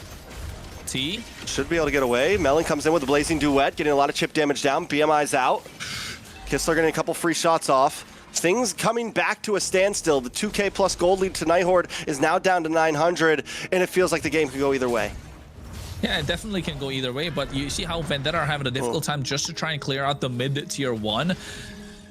They don't even get the tier 1 on the top side, and Nighthord able to defend the mid tier 1 again after a push coming through from Vendetta. Tarzan doing everything that he can, but it looks like he's getting chased down. No steed. Tarzan in a bad spot. No steed. He is going to be heavily slowed down on that glorious pathway. Looks like that one does win out over the steed. Merciless. Force to back off. He wasn't on top of and him. we're one either way. The horse beat the horse today. Hylos won. I know, right? The racing track was dropped down, but Tarzan wasn't ready. His bike didn't come through. The Ducati, right? Yeah, it's not even a horse right now. It's a Ducati. Yeah. Do you like Ducati? I like it. I don't know. I like the skins. 600? Vendetta skin, that's what fire. Yeah, that's true. I think the Irtil skin is fire too. I don't know if I've really focused on that one that much. Merciless taking a lot of damage here. Steed comes out. AOG. Tarzan going to try to make his way in. T into the backside as well, trying to get some taunts onto Kistler, onto Shiro. RWM comes in, but Tarzan's already broken through. T Merlin. falls as Tarzan takes the Lord, but the damage from Kistler is too much as members from Vendetta are dropping. Shiro falls, but it's still enough. Melon going to try to run away here. Should be able to get away safely. Tower drops on the mid side. Lord coming from Vendetta's side. If they didn't get that Lord, it was going to be crucial. It was going to be problems, but still, Vendetta may lose a lot here in the mid side. Hopefully we get to see a replay because I want to break down that fire. Merlin, what a mistake he made, but still, they're lucky to pick up the Lord there. The glorious pathway on the opposite side instead of into the fight where nobody was really present. Oh, he really panicked at that moment. The problem child, was going to be a problem for his own team at that very moment. That glorious pathway could have made it a wipeout if it was in the right direction, but Vendetta able to get the Lord and now crashing in. They're making quick work of it. AOG to try to get the pincer on Kistler. Melon. Here comes Melon, though, with the beautiful Blazing Duet, but the Black Dragon is responding, trying to get to the backside. Melon's low. Petrify. Doesn't need to lock on. He's just going to look for the kill, but RR can't seem to secure it. He does, but he falls for it as Merciless tries to run away. Churobami sets down the RWM of his own to keep Nighthord at bay. Tarzan looking for the re-engage, but Kistler is not playing around with Siri right now. The damage just way too much. Yeah, and I think the risk taken from Melon to go head-to-head against RR in that fight, well, that was dangerous. He didn't have the Petrify. Others would have been disastrous for Vendetta at that very moment. And he has been clean as well, RR, on this Black Dragon. This is a back-and-forth game. 11 minutes, 11 seconds in. You can see the advantage definitely on the side of Kistler in terms of the gold. 1,300. Looking to build into a Wind of Nature, not opting to go for a Malefic gun. But Melon opting to go the other route. I think it's a good play. Yeah, it is, because at the end of the day, I think Kistler definitely has true damage, so Melon's not going to be able to, you know, Wind of Nature that at the moment in those BMI Blazing Duets, but he has been very clean in terms of when he's entering the fights, right? That's been important. And something that's gone under the radar the entire game is Churobami. 602, 8 kills on Vendetta, 100% KPA. He has been on point with the IMU RWMs. Yeah. It's just that it's kind of overshadowed by these big ticket ultimates like the Steed that's coming up, by the AOG, the Blazing Duets. He's helping Melon to get into the backline with the Blazing Duets through the IMU RWMs. And that kill box composition that Nighthord wanted to play, which was looking so solid, now all of a sudden looks good for Vendetta too, because they have the exact tools to make that happen. The AOG now is not a tool to try and be an initiating tool, but it's more of a tool to create a separation between the front and the back line. More of a tool to zone out the members, put them in a difficult position. Then Churobami brings that big RWM, which is such a big difference maker for Vendetta. And now all of a sudden, Nighthord, the goal lead, which is 2,000, 1,000, is getting smaller and smaller. And Vendetta are starting to take control of the map more and more. Now, almost 13 minutes in, Vendetta have control of the river. They're going to get control of the Lord. Merciless picks up this Chastis Pauldron. Kistler's attack speed is going to get lesser and lesser. And now you're going to see how important these IMU RWM and the RWM from series is going to be. And Shiro, 0 kills, even though he's been crazy on this, you know. Yeah, what is up with that, yo? Exactly, even though he's all been of his kills crazy got on stolen this early Magic on. plays.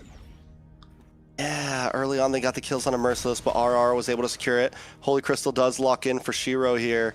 That could be one of the things kind of slowing them down, but now we're at a point where Merciless, even with the slow start, he's starting to become a problem as well. It's one of the good things about the Uranus. Even if you go down in the early game, you're still going to scale. You're still going to be a problem in the mid to late game. And Nighthord tried, but they lost their advantage.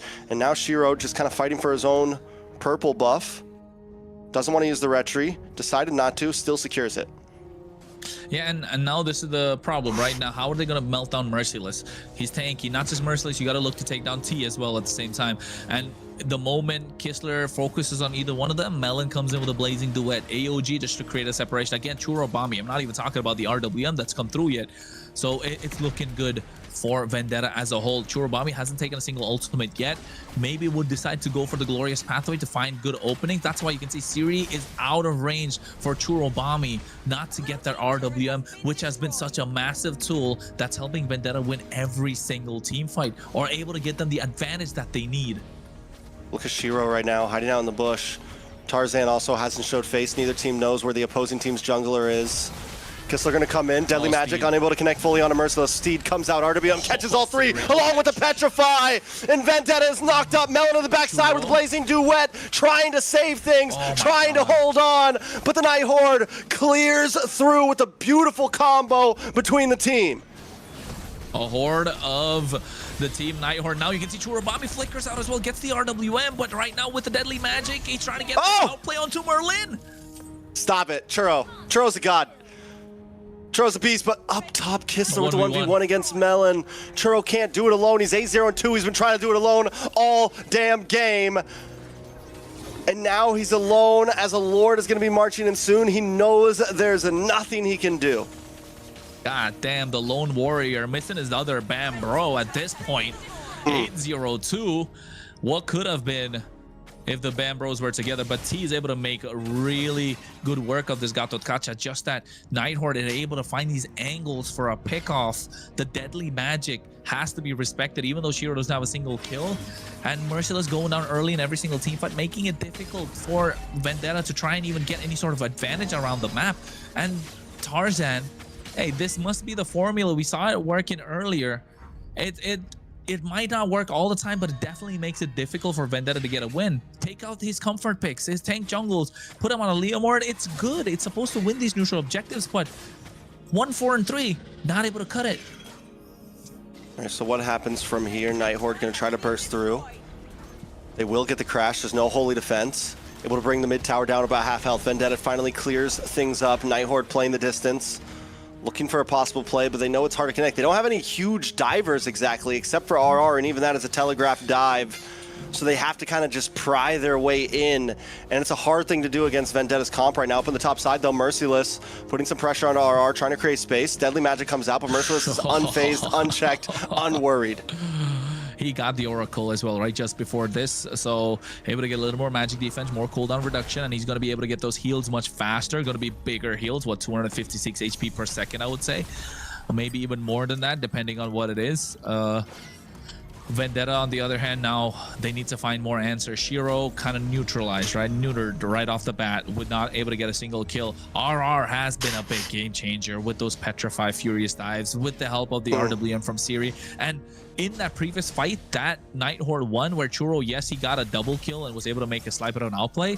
If you notice, before the fight started, Siri is out of range from Churro to not give that RWM away. And I've been mentioning that for a while, and that made such a big difference because they didn't have that kill box that Vendetta wanted to play around as well. So now the objective is clear. Keep Siri out of the range of Churro so that he doesn't get his hands on the RWM, because the moment he does, the fights are going to shift. The tide's going to shift towards the side of Vendetta, and Nighthord are going to lose all advantage. What was a goal lead of, what, 500, where Vendetta were catching up? Now look at it. After the one small fight, getting more control over the map, it's 4,500 almost. And the map control that Vendetta has, gone. The map's looking a lot more blue. Nighthord are playing more aggressive. They've got complete control of this river.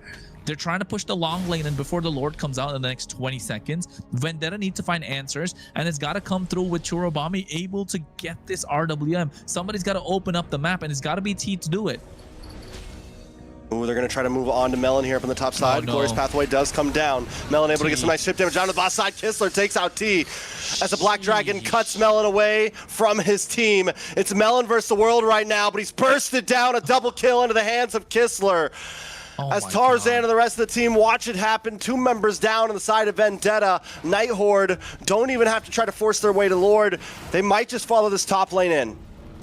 Oh, Kistler, the damage, right? Gasping, making Vendetta fans gasp for air. This carry is online. Tarzan tries. Ooh, Steed does come down. Merlin very, very low. Gonna get taken out. Churobami able to get the kill. Merciless low as well as Siri and Kistler try to clean things up, but Kistler just too much to flicker in.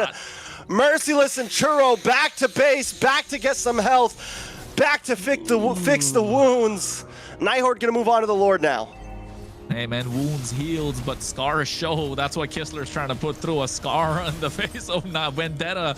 And now they're paying their attention to the Lord. But look at T comes in. Merciless is there as well. And Churobami. Oh my goodness, Vendetta. He's trying so hard. He's really trying. But Kistler, we were talking about the damage from Siri, the RWM. Shiro finally gets a kill on the board. RR is able to layer those skills, be the menace that he can with this crowd control. And then now all of a sudden, Kistler's damage is starting to show up, and T cannot frontline, can't go through. And Shiro finds another 1v1. Melon 1-5-3, just not where he wants to be on the Claude. Melon's having a bad game.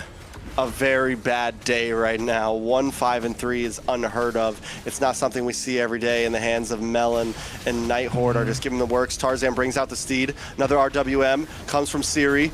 Merciless going to try to move in. Churobami getting some nice damage as well as the rest of the team moves on to the Lord. T trying to hold the distance. Up top side though, Kistler getting some free shots. On to Merciless. He is backed off, and the Nighthord will secure this Lord. So who stops Kistler now? That's the big question. You don't have any lockdown skill, right? You don't have a single target skill to kind of put Kistler in a difficult position. He doesn't have the Purify, right? That's the big thing. He doesn't have a Purify, so you should be able to pick him off. But Tarzan 1-5-4, Melon 1-5-3, unheard of in terms of what Vendetta can put out. And look at this Steed. Oh, this is bad. Steed comes out. A lot of damage. Big Petrify to multiple members. Churobami brings out the RWM though in response. Nobody goes down inside of Vendetta on Vendetta just yet. Siri looking for an angle and has an RWM of his own. Kistler, RR, the rest of the team moving on to the mid side. Merlin holds the front. Shiro comes in with the hat trick, able to get some nice chip damage onto Merciless. Backs off. Out comes the Steed. But once again, Siri brings down the RWM, forcing Tarzan over to the towers. Merciless, Melon, and Churobami just want to try to melt down on this Lord, but a big lazy duet from Melon along with a win.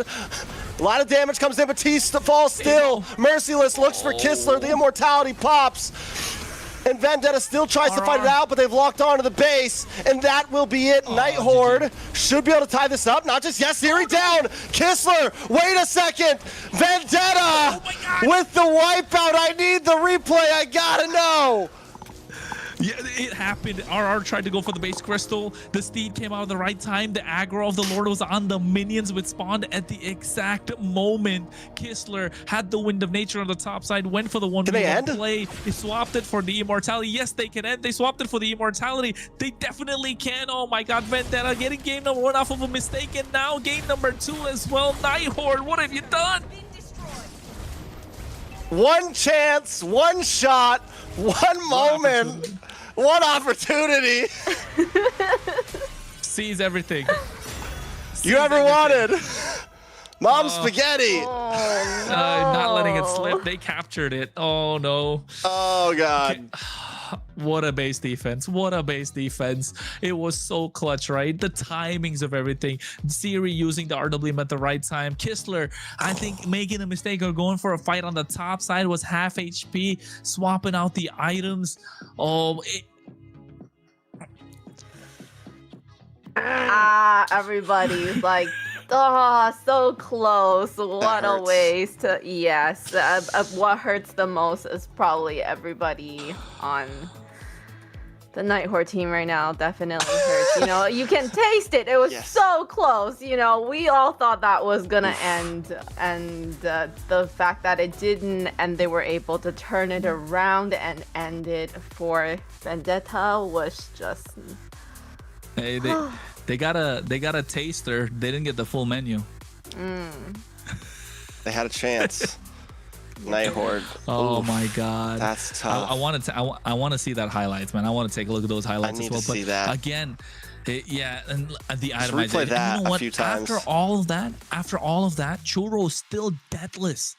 Insane on this Valentina. Churro Bomby, MVP 100%. And the one time Kistler goes down is the moment VTA get the entire game.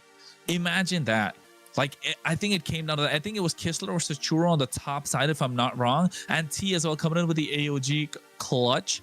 The Lord was, what, 20,000 HP for like 10 seconds in the base crystal, which was enough opportunity for them to lock down the base. But Nighthord, I don't know, was it a call to end? Because after a while, we saw RR trying to take the base, but it just didn't happen.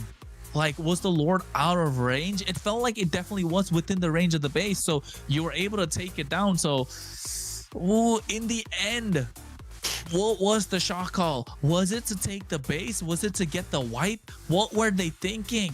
It was like, to get the wipe and recall in front of them. I don't know. Lock the base. Always lock the base. Always. Oh. I gotta give it up to Churro though. I feel like he's such an underrated mid laner right now. You know, it's always Yato, it's you know, this person or that person. And right now Churro has been stepping up and becoming a face of the mid lane. Just an overall monster in so many of those fights. And not just that, right? In that last Lord push, while the Lord is coming on the top side, they didn't have the RWM through the IMU. That's the big one. And it was perfectly played by Nighthord, because Churro Bomby not having that means they're not going to have an easy time to defend. Yes, the Glorious Pathway was used up, but it's all right. You've got all the other tools in your arsenal to try and make it to the base, take the fight to Vendetta. But they wasted so much time to get to that point. Here, Melon having a terrible game where we saw him go out the 4th death and then the 5th one coming in later on. This is what I'm talking about. They didn't have the RWM. The Lord's already crashing in. They got it. They could have got the pick off. Shiro had the deadly magic. The minions are present. The steed comes out. RWM dropped down from Siri again. The Lord, How they could have patient blocked Churro the is. base crystal. They're not clearing. They get the way of the clear. The Lord is there. Look at the AOG on the top Churro side. live. Kistler not able to take the fight. Shiro goes down. Churro lives. Immortalities come through left, right, and center. Now all of a sudden, Kistler has to get out of harm's way. They're not able to lock down the base because RR is trying to. But look at the Lord's HP, more than 20,000 the entire time. And Tarzan gets the steed again. Enough spell went through the War Axe and the Queen's Wings to try and survive. Immortality of Kistler gets popped. What could have been a flicker into the base crystal, 2 basic attacks, turned around. Can we just talk about the point too? Churro never used the IMU that whole fight, could never get close enough to Siri, and then by the time he was, he knew it would be bad if I dropped it. I just need to use my own skill kit because it has enough damage to push Siri away, and in such a close range match, that worked out perfectly, but literally went that whole fight without using anyone else's skills, just off his own muscle, and he earns the MVP, 10-0-6, 86,000 total damage with a 653k KPM. Ay, my guy. MVP twice MVP in a material. row. It's Clipper galore today for MCT AMER North. You guys gotta work overtime today, if I may say so. But this shows how much of a veteran the team Vendetta is, right? Into MCT, into the competition, into tournaments, into high-ranked games, high-ranked lobbies. I mean, in this case, not exactly high-ranked lobbies, but you know what I mean. It's difficult to I gotcha. kind of get to the point. What a series. We get to watch this highlight again. Thank you, fight. production. This is all we really want to see. Watch Churro the whole time. He makes his way around because he knows. Watch when Kistler locks on him. Churro goes super low and is able to survive. Yeah, he tries to move on to Kistler. Comes through as well. Wind of Nature, he sells it and gets the immortality. Even Kistler. Churro still survives. Doesn't drop the RWM because he knows. Look at the Lord. The Lord is 20,000 HP. And Tarzan lock the base. And you know what? Yes, we look at Churro, but Merciless in that fight, able to zone out 3 members. Yeah, like we've said it before, Merciless is probably one of the best Uranus players in North America, and it shows why. In that fight, if he went down early, if he wasn't able to use those skills, the itemization wasn't right, that would have been an end, right? It came down to these small micro plays, and you can count on Vendetta to pull up because they've got the experience to show. And Nighthord, 2 games in a row where it's so close, you can taste it. You get the tasting menu, but you go to a you know what? At this point, they're just looking to they're window shopping at this point. They don't even get to taste it. Nah, man, they got the samples. They're getting stopped. Like they're getting samples, but they're not getting nothing out of it. Dress code wasn't on point. They couldn't come in. You gotta wear shoes, not slippers. Very devastating for the Nighthord on such a close win. So what's going on for game 3, right? Because they're gonna have to bounce back from that. I'm sure there's a lot of talking right now between the teammates, like what happened, who is calling the shots, why are we not in sync and doing what we're supposed to be together, So we're gonna hopefully for game 3 they're gonna figure that out and they're gonna have a better team comp here. Honestly, my opinion for Nighthord here, you don't point any fingers. You just listen. We had that game, guys.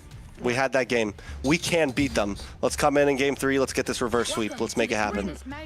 That's it. I agree. I think if you're Nighthord, you brush it off. It was a fantastic game. It's not like they made a crazy mistake. The plan was good. It was just the AOG wasn't used as a tool to try and create the fight. It was used as a zoning tool to zone out the rest of the members, and that's what they did in that fight, right? Kistler tried. He got the Wind of Nature, the quick item swaps with the immortality. Everything was present. Even Merciless swapped his items to get that immortality. So buying time, it just came down to these quick on-spot decision making, which was right from Nighthord. It's just that they wanted to be one more step ahead, which Vendetta didn't allow. Vendetta holding their ground, holding their line, and saying that you shall not pass. And Nighthord just trying their best to do so. Yeah, exactly. You shall not pass. Pass. Churro bought me. But the question now, it's expanding rivers. They ban out the Harley, they ban out the Eve. Do they give away the Fredrin? Because Fredrin is insane on this map. Jushin is open. Well, that's a great question, honestly. Nighthord is on blue side. They banned out the Fredrin in game 2. They have to ban it, right? 3 games blue side. 3 games blue side too. Yeah. They gotta ban it. They've been so scared of it. They gotta ban it. Unless they risk it on game number 3. And you know what? I was from the previous game, moving on to this one, I was gonna ask, like, game number 1, Siri played, 50-50. Game 2, he was good on the Siri Eve. played great. Yeah, Siri played great. So if they didn't, I was gonna ask, like, are they missing Colleen, right? With the changes that they made. Are you impressed, Doesn't Layla? exactly by Siri seem yet? like it. Second game definitely much better. I feel like we haven't seen full potential yet. Yeah, and like I think with Colleen present and Nighthord, what the play was for them was they were very messy, right? Very brawly, and you kind of expect the unexpected when it came to Colleen. But with Siri, more simple, more straightforward. It works. There's not a lot of risks involved. But with Colleen, the risks have a very high payoff, right? And it always worked out with them. He wasn't bad. He was on point. It's just that now Nighthord, a different play style. It's not the play style we're used to seeing compared to in the Swiss stages. That's a big difference, I feel like. Yeah, do we get cheesy here for Nighthord? It's match point. We've seen nothing. We've seen nothing but straightforward drafts. Jushin is open. No Harley for Vendetta. Oof, yeah, that's tough. Oh, Harith. You have to take Harith here because Harith can be picked from... No, Harith's already taken out. Oh, so Nighthord gets Harith. Yeah, so they had to pick Phoveus, right? Actually, Phoveus can't even pick up on the other side, so... Carry? Vendetta needs this dub. They're running out of gas. Yeah, the hero pool started, this is similar to what happened with Vendetta against Alpha 7, right? They got game number 1. Game number 2 was super close. Unlucky. In this case, they found themselves to get the win. So game number 3, they're running out of gas in terms of the hero pool. They go for the Phoveus, denying a slight bit of a Herod, but also at the same time, Phoveus could not be picked on the other side. So the Guinevere is a solid choice. And you're biding time through for the counter pick. Yeah. Oh, this is tough, honestly. This is tough. Nighthord, you got to pick up the Harith here, right? Like, you have to. Yeah. Harith plus. Do you go for jungle here? Leomord, probably not amazing, honestly. I mean, Bruno plus something in EXP, maybe? The Lapu? Sora? No, you got to get the Harith on Nighthord. Right? You go Sora. I think Sora plus something else. Alice? Sun? Oh, they got cheesy. Here we go. Here we go, boys. Sun. It's game 3, Where match are all the point. Sun players? Come out right now. Go look at a pro Sun, player on Sun. Let's go. That's a Sun and Alice, eh, Layla? Sun and Alice. Very interesting. Are you the Canadian here now? Yeah. Okay, 武则天, that was good. Yep. Okay. I don't mind it, but is this gonna be a gold Sun or XP Sun? It's a gold Sun. It's jungle. It's jungle, I feel like. I mean, honestly, it's Rome. Okay, I've seen Rome Suns and I do not like it. No on the Rome Sun. I don't know. Oh my goodness, no. Right, it can't be XP because Alice is XP, so it's just gonna be jungle. It could be Alice jungle and Sun XP. I mean, anything can happen, right? Oh yeah, because they have the Alice. Only because it's well, no, Nighthord. Alice is pretty normal in EXP. Alice. Yeah. But it could be Alice jungle. Could be, yeah. But since when have Nighthord played normal? Come on. Yeah, well, especially then at there's this point. there's your surprise, right? You have these picks that could be flexed, so will be interesting to see finally where they place these heroes. Are we gonna ban out the now? carry here? Let's go with carry ban. Carry's not great here though, honestly. I don't Against mind. the You pick up the Jushin. carry I mean, regardless. Yeah, obviously, it's just a tough game. It is a tough game. Short range against Jushin, now his son as well. And A single target carry against a multi-target son. It's tough. Granger. No? No. I don't think Granger is great. So look at the jungle options. Exhausted. Guinevere's gone. No Guinevere, no Joy, no Fanny, no Suyo, no Fredrin, no Harley. Oh my god, that's 7 picks that Nighthord can pick. I think it's only a Leomord that's available. BTA just picks up the glue here. I mean, they even started banning Alfani, so you know the jungling heroes are thin. No, I think that's why. I think that's why the Sun pickup, right? It's a flex into the gold lane. It's a flex into the jungle. So Nighthord keeping it a little dicey still. And if they want to put the Sun into the jungle, it's okay. They can get something else in the gold lane. Although we know it's gonna be a gold lane Sun, right? It's still an option, a possibility, because the jungle pool is so low right now. What's available that could work out for the YSS is one of the options that could be in the hands of Nighthord, I guess. Yeah. Leomord also there. Again, I think no matter what it is, with the things that are left, VTA just goes, I think you pick glue here. For Rome. Yeah. Rome glue's not bad here, honestly. Against a against a fighter gold laner, upfront personal, EXP laner, and then right now it's looking like Nighthord has to pick something that wants to get up close and personal as well, unless they go for like a Lance or a Hayabusa. Like something crazy like that. But Trax, if they go for the Leomord on the side of Nighthord, what can Vendetta do against that? Carry is the one of the like look at the amount of dive that they have. Belleric, bro, is insane. I debut Belleric in MCT AMER. No. We got a belly boy. Remember? Oh yeah, we did get a belly boy. Belly boy. Yeah, we did. I remember that. I said belly boy just to make you remember. Yeah, I know. But the Belleric against the carry is so good, and the amount of crowd control the Nighthord have right now, and the frontline dive. What is Vendetta gonna be able to answer with? They have to kite Phoveus. Merciless has to play a game out of his mind right now to unlock the potential that carry for Melon, because Melon's having a terrible series. What spell is the Belleric gonna carry though? Vengeance, Revitalize. What are the two? Or maybe Flicker. I was gonna say, if you want to get to the carry, Hayabusa, you want to make sure you can lock her down. You know? BTA, last pick. What's it gonna be? This is make it or break it. Like, what do they have? They put, like I said, Glue Rome. Guinevere. Glue Rome is a possibility.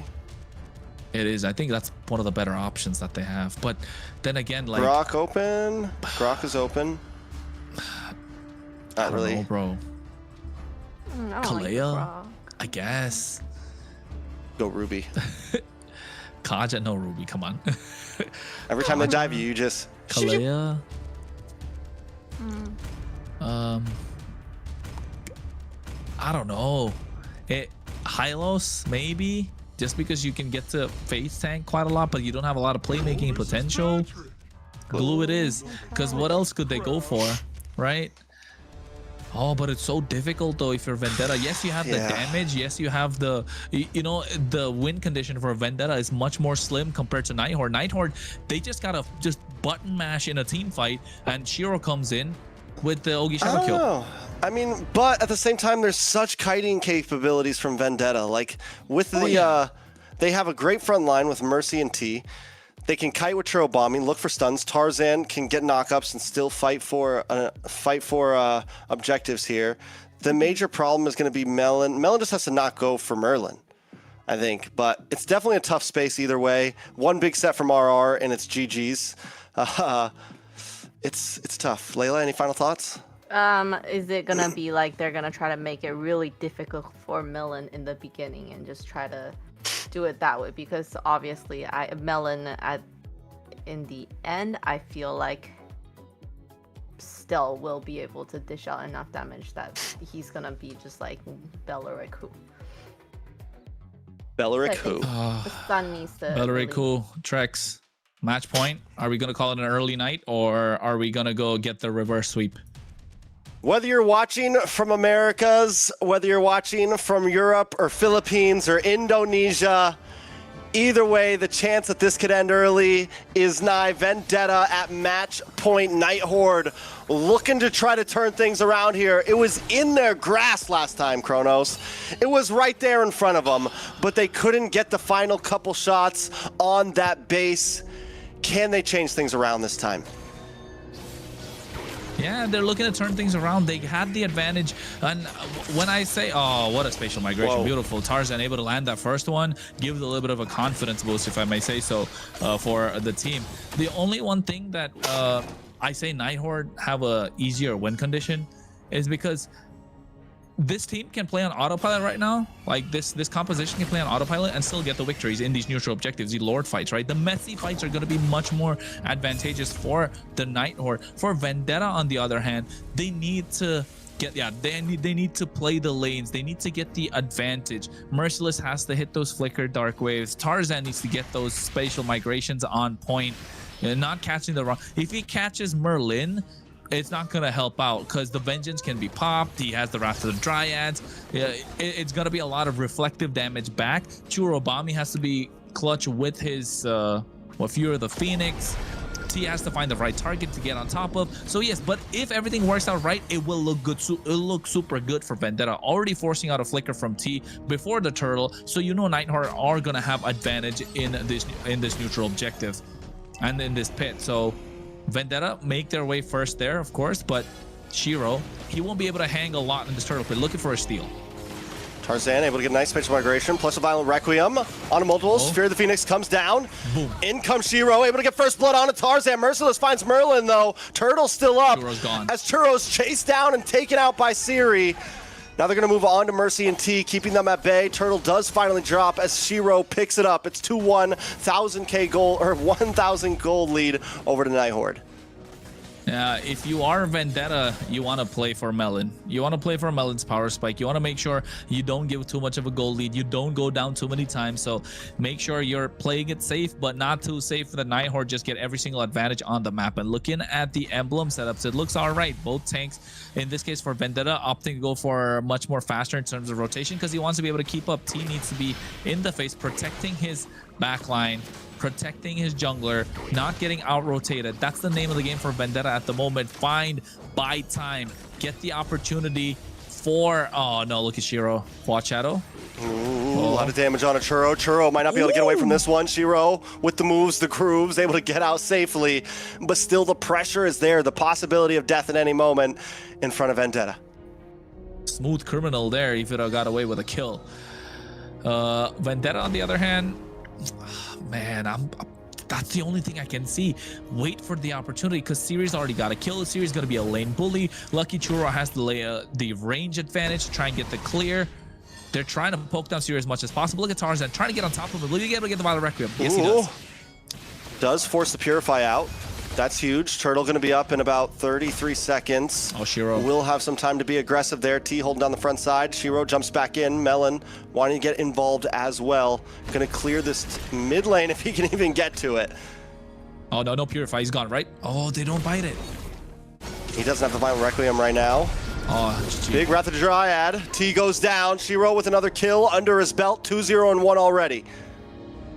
So before Patrick goes down, he just creates like a he's just on the floor doing the, what was that? Yeah, about to say. Did you see the movement of his hands though?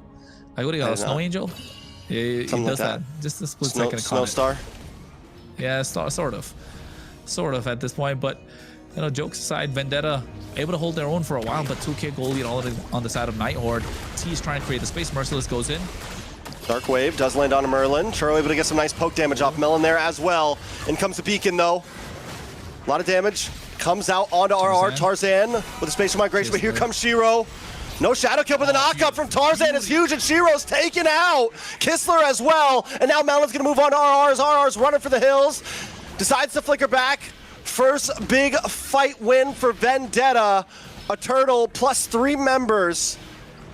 A step in the right direction. Beautiful. I want to take a look at the replay if we can get it, please, because that Violent Requiem coming out was clutch, but I don't know if it was through a spatial migration because it felt like he used it earlier, or was it through Merciless's Dark Wave? A slight bit of a knockup. I think it was the Dark Wave. Yeah, I feel like it was the Dark Wave because Shiro came in with the Quad Shadow at the right time for the Hayabusa, but the Dark Wave catching him off guard and into the Battle Requiem. And this is what I meant. It's threading the needle if you're Vendetta, right? You need to find the right formation. You need to find every single thing working out for them. But Nighthord, they can just button mash and get away with it. Although but if this there's time, a team, I think... Yeah, if there's a team that can find that perfect moment, Vendetta, they've done it 2 games in a row now, and now they're doing it in fights, split seconds, millisecond decisions like a Dark Wave on the Shadow, knowing, I mean, that's not a long knock-up.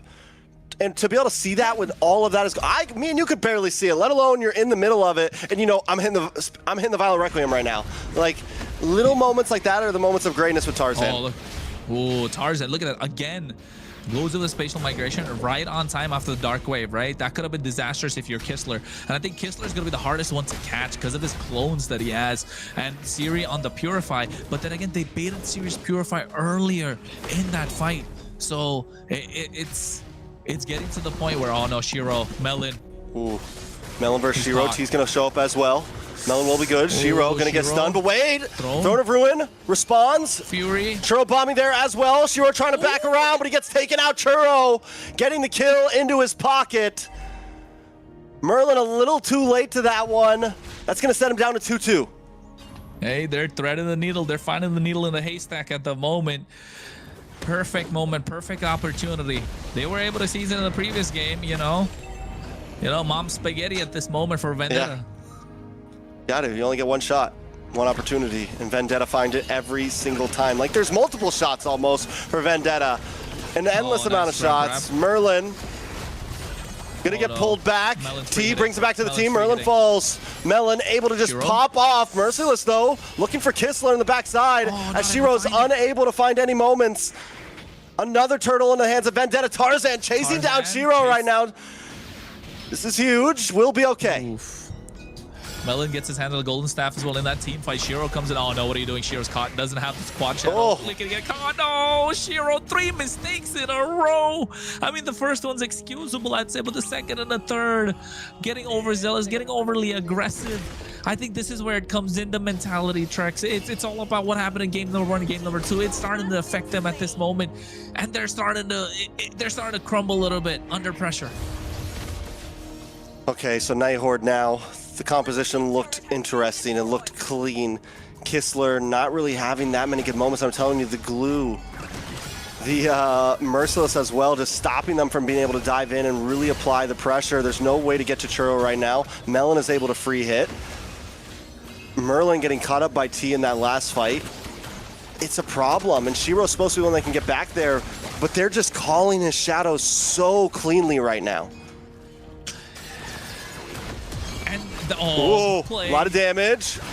Throne of Ruin connects, but Melon able to dash back. Kistler taken out already as Merciless holds down the front side with the pursuit.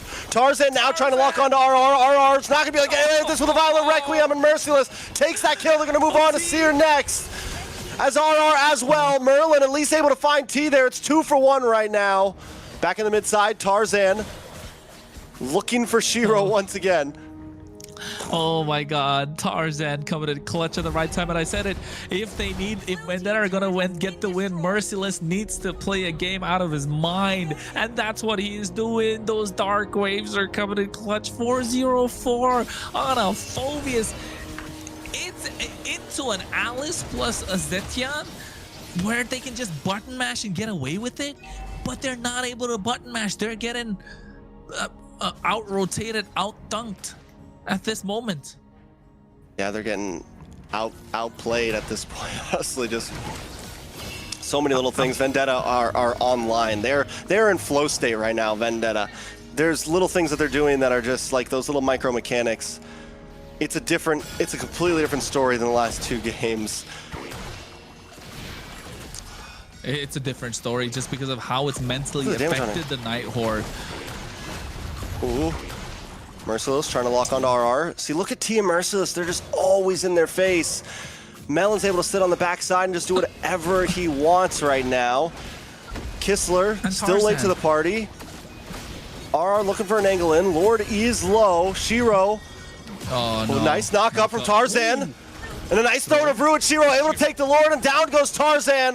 But Churubami's trying to respond back. Melon. Oh, no. Looking for some damage. It's 1 for 1, but Tarzan's gone, and Siri is on to Merciless. Merciless doesn't want to give this up just yet. Does get pushed through, pulled back. He's got Churro there, able to get some nice poke. Merciless is able to flicker away. Lord's going to be coming soon. Vendetta just trying to defend.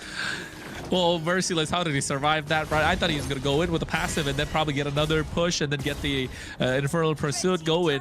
But decides to back off, doesn't want to, you know, push it to the limit because he has a massive bounty on himself right now. 5-0-4. If he gets the shutdown, it could turn the tides of the fight around completely. He has been the playmaker. He's been the linchpin for Vendetta entirely. Shiro able to get the Lord thanks to the massive Throne of Ruin coming up from RR. So they're able to pull out these big plays. And within that Throne of Ruin, all they got to do is put the Wrath of Dryads. Kishler goes over the Petrify. Siri has the Crimson Beacon. Lord. That could be dangerous. For a second, I thought Kistler was down, but it was just a clone. He's all good. Lord's getting melted. Melon comes in. A lot of damage onto RRR. Taking out Melon, able to get the kill. Merlin goes down next. They're going to try to close the distance. Siri takes a hammer to the face. It's 3 members down. Tarzan's not even involved in the fight. He's on the top side defending the wave. I mean, so far, we were kind of like hyped about Nighthord being the unexpected team, right? And you could see with the change that they made in their mid lane, it's not so much as a expect the unexpected lineup. They lost a little bit of their identity, and it's showing. They picked up the Sun clutch pick that they like to go for, but it's 0-3-0. All right, Vendetta. Is there a way out of this for Nighthord? We've seen them have some moments. I'm going to be honest, last time, one of the reasons they were able to get that big play, Tarzan got knocked up by the Lord. It was literally a split second where, okay, now we come in, we get the Throne of Ruin, we get the big Wrath of Dryad. They may not have another opportunity like that. They have to do it all on their own this time. And Vendetta's doing such a good job at not staying grouped up. Melon's always on the backside. Tarzan's always waiting on the backside. It's just T and Merciless keeping Nighthord at bay. Merciless. He has been merciless throughout this 7-0-4 is crazy match. 7-0 on a Phoveus, bro. Like legit, that's insane. Into a Jushin and a Hayabusa and an Alice. That's crazy, to be honest. Like, you're the front line at this point. They've got no way to melt you down. And the problem being they don't have a marksman. Yes, they have the Shred in the hands of Kistler on the Sun. Attack speed build. I wish I could take a look at the items to see how far ahead he is. He should have the Trinity at this point. If he doesn't, it shows how much ahead Vendetta are. They're ahead by 4,000. And one thing we've noticed from Vendetta is when they get ahead in terms of the goal lead, they don't let it up. Right, we've seen Nighthord. Yes, they've got a 5K goal lead. It's come down to 1,000, then a 500, and then all of a sudden they get back to 4,000, 4,500. But Vendetta, when they have the goal lead, it doesn't go away, and they're so good at this slow choke kind of game, which we've seen them play out against Leviathan. We've seen them do against the Nighthord previously. A lot of the teams, and I think that shows the slow chokehold is. It's starting to make Nighthord fade. Game number 1, game number 2, they almost got to the ropes, right? Able to break it. But at the same time, Vendetta did get the victory, got a pinfall. But here, I think they're looking for Nighthord to pass out. I mean, and I think a lot of it comes down to this Sun pick. There's no range, there's no shred. If he I mean, yes, he can shred, but he can't get up close and personal with Merciless and T. You need some range to be able to just poke away and shred them down. Something like a Claude, something like a Carry, any kind of marksman that can make sure that T and Merciless just don't hold the front line so solidly. Every time Kistler comes in, he's just stopped in his tracks, stunned up, or knocked up by Tarzan, something of the nature. And outside of him, there's no one else that can really take out T or Merciless, honestly. Oh, okay, Shadow Kill. Shadow Kill does connect, still not enough. Gonna be forced back. Lord does get reset. Merciless close the distance, looking for the Dark Wave. No. Melon gets a couple of free shots. Melon popped the Speedy Light Wheel. They're gonna try to shred down on this Lord now. Siri works his way around, but the Dark Wave is waiting for them both. GG. And they're forced to back off. Tarzan locks in, Merlin goes out, Churubami getting the kill. Sun onto the top side, Kistler at that, but he knows he's gotta run away. Lord's gonna be coming soon. Minions down the mid side. So good. Vendetta are so good with what they're doing. Absolutely insane. T able to force out the Ogi Shadow Kill with the quad shadow. And then the next thing you know, Merciless comes in, picks the fight. They bait out the Wrath of the Dryads. Nobody gets caught in it. And then they blitz the Lord. It is so good, working out so well for Vendetta. Kessler tried to go in, but what's he gonna do? He used the Petrify. Where? Just now. He's in the base. Yeah, what's he doing? I don't know. Misclick? Probably. Oh, it's not working out. They needed the Petrify, so they needed the Petrify. They needed anything. Every single utility is huge right now. Waves coming down the mid. Melon getting free shots onto the tower. RR can't find a way in. One big Throne of Ruin could maybe change this game, but it's going to be hard to connect that. Melon going to move down to the boss side now as Merlin and RR try to defend. T looking for an angle along with Merciless. Kissler coming from the backside maybe. Looking for a possible pincer. He's going to go clear the mid wave and try to stop it in its tracks. All inhibitors gone. Nothing left on the base. Tarzan, spatial migration in. Shiro looks for the connect, but it's in between 4 members. A Shadow Kill just not outputting the damage. Hey, Kessler is trying to staunch the bleeding, right? As much as possible. That's coming through. And Vendetta oh, he could have gone the top. He didn't go for it. He didn't go for the push. He could have gone for it. He could have gotten away with it too. Oh, the moments that Nighthord need to take the risk right now. They're not looking to take it. This is a completely different Nighthord compared to what we've seen during the I mean, game 2 was tough, man. Do we think they lost their mentality? Do we think it was like, oh, it's 2-0, we should have won both games possibly? That's what I mentioned, right? In a couple of these turtle fights where they could have gone for these massive plays, where they could have made these riskier plays, where we've seen Nighthord make these riskier plays before, it's not coming through. So yes, I think definitely their mentality has been affected, but also at the same time, it's showing that their gameplay has not been the same that what it was in the Swiss stage, even in game number 1, where they could kind of push the gas, like go crazy with what they have. They haven't. And tricks, like I've been saying this for a while, like Nighthord can button mash their way, but 5 to 15 kills is insane. Like the difference is showing, and the difference is massive. I mean, the thing is with Vendetta having a composition that takes some skill to make these things happen, it has a good cap, it has a good peak, it has a good ceiling, and they're a team that can handle that type of threading the needle, right? So it's working out. Nighthord, Kissler's maxed out on items. RR is taking a lot of damage. Merciless takes a Shadow Kill to the face. Goes down to about 10%, but look at the damage from T. Along with the Fear of the Phoenix, Shiro hitting the hills, but RR comes in as well. What's going on up top? Kissler finds Tarzan. Winter Crown does come down. Churobami trying to come help out. Kissler's forced to back off. It's RR for none, but still, Nighthord hangs on. Lord should go over to Vendetta here unless something insane happens. Melon, he's been free hitting. No one's able to stop him. This Belleric is working, but he's getting everyone except for Melon. The Purify coming in clutch. Kissler tried to get the 1v1 to Tarzan, just not working out. Look at T, the recall taunts are starting to show a lot of beef between these players, probably in Discord chat. Somebody send us the screenshots, bro, because sheesh, we want to get to know the lore here. Oh, that's just T, baby. That's T. I want the T, man. Don't you? If I was, that is T. Exactly. I know, I get it. Lore galore, anyways, that's what we're all about.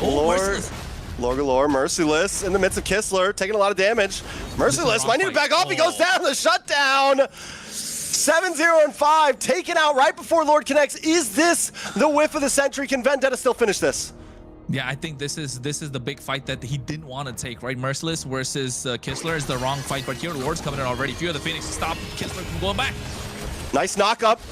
Violent Requiem, Tarzan's brought too low though. He's got to back off. Lord trying to make his way in, but Siri finds Tarzan. Melon just needs to lock onto the base, and that is it. Vendetta with a beautiful 3-0, a sweep, sending Nighthord to the lower bracket and continuing their run to upper bracket finals. Oh my goodness. Did we expect a sweep to happen between these two teams, Kronos? Hey, we kind of expected a sweep in the first series. Just not in this game one. Number 1, game or 2. Not in this one. I expected this to go the distance, to be honest. And the layering of the skills, threading the needle, like I said. And you know what? Not just me saying this. Carl TZ said this in an interview, right, in MPLPH. Like, the meta has reached the point where button mashing is not going to help you. It's the best meta this game has had so far. You can, but before you could button mash your way to victory. Now you got to really think and how to use these skills. And not like Nighthord weren't thinking, but they weren't really thinking in these fights because they got, you know, they were outplayed the entire time. The mentality got affected with losing 2 games back to back, which was super close, which should have been theirs, to be honest. Both games in a row where they had the advantage. And it's showing that in this game, the difference came down to the mentality, definitely, and Vendetta, the experience, showing that they can play against the composition where they gotta climb up a hill, where they got a mountain to climb. If they're going up against the wall, it's okay. Everyone is pulling their weight, and you could see Merciless, definitely the star of the show for me. Churobami with those clutch Fury of the Phoenixes, and their team fights. When you take a look at the replay or the highlights, you can tell how telegraphed it is. I think Nighthord didn't catch it, but after looking at 2 or 3 of them, we could see it come through, right? Merciless goes in, gets the bit of a push. Shiro's the first one to go get that Ogi shadow kill. Then all of a sudden Merciless pushes through, and then you get the Wrath of the Dryads coming out, or you get an RR trying to make a play, and the moment RR makes a play, Tarzan goes in with a spatial migration. And then when they push back, when Nighthord are trying to get away, the Wrath of the Dryads is the disengage tool. The Fury of the Phoenix comes out, and then it's insane. It's a 19-minute game. The stats were shown, and you could see they had a great early game, but Shiro fumbling it in the bot side kill here in the river. This is what I'm talking about. This is the re-engage. Tarzan goes in, Shiro comes in, tries to get a kill, but look at the Dark Wave Violet Requiem tracks. Oh my god, like chef's kiss. Yeah, that play right, that was when we knew we're like, okay, wait, Vendetta came to play. That right there was just wait a second. This is unnecessary. This oof. Oh, Myth Bommy, not Myth Bommy, sorry, Churro Bommy here. Churro, great clutch moments where you would think that team fight was gonna go in favor of the Nighthord, and he comes in with an ult, and then that changed the whole team fight. I feel like, you know, what they really had to make sure that Bommy was not there or cannot be part of these team fights, or else he just turns it around somehow for them. Oh, I mean, it's tough. And you know I think at this point, Vendetta, what they showed here today is that they are honestly just a team to be reckoned with, like in so many ways. They are hunting right now. I think the only team that I think it is, you know, at this point we're looking at very possibly, you know, Alpha 7 Vendetta. We're gonna get a little taste tester of it in the upper bracket, but who in the lower bracket? I think maybe if Leviathan gets it together, maybe we see Leviathan come through. Maybe Influence Rage. You know, there's a lot of teams down there that might be able to pull it together. But Vendetta just looks so good. So good, so clean. Knowing what is required from from each and every hero. That hero too, Merciless. Look at that. He has a full passive stack. He has the Infernal Pursuit, but chooses not to go through with the basic attack. Flickers out of harm's way. And you know what? We've been talking entirely about Merciless, Churro, right? T played a great game. Melon showed up finally after 2 games in a row, having terrible games. But Tarzan, he was put under pressure every single game. King of the jungle for a reason, my guy. He was clean on this, going over here. And yes, you know, the combo, like you mentioned, the Dark Wave and the Violet Requiem, it's hard to point out. Imagine popping the Violet Requiem at the right moment, right? The skill, the difference, how hard he has to be how hard locked in should he be, like, for this entire game. Every single micro decision that he made. And not just that, in this fight there was one point where Kistler got the better of him, right, in those team fights. Look at the re-engage. The Fear of the Phoenix comes out, they get Merlin, he goes back, Kistler trying to flank from the side. Oh no, it wasn't this, it was the previous Lord. And this is the one we won that, like, Merciless should not have picked. But at the same time, Kistler going ahead. Hopefully we get a little bit of extension of this. Kistler tries to get the push, goes on the top side. Look at that. Fear of the Phoenix coming out at the right time, cancel out Kistler's recall, and now they're -1 to try and get the defense. Kistler being delayed by a slight second is enough. By the time you know he Melon comes did? in, base is gone. You know what Melon did, Layla? Took the base. What? He locked on the base. He locked on. Yeah. He's not wasting any time. He's And not he going to make the same. MVP for that. That base just got shred. It dropped so fast in HP, right? The difference that we see. Oh boy. Yeah. Okay. What great play. What great play. After such a rough game in game number 2, Melon comes back with a 5-0 and 8 game with the carry in his own hands, and MVP. just super MVP, definitely. The Wind of Nature coming in clutch towards the end there. And we were a little worried against the Belleric. We were a little worried against some of these things, but Melon always distanced so well in those games. MVP performance with the way that he played. Absolute beast on this carry. Had terrible game number 1, terrible game number 2.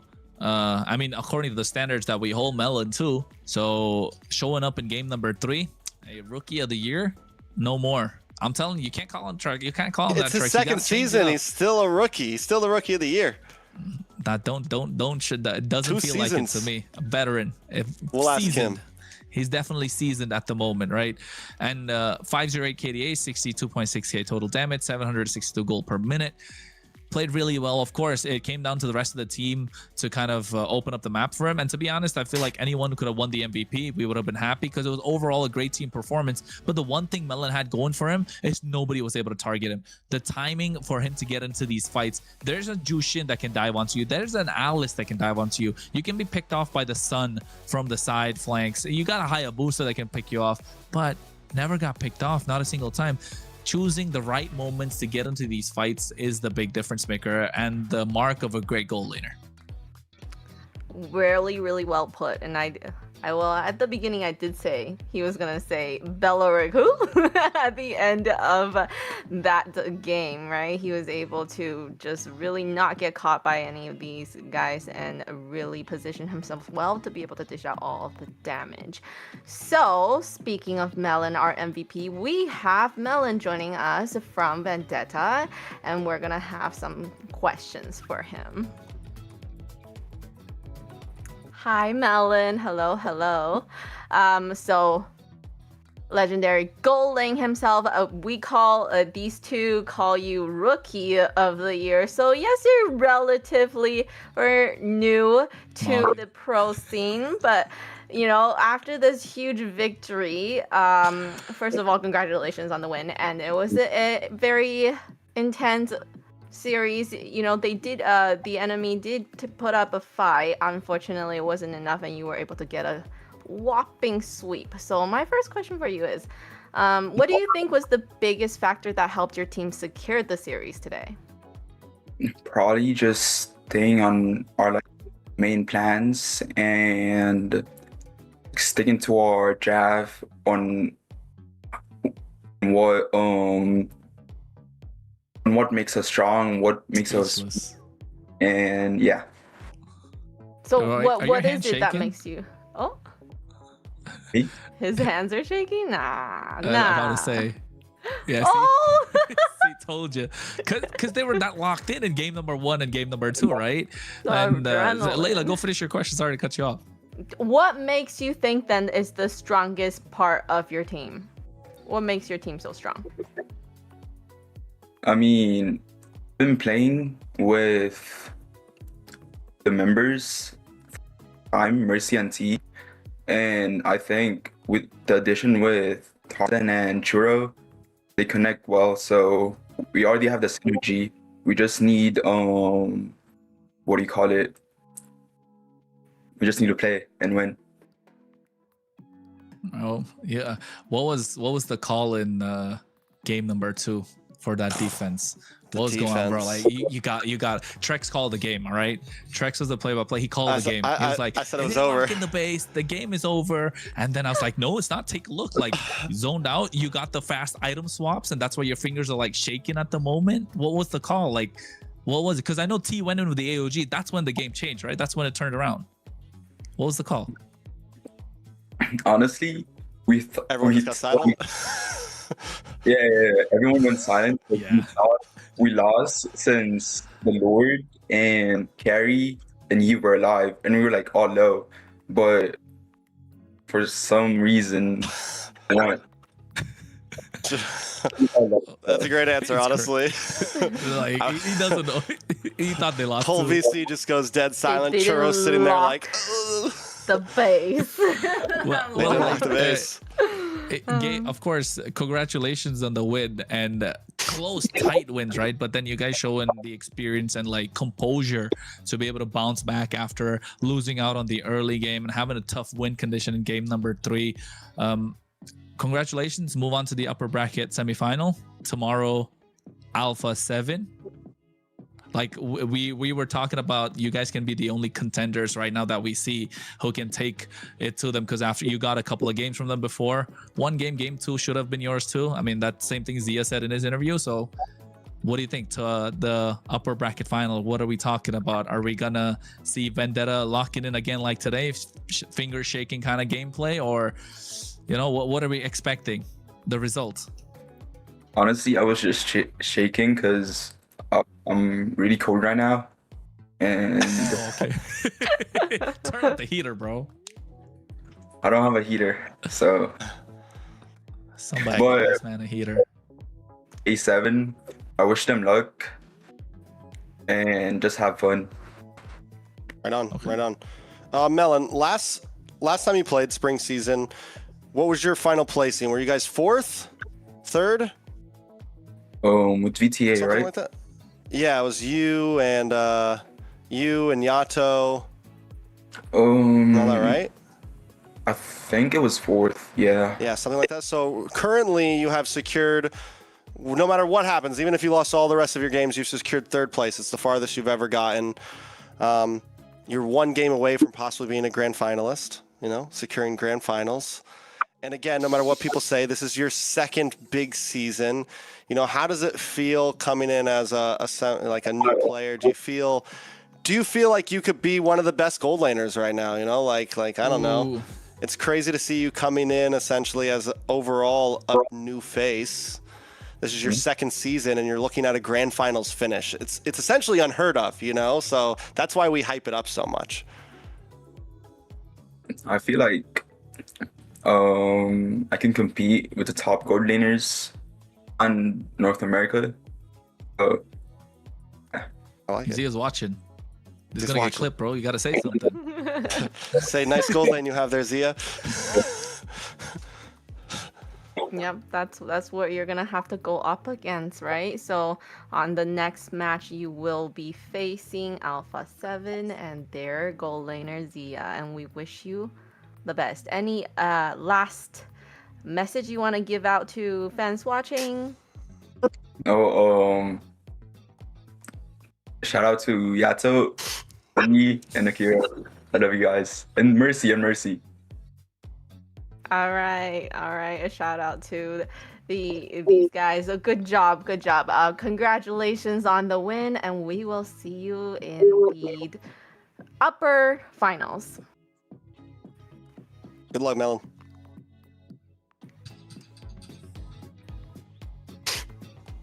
Crazy, They bro. grow up so fast. It's crazy. Not gonna lie. Somebody get him a heater. Somebody get him a heater. Did you see That- his hand was like? Hey, man, he just secured upper bracket finals. Of course, adrenaline's going. Mhm. That's pumped up. That kind of a game. too. Excitement. And yeah. And game number 2, like I 3 could nail imagine, biters. Like, what was the call? What like I was I thinking. think what he's could right. have Just been went the silent. And probably just Yeah, everyone's that's- just waiting to that's see the if only Churro can do answer. something. Churro and Like Merciless everyone and was like that. quiet, like because everyone's so locked in at that moment. Like everyone's so quiet, like you get the dead silence. The only sound you hear is like the attacks and, like Breathing, of the I game know. sound. It's insane. But I bet when they got the wipe, they were like, "Oh, let's go, get the win." That would have hyped them up more for the 3rd game, you know? Yeah. To be able to just see who was it that ran down that mid lane to end it all. Tarzan. It's Tarzan and Not Churro. Tarzan and Melon, I think himself. Yeah, Tarzan and Melon. Yes, Tarzan and Melon was called. Yeah, he was. Yeah. He had to be there to like really shred down the base. What an amazing play. And this amazing series, all of this is brought to you by our amazing sponsor. So I want to give a shout out to our sponsor. Today's broadcast is proudly supported by runestone.gg, esports infrastructure built for the people, shaping the future of competitive gaming. From real-time data to live fan tools, Runestone helps make esports more interactive, more insightful, and more engaging for everybody watching. Be sure to check out runestone.gg and see how they're helping power the next generation of esports experience. And that's a little short go spiel. Runestone. Go Runestone. Okay, .gg. and with the .gg. information we got from runestone.gg, let's quickly look at now the bracket that is now renewed, and we're gonna see how we're gonna. Okay, there we go. Ooh. So we actually don't see. Sorry, we don't see Alpha 7 versus Vendetta tomorrow. No, no, we don't. We get to see we're that gonna solid go matching. see the I just wanted to lower correct bracket. that because I didn't want people thinking tomorrow Alpha 7 No. Vendetta was going to be showing. No, We're they're going gonna down take to a little the. break. You did. You God told. damn, You Layla. No, I never said tomorrow. You said Melon, you're facing against Alpha 7 tomorrow. Did I? I never said tomorrow. Did I say tomorrow? I said Yes. later. But my bad. You said If I tomorrow. did, my bad. It's Because okay. I knew that we had the lower forgive you. bracket matches. All right, sir. All right. All right. Okay. So But yeah, looking at Nighthord. it, yeah. Layla, you got this. Go. Tomorrow we have I'm exciting just excited. matches in the lower bracket. We still see these teams that lost today have one final chance to make it. We have Nighthord against Influence Rage. Let's look at tomorrow's schedule. There we go. So we have Influence Rage against the Nighthord. Yes, they came off of a loss against Vendetta, but they have the chance to still make it to the grand finals by battling it out intensely in the lower bracket. So we have that match first, and then we have Leviathan versus Stamina for the second series of tomorrow. And these teams are definitely, this is it for them, right? Whoever wins from here, they continue and have that chance. But then if they lose, that's it for them. You know what? Tomorrow, if Influence Rage get game one off of Nighthord, does that break their mental? No. If Influence Rage gets game one off of Nighthord, we'll talk about that tomorrow. I got to think about it. No, I'll you know say what I what, mean? Like, that 3 should quick still be a games. banger of a series. Yeah, 100%. Both of them are going to be bangers. And then Leviathan is just Shiro getting versus- stronger and stronger too. Yeah, Wumpy versus Dez. We got to see. Wumpy. Is the rookie, is the up-and-comer rookie going to put one over Dez? Is he going to get that big dunk, that poster? Are we going to see it? So we have Influence Rage and Nighthord haven't faced against each other yet. No, they haven't. They haven't. oh. That's what we were discussing when we were talking about the standings and stuff, remember? Okay, so it It's a will be tough lower definitely- bracket. Well, All right. to keep in mind, make sure you are following our social media, okay? So with all of the stuff that happened today, any future events, any news, you know, all the information you will need is gonna be on our socials. Follow MLBB NA Esports across all of our platforms so that you are staying in the know and be part of the community, okay? And with that, that's gonna do it for day 17 of MCT AMER North 2026 playoffs. 17 days. Is it day 17? 1738. Day 17. I'm like, hey, what's up? Today, the pressure reached think it's time to another go. level. Yeah. As teams battle for a place in the upper bracket finals and one step closer to the grand finals, we saw dominant performances from Vendetta, hard-fought moments, and the teams continue to prove why they made it so far into this tournament. So congratulations once again to the winners of today. And for the teams now heading into the lower bracket, the road becomes even more tougher from here. A huge thank you to everyone behind the scenes and to all of our players and teams. Most importantly, thank you all for watching and supporting us. And of course, I want to thank Kronos and Trex for joining me on the desk throughout today's playoff action. I'm Layla. We'll see you tomorrow for the lower bracket battle. Have a good night. Have a good night. Bye bye.